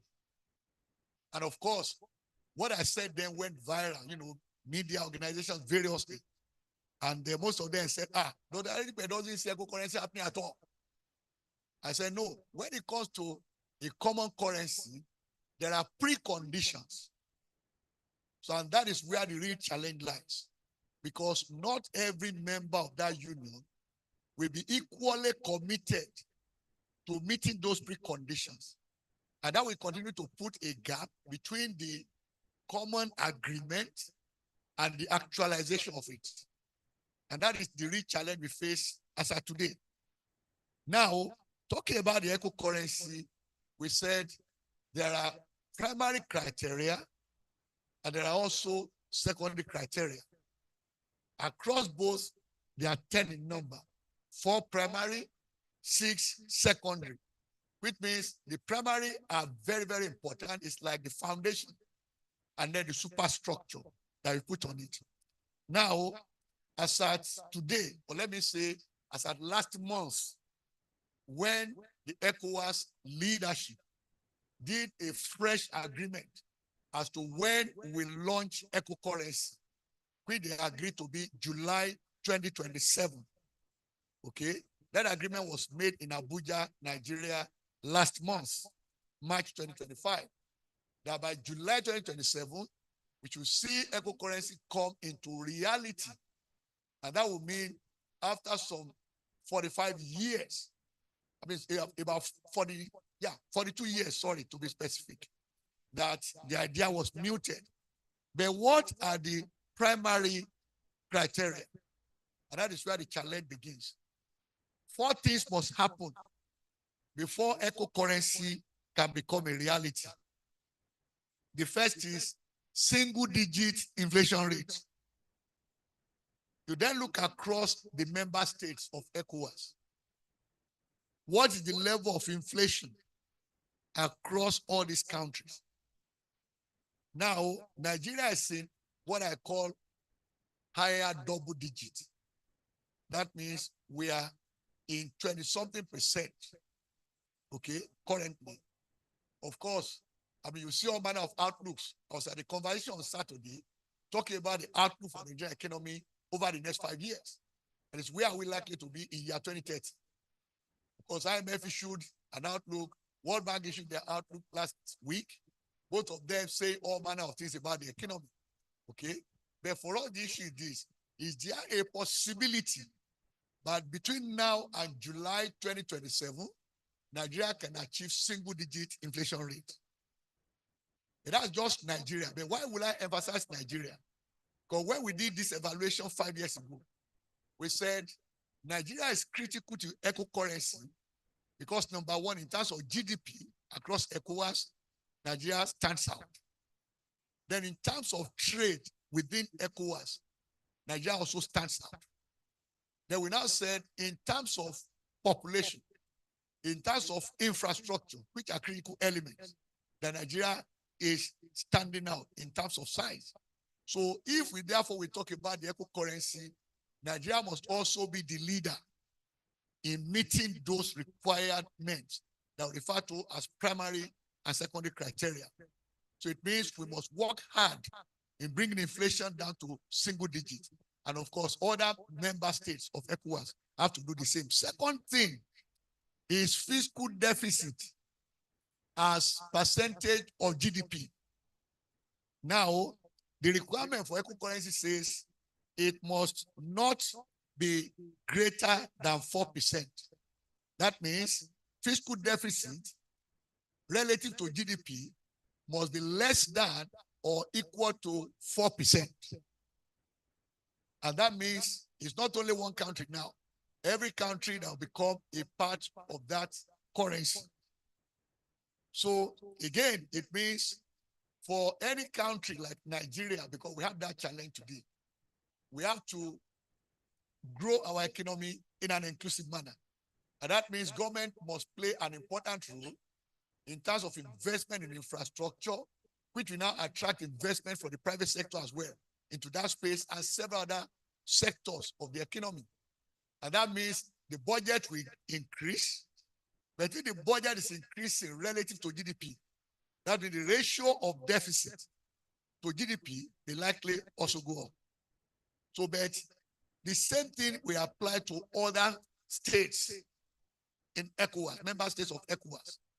So now the third one is to now say, let's also consider the deficit financing done by the central or reserve bank. And we know what the situation has been in Nigeria the last 7 years. Where CBN just kept giving, loan to federal government recklessly, I would say. We know how far we went. 30-something trillion, okay, of hot money. That's what we call it in economics. It was hot money. Now, in order to bring stability in the monetary union, the criterion now says, in that particular instance, that whatever the central bank will lend to the government must not be greater than 10% of the tax revenue in the preceding year. Now, the challenge that throws up then is that if there's a need for central bank to provide more funding for the federal government, it means that government needs to increase tax revenue. Because what it lends is indexed to the tax revenue. That's also a requirement. And you find that this, in fact, is a challenge across the entire sub-region. It's not a Nigerian issue. The fourth primary criterion is your gross external reserve We don't have much problems there. What it says is our gross external reserves must be greater than or equal to 3 months of our import bills. So that one is not that difficult because it's a reflection of the value of your imports, which we now take as how much we import in a year. Let's divide that by the number of months for the period the trade figure covers. Maybe it is quarterly or it is half year, 3 quarters or the full year. Divide by the number of months. So that will give you the import bill per month. It now says your gross external reserves must cover not less than 3 months of your import bills. Those are the primary ones, which means until we tick those 4 boxes, we can't even begin to talk about eco-currency. We now bring in the 6 others. And that's why you see the challenge in it, because every element there cuts across several macroeconomic and financial data, which means it's like you want to bury a dead body, okay?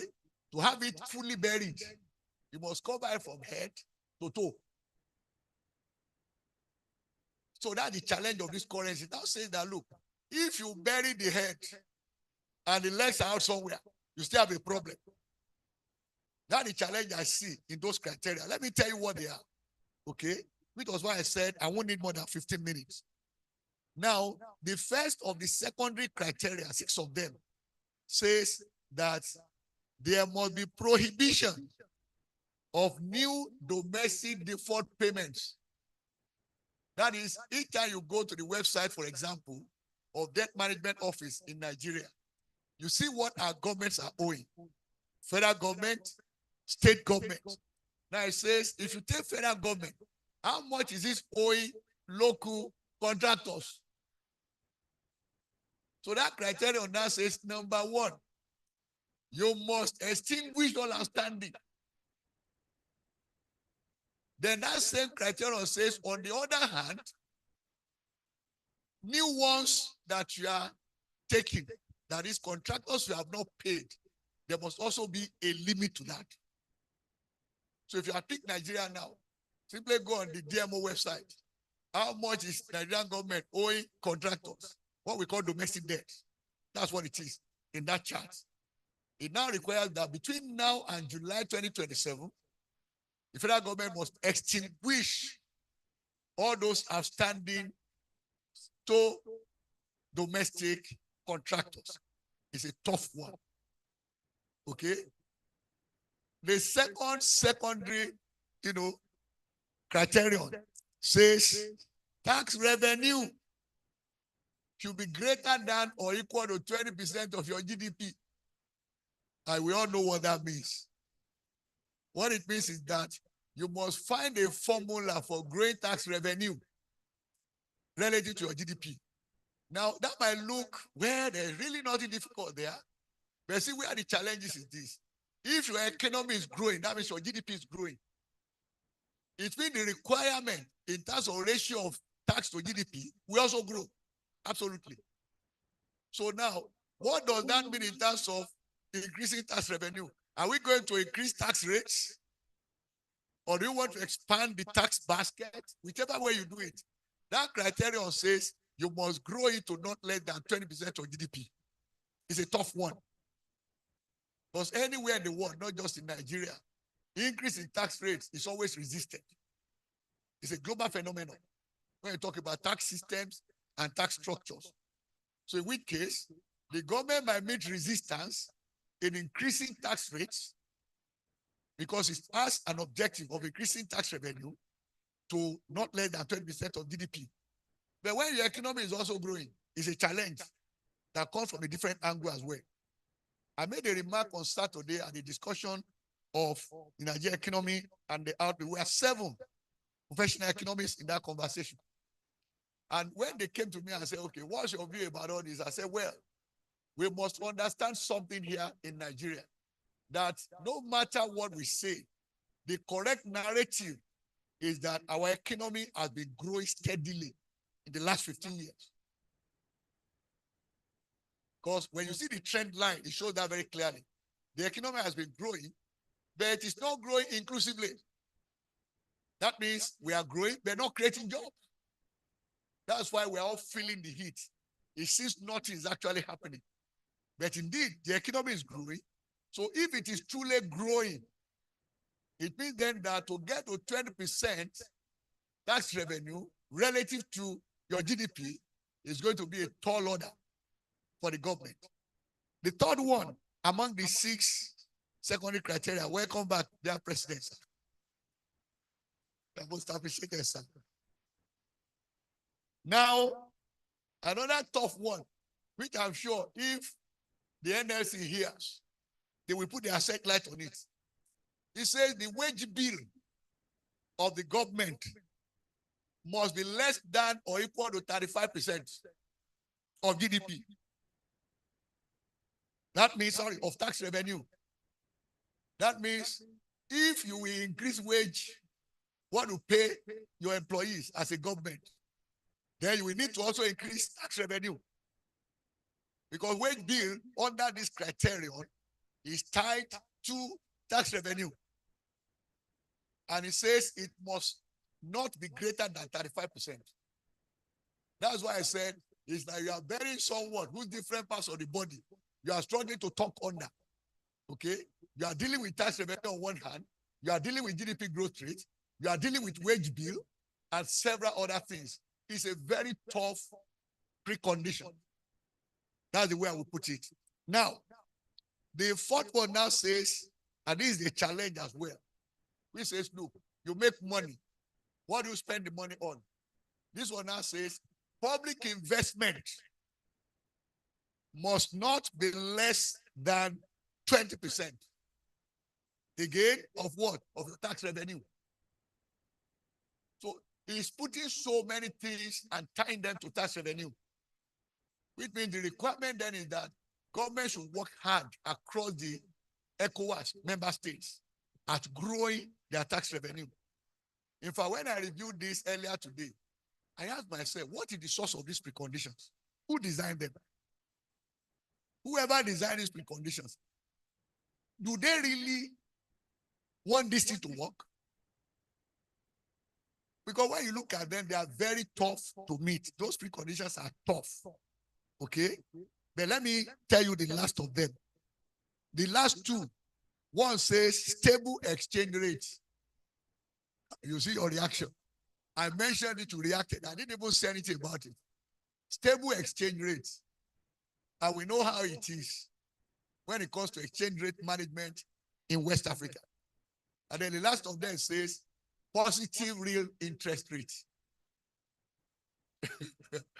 That's a tough one because what it means is whatever the level of inflation rate, interest rate must be higher. So if inflation rate is 24%, as we have in Nigeria today, 24.48, it means interest rate must not be less than 25%. That's the least. So we then come back and say, if interest rate is that high to achieve positive real rate of interest, how will that impact businesses? How will that affect business investment, private investment? So there are tough criteria, those 10. And that was the issue I raised 30 years ago when I was interviewed on this. And I said, we need to sit back and interrogate those criteria again. And reassure ourselves that we are really committed to eco-currency. We followed it in the late 90s when Europe was coming with the euro.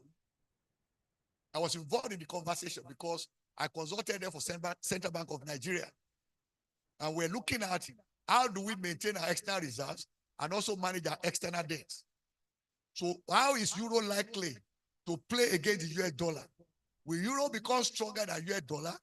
No, the conversion we had in 1997 when the euro as a currency was coming up. So the question now today is to give a light of the day to the eco currency. We need to look at those criteria again and reassure ourselves that they're actually friendly to West African countries. But without all these preconditions met, there's no how we can actualize the eco currency. And that is where my submission will be today. But there is also the soft spot, and that's my conclusion. The soft parts are the other elements that must exist. In fact, that was my argument 30 years ago. Now look, do we trust each other enough? Is there mutual respect? Is there a common understanding that we are one and the same? So until we get to that, all of us will not point in the same direction when it comes to this currency. But I will stop there, but it will get a whole lot more when I share my slide deck. And that is because of our time. So I don't stand between our lunch for too long. So thank you so very much.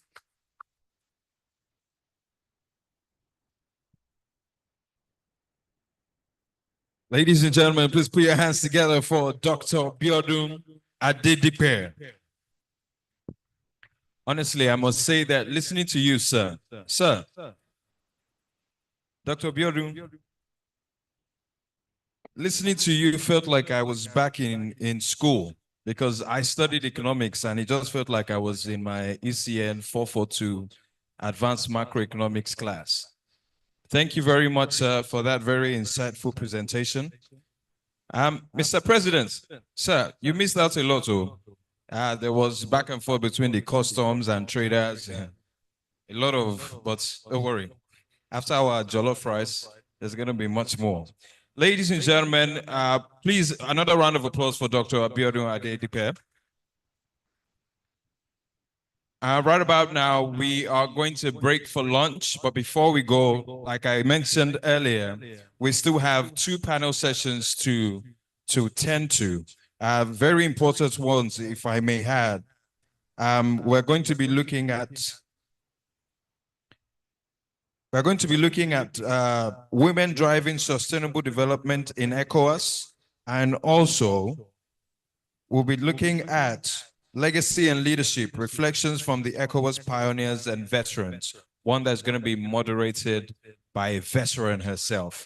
I'm not going to give out too much away, but in the meantime, I think our meals are in the back and we can just, I don't know if, oh, the row by row, okay.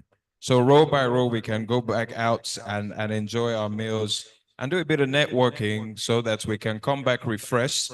I do have some questions, however, for my trivia, and I saw that we enjoyed the first part of it.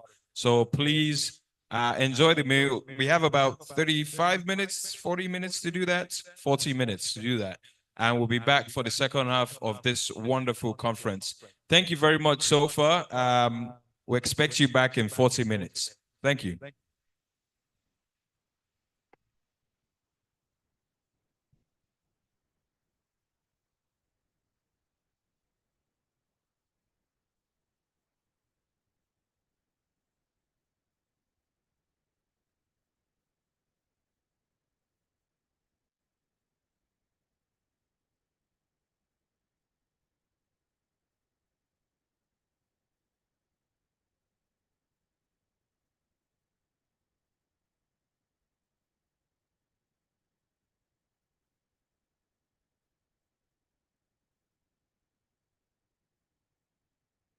All right, ladies and gentlemen, please let our special guests get out first for the meals and the elderly.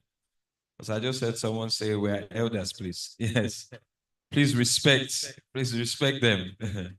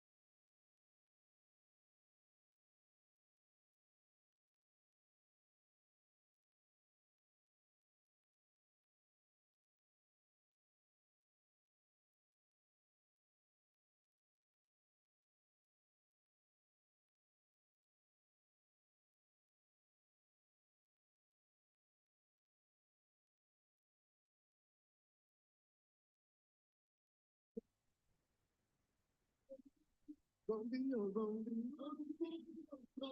Zombie no go go unless you tell him to go. Zombie no go stop unless you tell him to stop. Zombie no go turn unless you tell him to turn. Zombie no go think unless you tell him to think. Zombie, oh, zombie. Zombie, oh, zombie. Zombie no go go unless you tell him to go. Zombie no go stop unless you tell him to stop. Zombie no go turn unless you tell him to turn.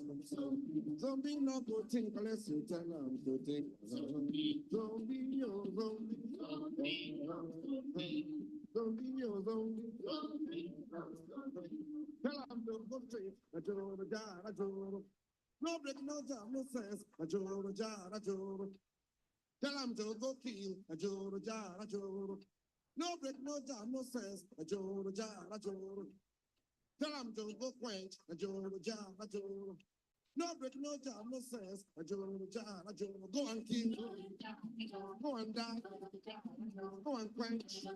Put up all the man. Go and quench. Go and kill. Go and die. Put up all the man. Go and die. Go and quench. Go and kill. Put up all the man. Go down, I go. Don't be when I want way. Go down, I go. Don't be when I want way. Go down, I go. Don't be when I want way. Go down, I go.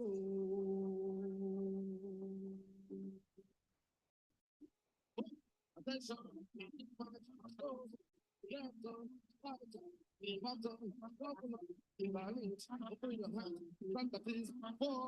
Fall out, fall down, get ready. Attention, quick march, slow march, left turn, right turn, bottom, double up, dilate, open your hand, sympathies, fall in, fall out,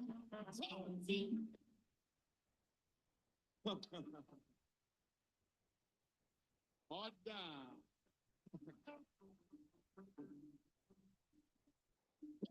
Attention, slow man, left on, right on, button, double up, dilate, open your hand, sympathies, fall in, fall out, fall down, get ready. Attention, quick man, slow man, left on, right on, button, double up, dilate, open your hand, sympathies, fall in, fall out, fall down, get ready. Order. One more time, everybody.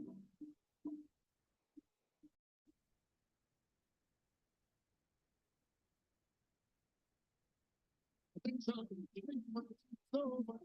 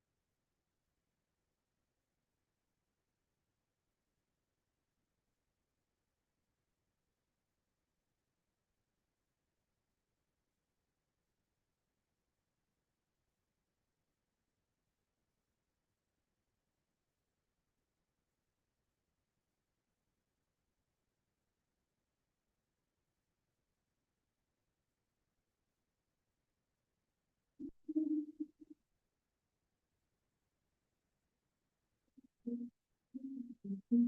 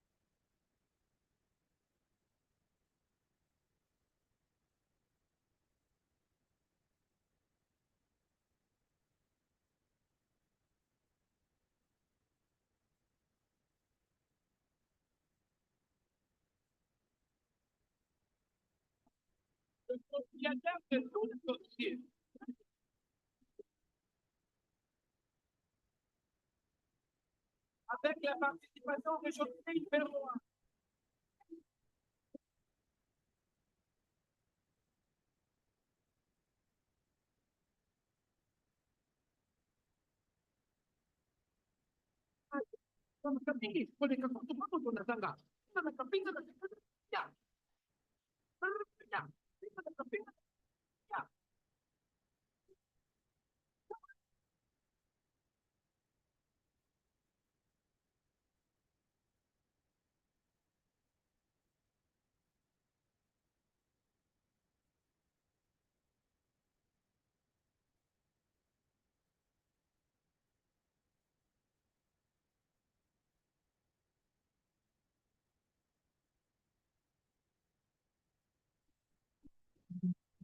Je m'appelle, dis-moi, je m'appelle, vivante.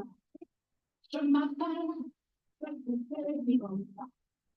Singakonti abimina malende. Singakonti abimina malende. Wepa!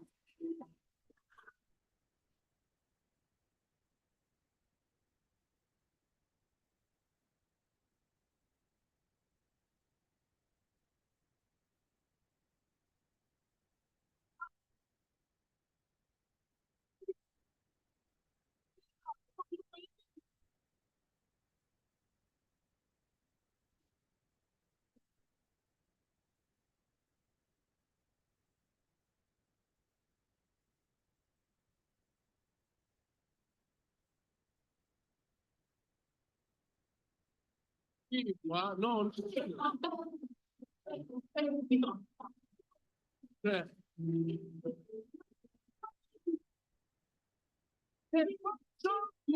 jamais. Attention, non, bien rigoler.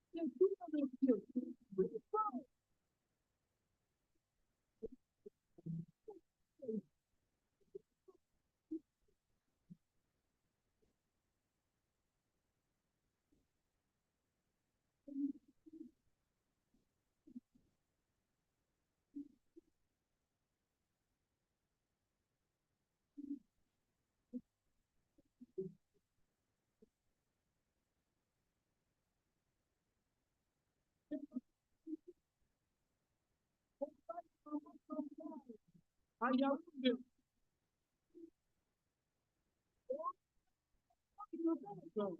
Donc, il ne tombe pas. Harry Mamouta avec Maman Rita de Souga.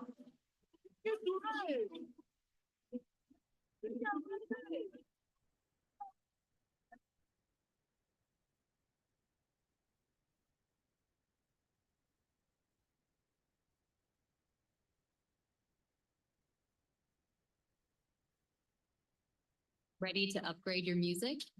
Spotify Premium lets you listen to your favorite songs, albums, and artists nonstop, online or offline. Join now for 3 free months and cancel anytime. Tap the banner to learn more.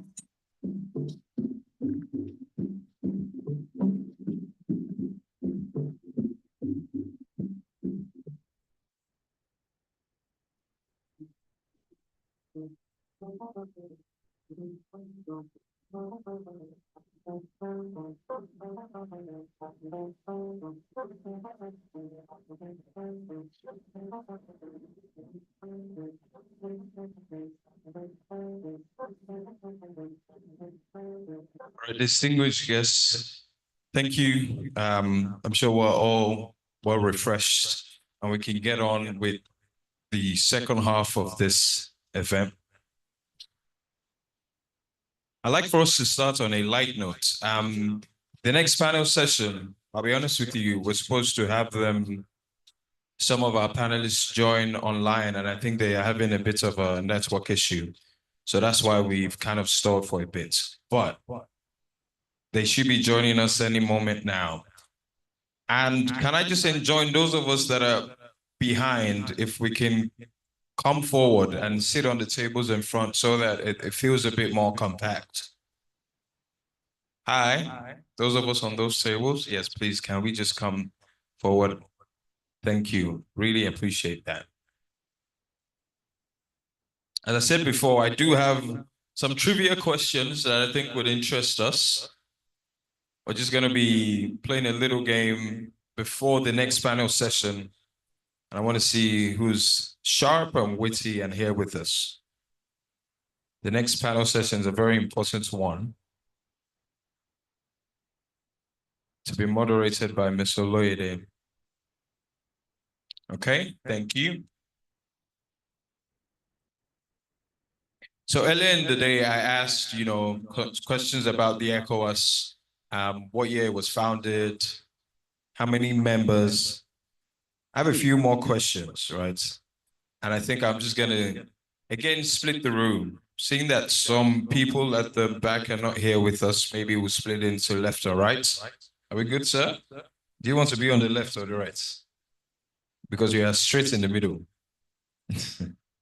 Yeah, you can just, signal where you want and I will know that you're there. So are you joining the left? Or you are scanning the people on the left? Do these people really know what they are doing? I see. So we have those on the right and then we have those on the left. I think the president is on the right, so the way I'm looking at it. Yes, sir. Sir, trivia question to you, sir.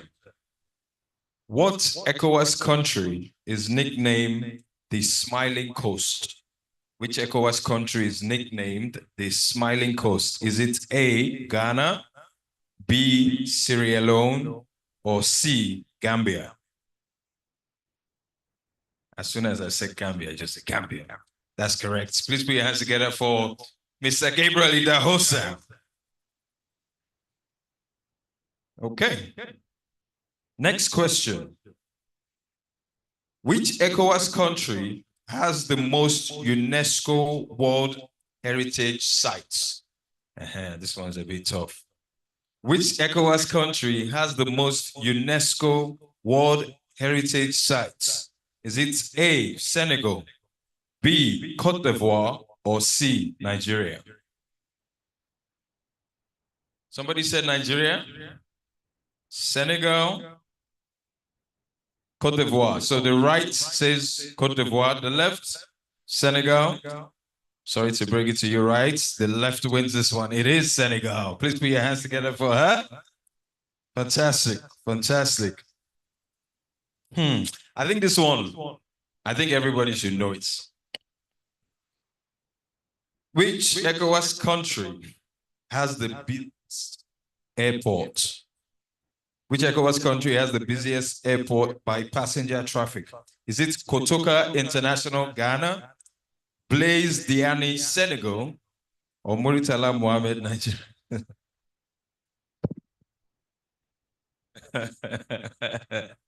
Even customs cannot stop the people that are coming. Okay.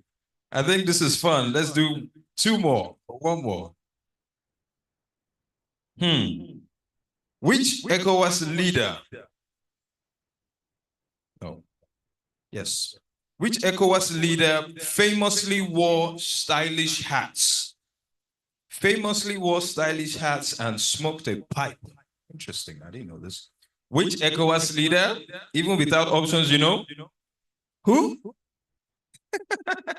This is why it's good to wait for options. A. Kwame Nkrumah of Ghana. B. Felix Boigny of Cote d'Ivoire. Or C. Thomas Sankara of Burkina Faso. The left, are we agreeing? Thomas Sankara? On the right, what are we saying? Thomas Sankara too?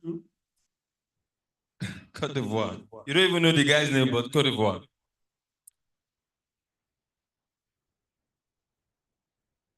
So much discussion. Mao, what are you saying? Is it A, Kwame Nkrumah of Ghana, Felix Boigny of Cote d'Ivoire, or Thomas Sankara of Burkina Faso? Okay. Ma? Sankara, Cote d'Ivoire, Cote d'Ivoire. No, we have to decide. You people converse on the left. Decide one answer. And you people... Thomas Sankara, Burkina Faso.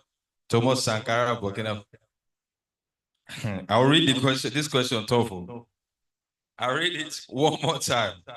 Which ECOWAS leader famously wore stylish hats and smoked a pipe?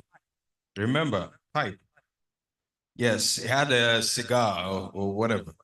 Kwame Nkrumah of Ghana, Felix Boigny of Cote d'Ivoire, or Thomas Sankara of Burkina Faso? Burkina Faso, on the right, okay?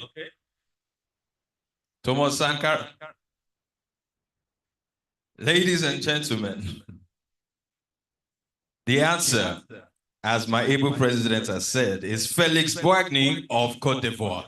Thomas Sankara maybe wore a beret, but he didn't smoke a pipe. All right. I love this. I love this. Yes, clap for our presidents. Now I'll do this. This is the second to the last question. Which ECOWAS country was never colonized by Europe? Is it Sierra Leone, Togo, or Liberia? You first said Sierra Leone. So on the left, are we saying, what are we saying? On the right? This is your Liberia, no loud. Say it like, eh? Like, are you just saying Liberia because they say Liberia? All right, we're all correct. It is Liberia. Liberia is the correct answer.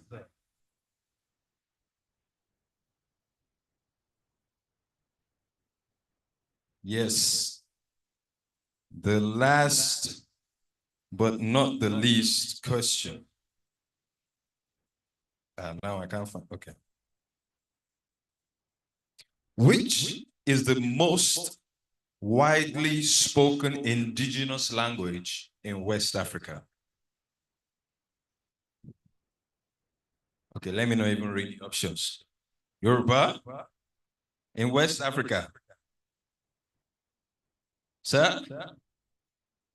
So the left say Yoruba, the right say Hausa. I'm sorry to bring it to you. The answer is Hausa. 80 million people speak Hausa in West Africa.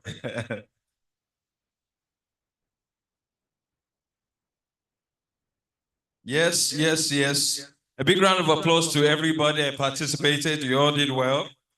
It's all about knowing. It's all about knowledge. There's no winners or losers. Yeah. All right, ladies and gentlemen. Oh, we are still waiting for our panelists to join. But Mrs. Oloyede is here.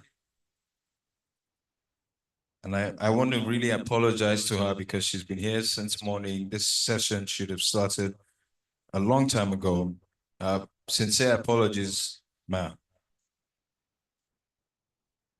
It's the network. I don't know if it's the veterans that cannot use Zoom or Zoom is not Zooming. I don't know which one it is, but we are waiting for them to join so we can have a smooth panel.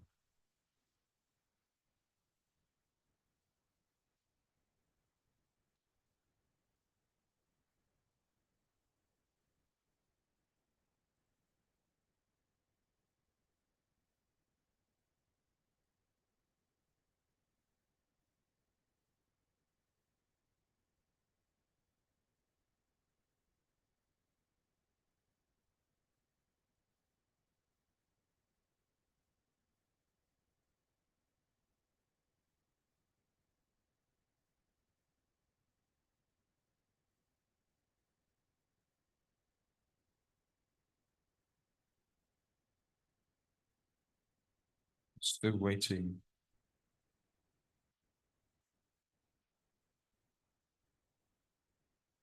Okay. Whilst I have your attention, I do have, however, some other questions. And this one is about the LCCI. Are we interested in that? Okay. I like this audience. Well done. My first question, and I think everybody should know this. When was the Lagos Chamber of Commerce and Industry founded? A, 1952. B, huh? Did it? They even wrote it there. Expo. All right, it is correct, 1888. Okay. Which LCCI president famously advocated for Nigeria's economic diversification in the 1980s? Is it A, Aliko Dangote? B, Gamaliel Onosode? Or C, Mr. Gabriel Leadhouse? I feel like this one is too easy, but yes, Gamaliel is the right answer. All right, this is, I think, a good one. LCCI launched Nigeria's first private sector-led economic summit. True or false? LCCI launched Nigeria's first private sector-led economic summit. True or false? Everybody saying true? Mr. President, sir, is it true or false? Mr. President shake his head and say, sir, is it true or false? False. President said false. You all said true. The right answer is true. Sir, we're going to revoke that. I'm joking. I'm joking. Okay. In 2000, the LCCI Economic Summit debuted in 2000, and it was launched by the LCCI. This is according to information on the internet. Man, I'm the one that's asking the question, man. With all due respect, me, I don't know. I'm only reading what I know. Which initiative does LCCI use to support startups and SMEs? Is it A, Pitch NG, B, Lagos Startup Week, or all these people, FUE? You people know book too much. There's nothing to say here again. All right, let me look for a tough one. Good. What is the theme of the 2025 LCCI International Business Conference and Expo? What is the theme of the 2025 LCCI International Business Conference and Expo? Is it A, Digital Africa, B, Invest Nigeria, or C, Sustainable Future? You people were quiet since. It's on the. That's why this. Is Invest Nigeria. Yes, it's not. Okay, I think I have one more. IT, are they joining? Are we good? Okay. Let me still do. The major annual trade fair that the LCCI organizes, what year did it commence? Good. Ma? No. Everybody's quiet now. Because that's what I want. Invest Nigeria, you were shouting now. And you took below Bomima. No tips. Because you people know things too much. The major annual trade fair that the LCCI organizes, what year did it commence? Okay, let me try and give you. 1986, 1987, 1977. Ma? 87? Ma? You said, absolutely. Ladies and gentlemen, please put your hands together for Mrs. Olere. 1977 is the right answer. Yes, ma'am, I'm here with you. So the annual trade fair, yes. What year did it start? It's 1977.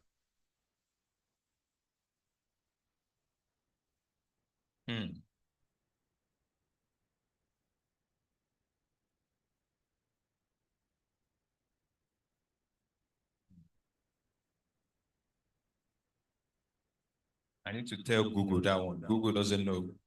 Yeah. No, yes, man. You know more than Google when it comes. What are you? Set my video.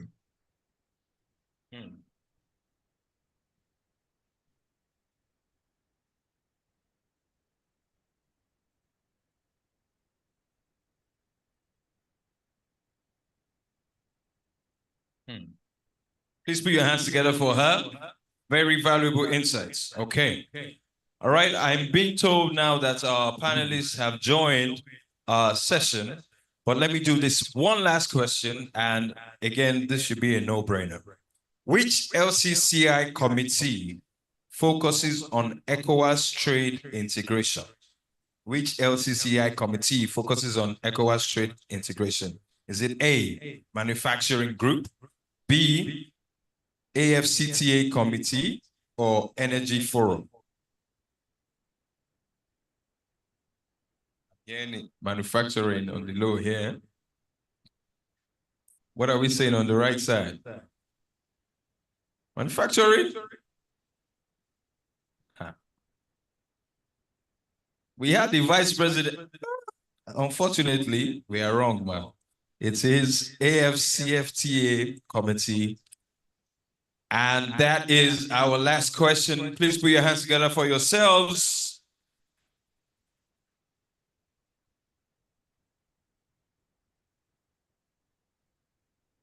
All right, ladies and gentlemen, this session is discussing reflections from ECOWAS, the pioneers and the veterans. Most of our speakers are joining us via Zoom, so they'll be speaking through the network. But our moderator is here in person.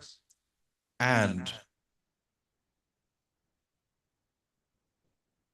she is a veteran broadcaster, a communications expert. She is passionate and she's a passionate advocate for engagement in women's empowerment and youth development. She inspires excellence across media and public service sector. She's also the founder of Lifeline Advocacy and Development Initiative. Ladies and gentlemen, please put your hands together for Mrs. Bimbo Oloyede. Ẹ pàtẹ́wọ́.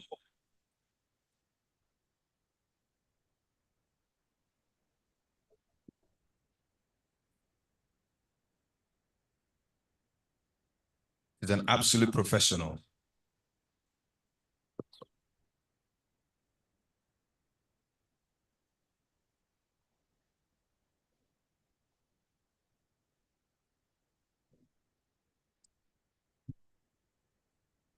Good afternoon. Good afternoon, everybody. Good afternoon. Good afternoon, Mr. Frank Ofe, am I right? Almost right. Frank Ofe from Ghana. Can you unmute yourself, Frank or Ofe is in the Ghana. problem here? The problem is there here. because I'm unmuted. I am unmuted. Okay, right. Mr. Ofe, thank you very much for joining us this afternoon.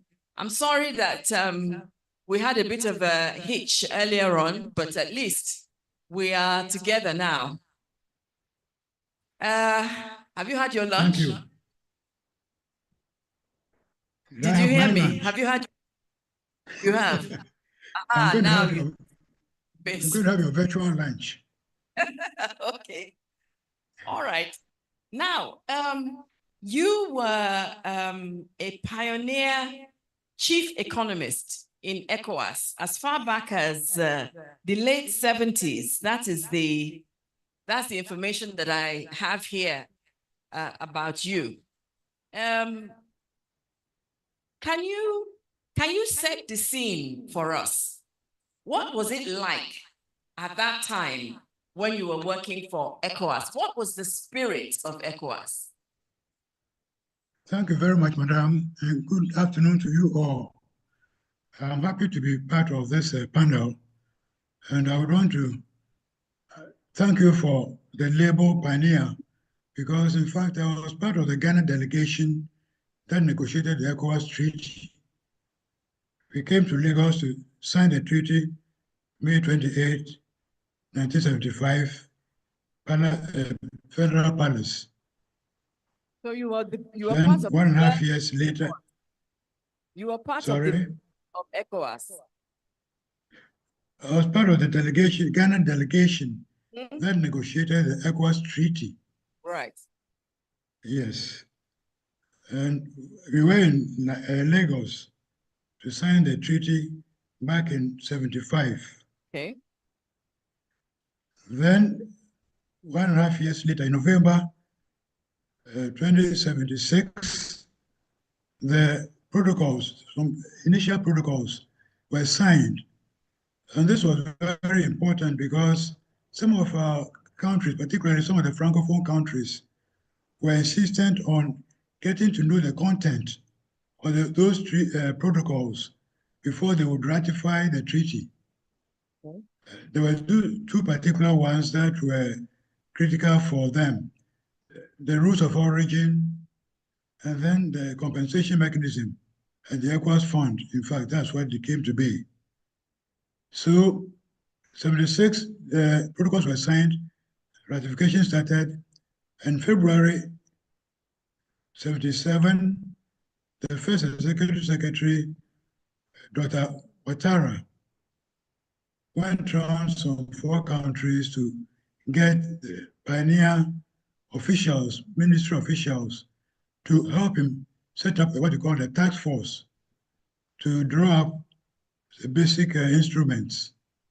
So this was done, and from there, we got to start the Secretariat as an institution of the community.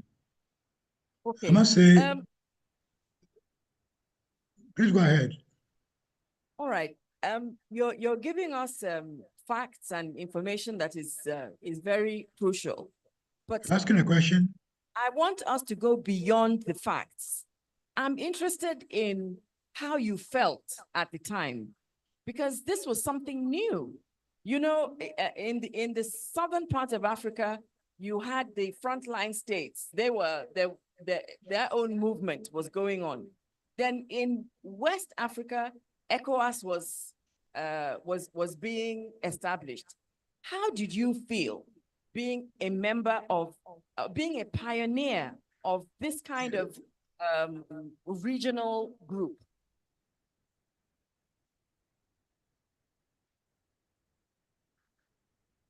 It is indeed, you are right in asking this question, because regional integration wasn't some subject that was being taught by most of our universities and research institutions. So most of it was, as it were, the frontier kind of explorers, and getting member countries to actually think regional integration and align themselves to doing things to have a common ground was a major challenge. We started, and there was this problem of, first of all, the treaty itself. When it was negotiated, it was supposed to be called the Economic Community of West African States. In other words, economic community, economic union. But the content of the initial Lagos Treaty was nothing more than a free trade area instrument. So when the first executive secretary came on board and was trying to spell out other things that would support the free trade area, most of the countries were not in favor of his vision and the way he was trying to move ECOWAS. So this was a major challenge. And if you talk about what the atmosphere like, this was exactly the problem that was faced by the pioneers, because they needed to have to go beyond the free trade area, or something even before that. And one thing that became obvious, the people, civil servants who came to ECOWAS meetings and were advocating that we should try and see beyond our country policies, develop a regional common viewpoint. Sometimes were not understood by their colleagues back in their countries. And in fact, I was expecting to see Mr. Olumide, who was one of the heads of the ECOWAS desk in Nigeria, to back up the point I'm making. Because sometimes they will say ECOWAS officials can't.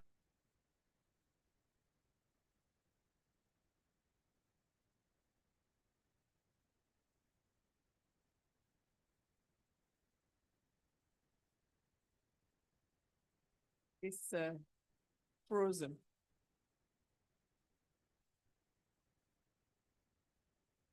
Any hope from this end? It's from his side. Okay.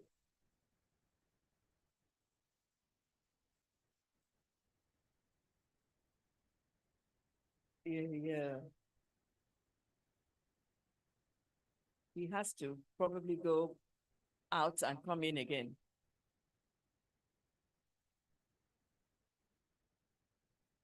But I'm still trying to find out from him about the atmosphere and how he felt. Yes. Because he's speaking like an economist, which he is.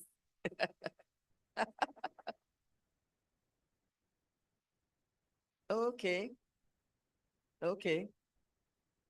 Mm-hmm. Mm.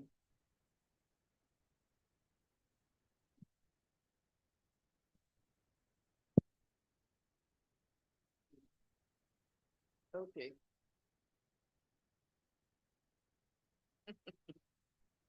Nobody had any time to think about how it was, because we worked so hard. Yes. We used to finish our meetings at 2, 3 a.m., go back home, and come back at 9 o'clock. But you see, in a way, you've answered the question without realizing it, because if you spent this number of hours if you were there from morning till night and virtually night till morning, there was something, there was a purpose, something moved you. What was that thing? It appears. Is he back? The network is unstable. I Yes. think that's the problem. Yes, but I can hear you, but I can't see you yet.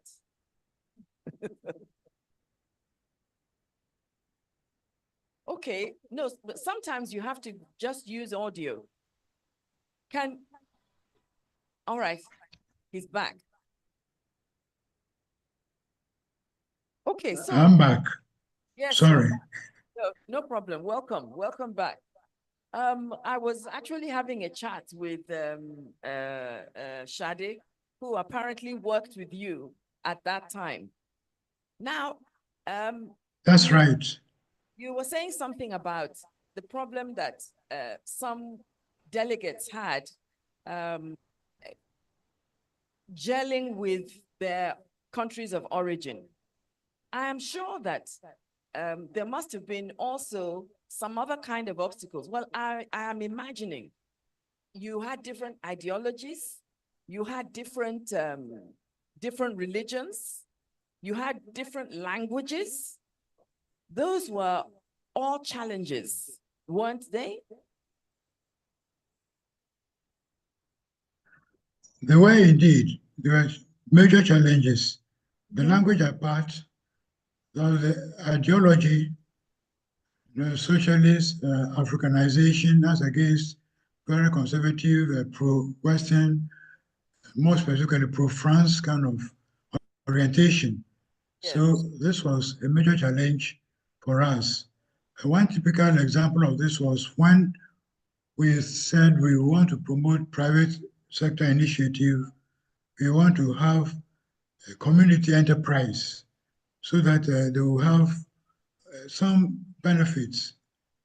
When the community enterprise protocol was eventually adopted, it couldn't be used because there were so many conditions that hardly anyone would be able to qualify and run the enterprise properly.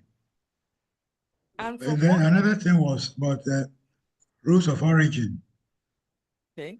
Nigeria, Ghana, particularly these two, were all for having Africanization of the economy. So indigenous capital, indigenous participation, and the other countries were saying, no, no, no, we just want to make sure we get free entry into the markets to start with.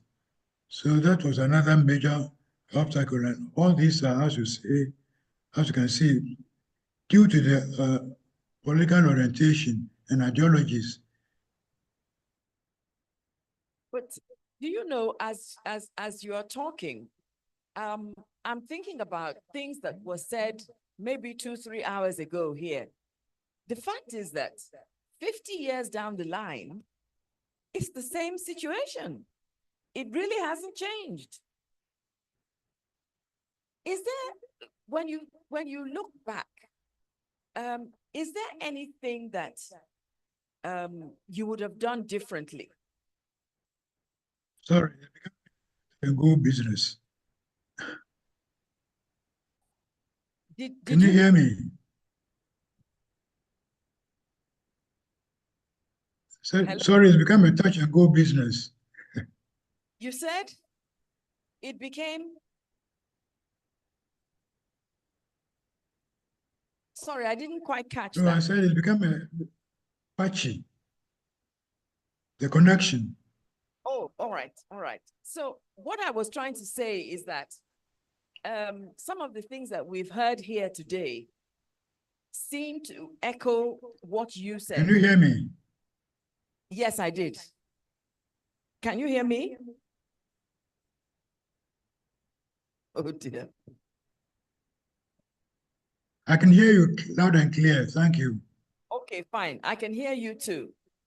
So I'm saying that things really don't seem to have changed in 50 years. When you think about the things that you did and the way that you did them 50 years ago, would you have done things differently?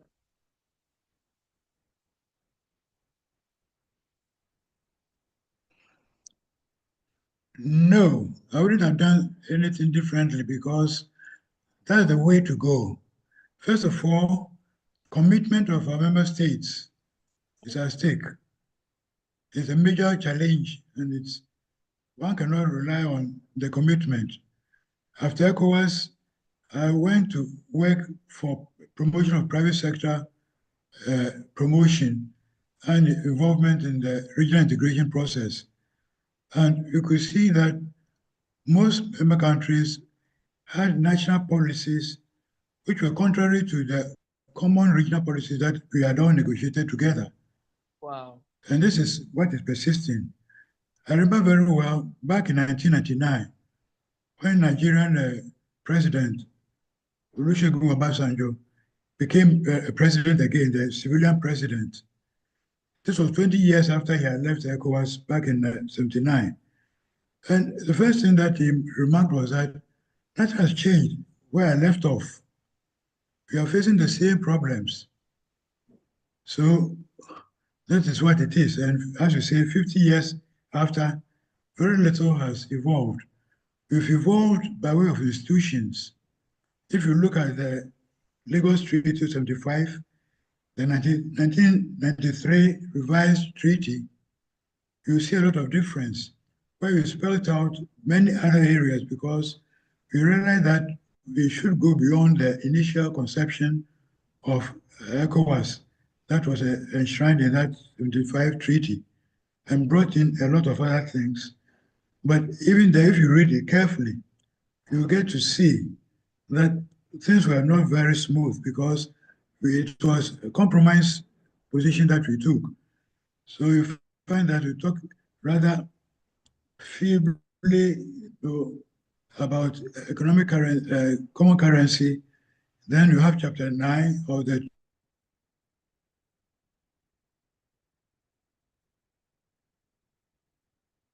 Here we go again.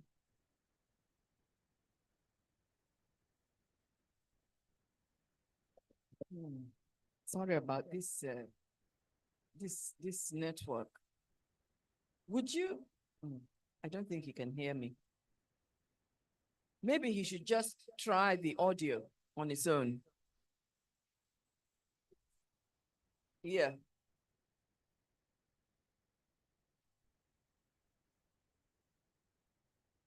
Can you hear me? Can you hear me now?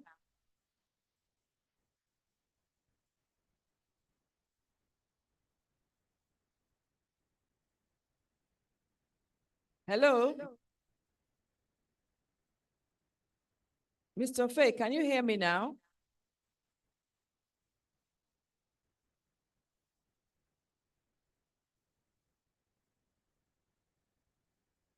If you can hear me, let me suggest that you forget about the video and just unmute your sound. Let's just do audio.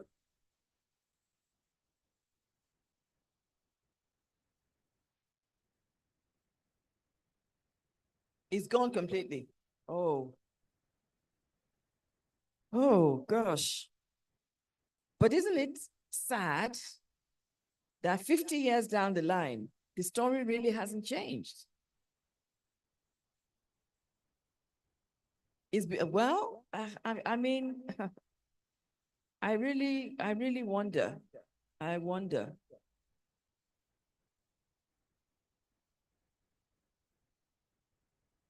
And the complications, is it the people? Is it the way we think? Is there any particular country that is making life difficult for everybody else? Or is it just a general, I don't know. Yes, please do, because it's unfortunate. It was always going to be difficult. Because if you just look at the Francophone, Anglophone divide. Yes. Two separate, very different, even philosophies about colonization. Mm-hmm. The French, for all you want to say about them that is bad, when they left, quote unquote, they left the private sector that had proper training and experience in industry and in business. And being a language person, I spent a lot of time in the Francophone countries. Yeah. And there was this thing they used to call encadrement. And I could never find a proper translation for it. And with languages, if something doesn't exist, then can't find the translation in your culture. It took years and years before I realized when we started to talk about mentorship, that was it. Okay. It was the same kind of concept, but it took us years to get there. And the French sort of imposed it on their people. But we've always been free spirits. Ah, okay. He's back. We're just talking about the fact that things really don't seem to have changed. And by the way, I suggested that maybe you should forget about the video and let's just use your audio. Maybe, you know, we might have more success technically. Mr. Fay, would you agree?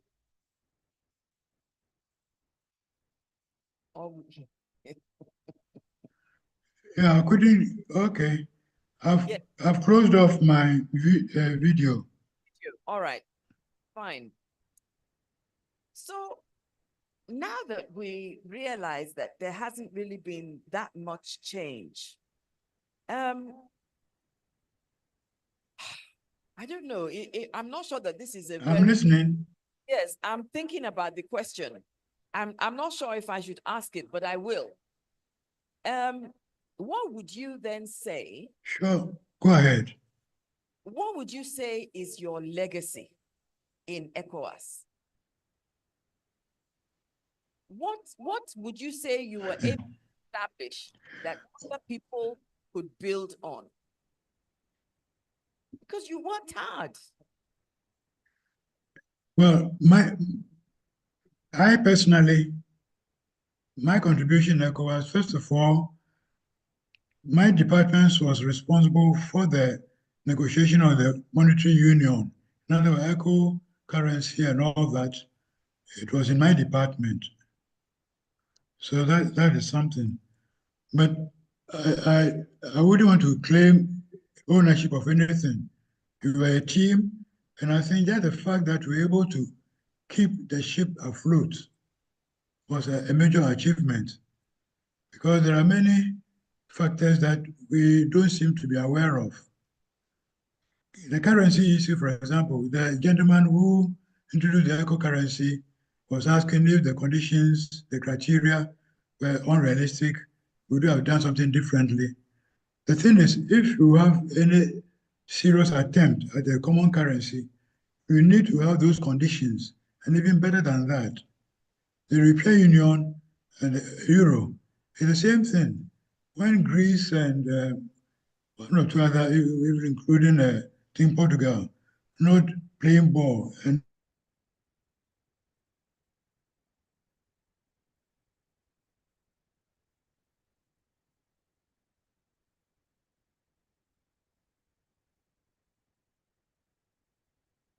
Even the audio is freezing up. Maybe he should claim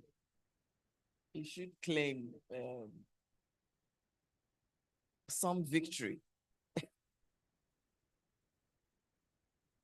so that his sound can be victorious too. But I don't know. Even the currency that he's talking about, I mean, 40-something years down the line, then it makes you wonder whether from the word go, did they ever really want it? Because the kind of conditions that they came up with right from the word go, they're impossible. They can't be met. Not to talk of now.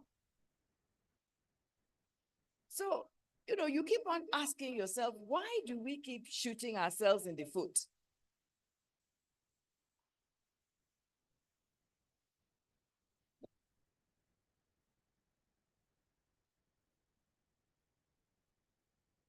So that is so it's like a sabotage in a way. Self-sabotage.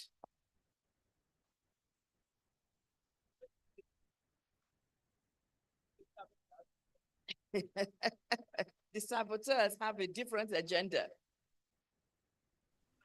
But the hope. I'm back again. Okay, welcome back. Welcome back. Sorry. We were talking about saboteurs, and I'm now wondering. So do you think, Mr. Ofei, I mean, you are the economist, you are a financial expert, with all those virtually impossible conditions that were laid down when you started talking about the eco currency, is it possible that you never really intended it to happen? And when I say you, I don't mean you as an individual.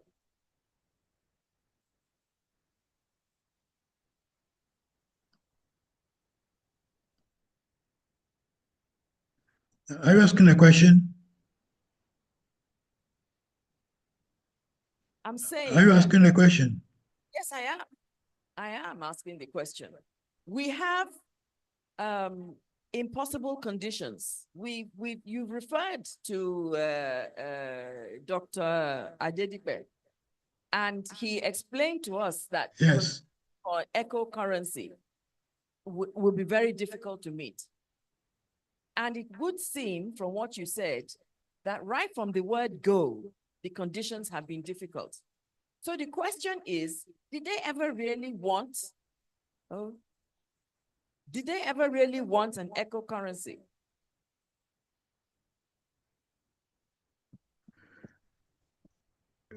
I know that Guinea, the Anglophone countries, want a common currency. I'm not so sure about the Francophone countries. They have their CFA and they are running it with France. So they're not very particularly keen on that. Funny enough, those economies satisfy the conditions better than we Anglophones. The Francophone countries, if you look at the statistics, they are doing better than the Anglophone countries. Not necessarily that their economies are growing or doing this, but at least for the currency stability point of view, they are performing better.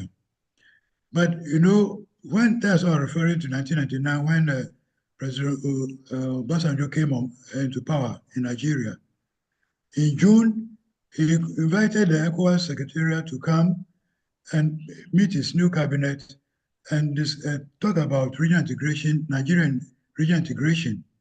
He was very passionate about Ecowas. And that's when we started this second currency, what we call the WAMI, West African Monetary Institute, because we said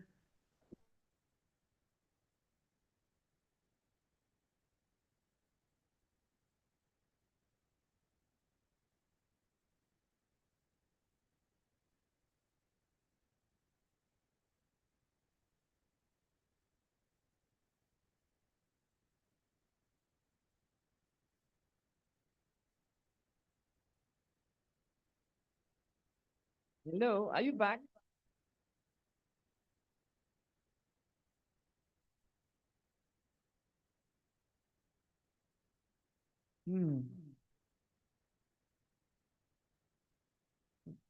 If he's able to join us again, I'll just ask him a couple more questions.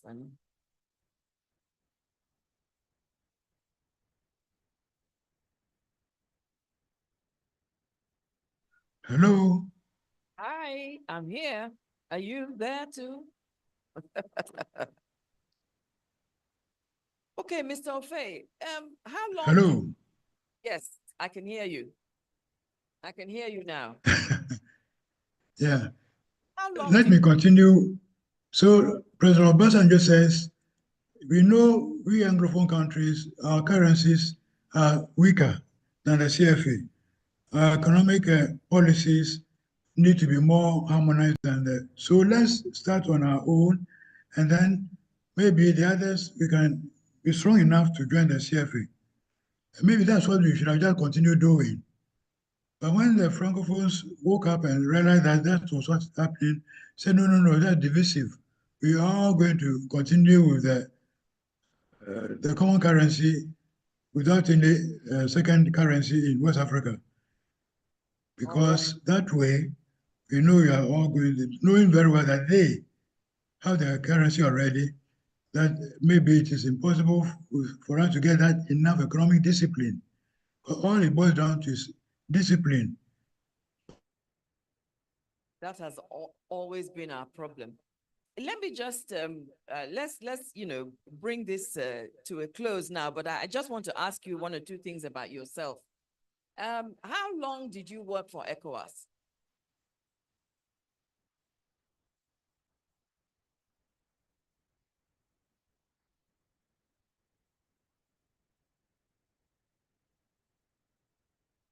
Hello?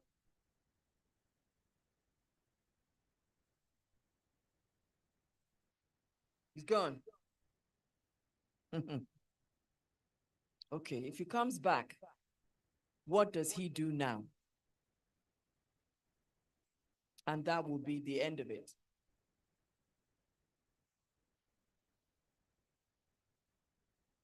Amazing. 50 years.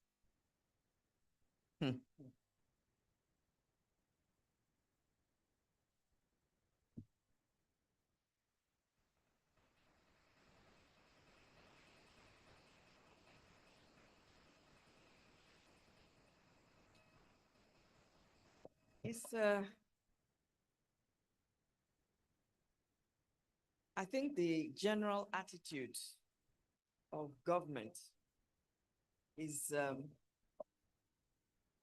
probably part of why ECOWAS has not been more vibrant. But that's a personal opinion anyway. Mr. Fay, are you there? Are you back?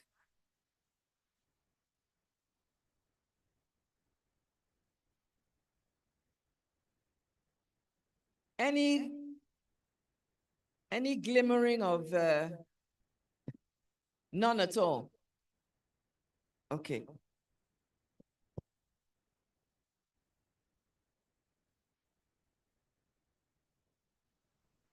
Well, Mr. Chairman.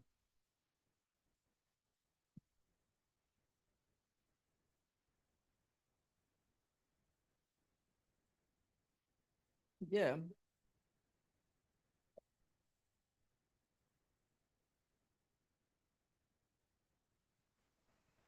Let's not have another frustrating conversation like this.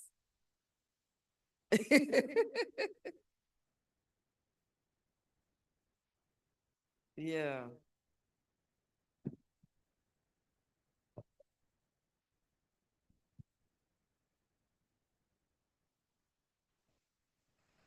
Ambassador George, yeah? I know we had about, there was supposed to be about 7 people, but in the end, it's only one that we were able to speak with. She's rather sad. Yes. Could you hear me? Mr. Fay, you're back. Can you hear me? I have just one question for you, please. What do you do now? Can you hear me? Yes, I can hear you loud and clear. Can you hear me?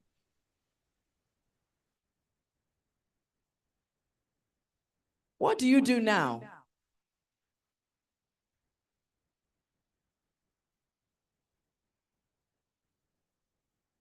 I don't think he can hear me.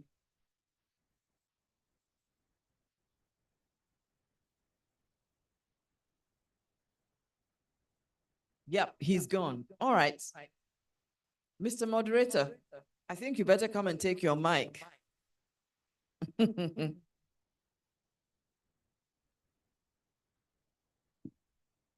I think the basic thing that we have established in this conversation is that we really should have done much better than this.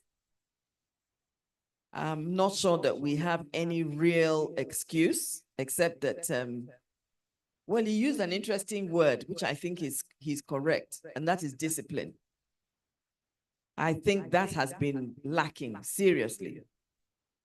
And maybe the spirit of cooperation, because, well, they say where there's a will, there's a way. So if there is no way, it suggests to me that perhaps there is no will. Yep. Standard excuse in the past was lack of political will. Well, whether the will is political or, Thank you. Now that's where or I'm otherwise. Going. That's where I'm going. Yes. Everything was dumped on political will. And we forgot that those politicians came from somewhere before they were politicians. And that's why the theme of this whole thing is about regional integration. And we're looking at all the different aspects of region, not just purely economic, but socio-economic, because the Treaty of 1993 actually says that we're supposed to be, let me challenge you, Bimbo. How many of you journalists, your generation, speak French or spoke French? Oh, very few. Very few. Your association of national associations of whether it's dramatists or how many of you are in touch with the sister organizations, even in the Anglophone countries, not to talk of the Francophone countries? Do you understand? Yes, I do. So, this has been my thing because I lived through those 50 years. It is we're still bringing it back to will. It's so will, now but it's from the individuals. It is cultural. Yes. It is cultural will. Yes. It is social will. Exactly. It is economic will. Yes. It is political will. Yes. It is. But it's not just political will. That's No. my point. Yeah, That you're right. It was so easy. Yeah. To now say, oh, they didn't do this because lack of will. I used to get so upset, but when I was working as a staff, I couldn't. I'm here. Frank, we must have a good talk after this. Yeah. Well, I think we're now actually getting to the truth.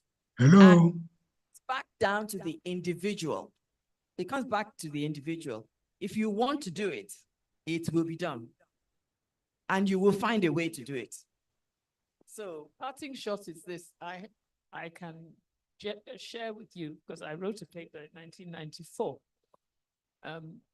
that spoke about this so-called lack of political will. And I said, what about the private sector? Are they part of political will?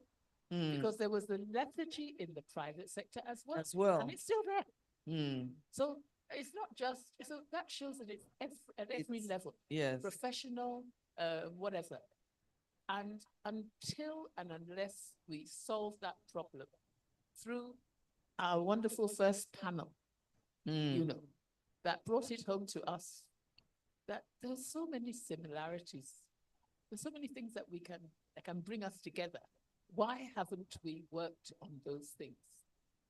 Why don't you, first of all, work on the unity within before you talk about regional integration? They could. Again, it depends on the will. And on that note, it depends on the will. Thank you. Thank you very much. I think you can, like Obama said, Yes, you can. Yes, you will. If you really want to. Welcome, man.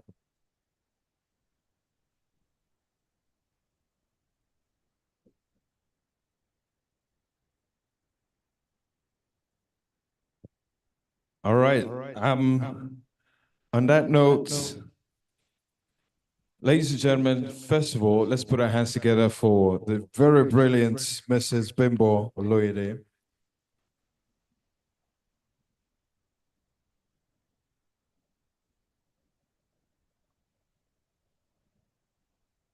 All right. This last part of the event was supposed to be a fireside chat, but unfortunately, one of our panelists isn't here.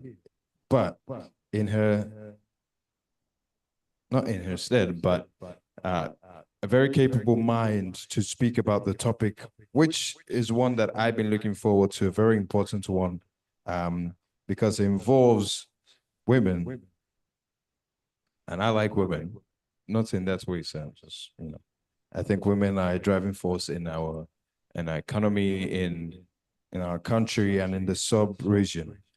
The topic is women driving sustainable development in the Ecowas sub-region. And I have a wonderful panelist here. She is a leading voice for civil society, women's rights, and youth empowerment across Africa for over 30 years. She's the founder of Nigeria's first NGO network, NNNGO. Ladies and gentlemen, please put your hands together for Miss Yemisi Ransom Kuti.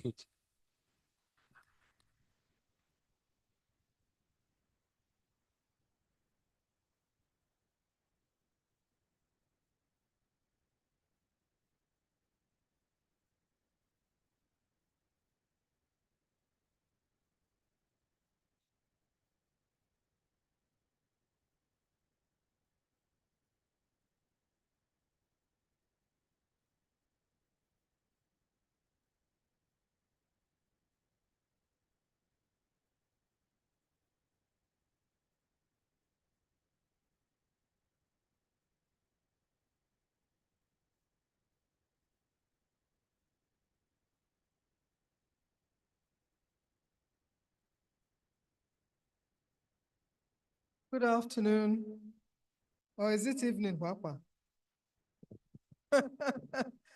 Everyone, thank you, all of you who's decided to stay with us. I'll just say a few words about the evolution of civil society in Nigeria. Over the years, it's taken us a while to organize ourselves in a more constructive way. In 1992, we all came together to form the Nigerian network of NGOs, and they work globally. About 4,000 organizations working from global to national and even at local levels. They're currently working in Ghana and Senegal. And we, after working for a while, realized it was important to have state structures. So various states created their own networks. And in Lagos, 2007, we established the Lagos Civil Society Partnership that is operating in various sectors in Lagos State.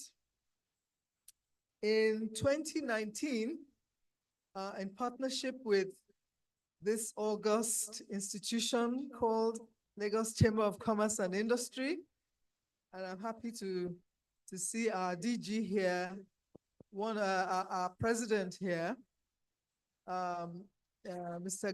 Gabriel Idahosa, one of the founders, the thinkers behind such an institution, because we thought that it wasn't enough to just go to the World Bank and Washington and talk the big grammar and evolve policies, vision, this, that, and the other, and find out that when we get back home to our street, none of these policies have actually hit the ground. So in partnership with Chamber of Commerce, some development partners, the Germans, the Danish, the Netherlands, and other important stakeholders, the state government, the local government, and other private sector institutions, we established something called Lagos Island Connect.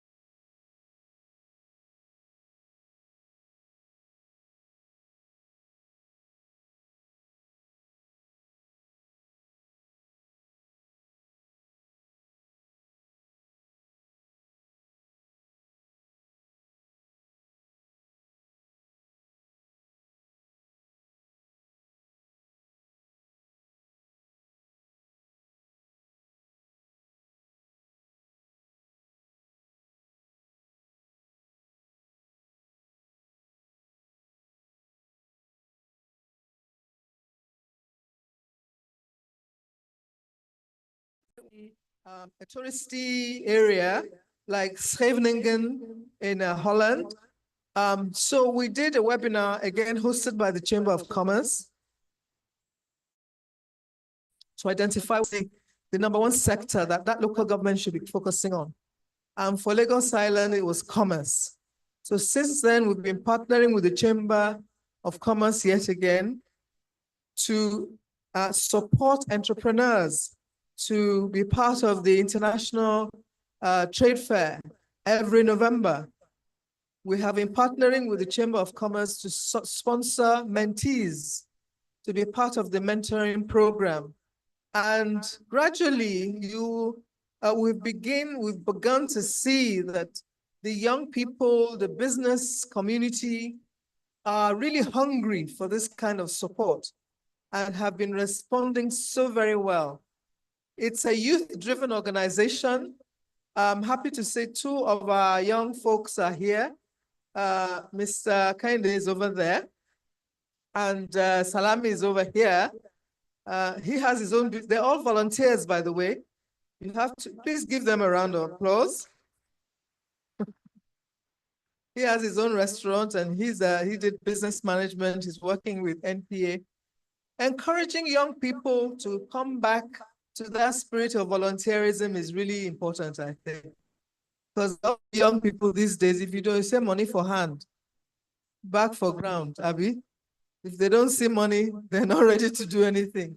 So letting them have that patriotic spirit, that understanding that you have to pay forward.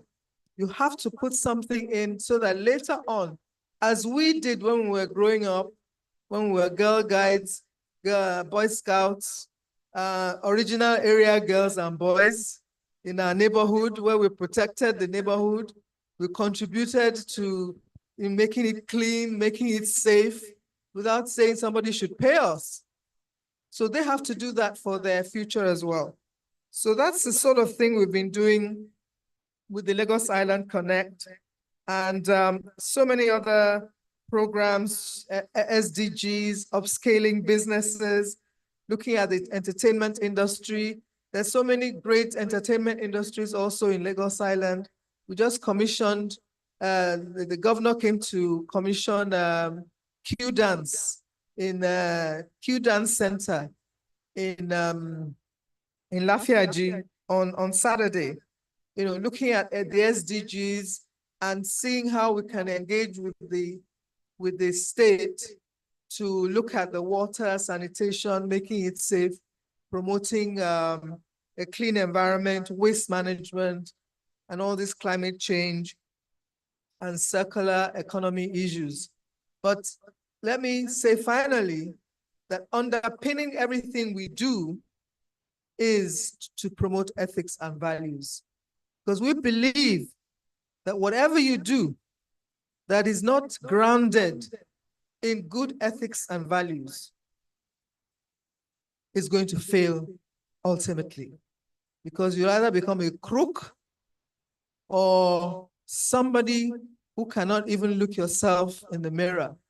And also, ultimately, when you go to Mama God, I always call God a woman because only women bring children into the world. I don't know why they call God a he.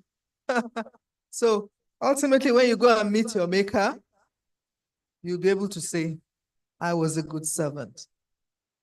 Ma, I've come home. Thank you very much for listening to me.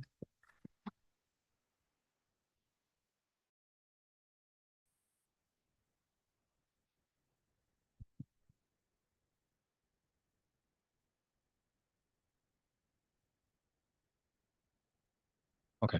Any questions? She's open to taking questions. Okay. Yes. Yes. Okay. Just want to thank Miss Shade Bemberton Young for not just inviting me here, but for all that she does. She's one of these workaholics that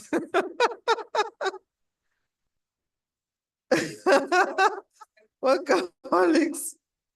You know, when she called me, was it Friday or Saturday? Friday that I must be here.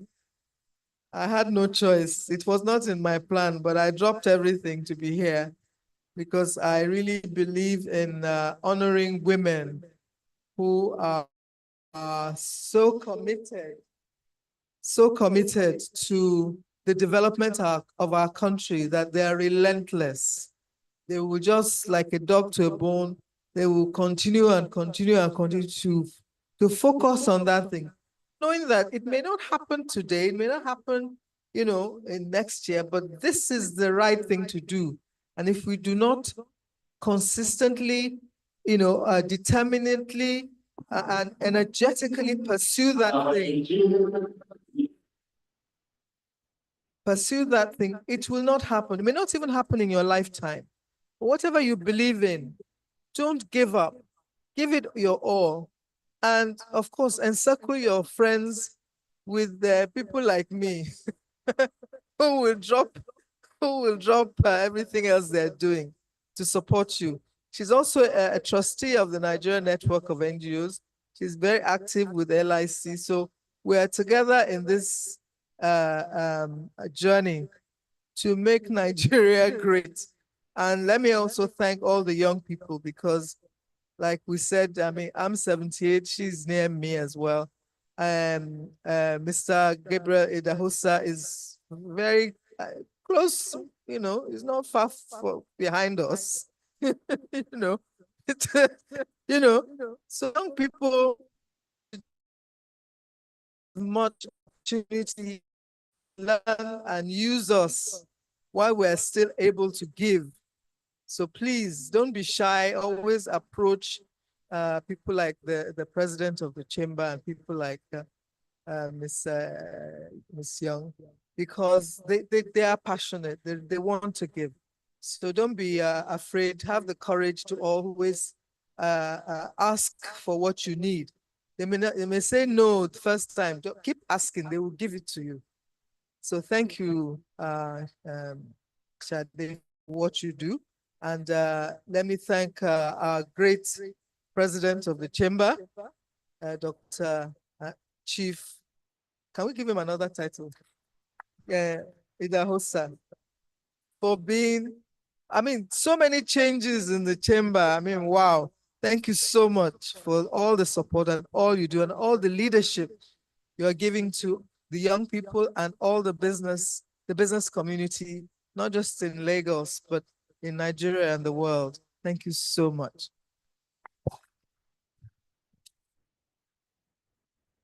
Thank you very much.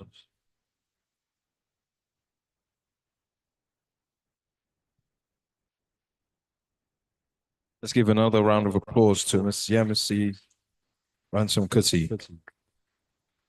I'd like to appreciate the honorary life president or vice president of the FCCI, Ms. Shade Pemberton Young. Please put your hands together for her as the soul of this event. The chairperson of the creative and entertainment sector of the LCCI, Dr. Ngozi Amambala, and our able president, Mr. Gabriel Idahosa, for still putting together things like this, discussions that are sometimes tough to be had, but needed to effect, the right kind of change. And a round of applause to each and every one of us still in the hall at this moment. And honestly, I cannot end this event without saying a special shout out to a lady who has been on her toes all through the day. She's made everything thick. She's made the event what it is. Maybe been in the shadows, you haven't seen her, but Fumbi Akinsoya, please put your hands together for her. You've seen her. Yeah, very amazing lady. Attending to all our guests and everyone included, really. With that, we would like to say a very well thank you to all of you joining us online and all of us in the hall. Today brings the close to day one of our conference. See you tomorrow. My name is Kolamide. It's been a pleasure. Thank you.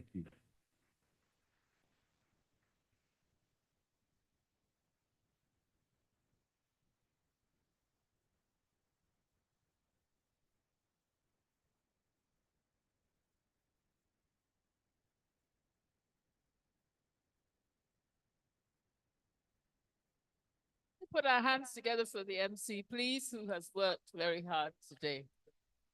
Thank you very much.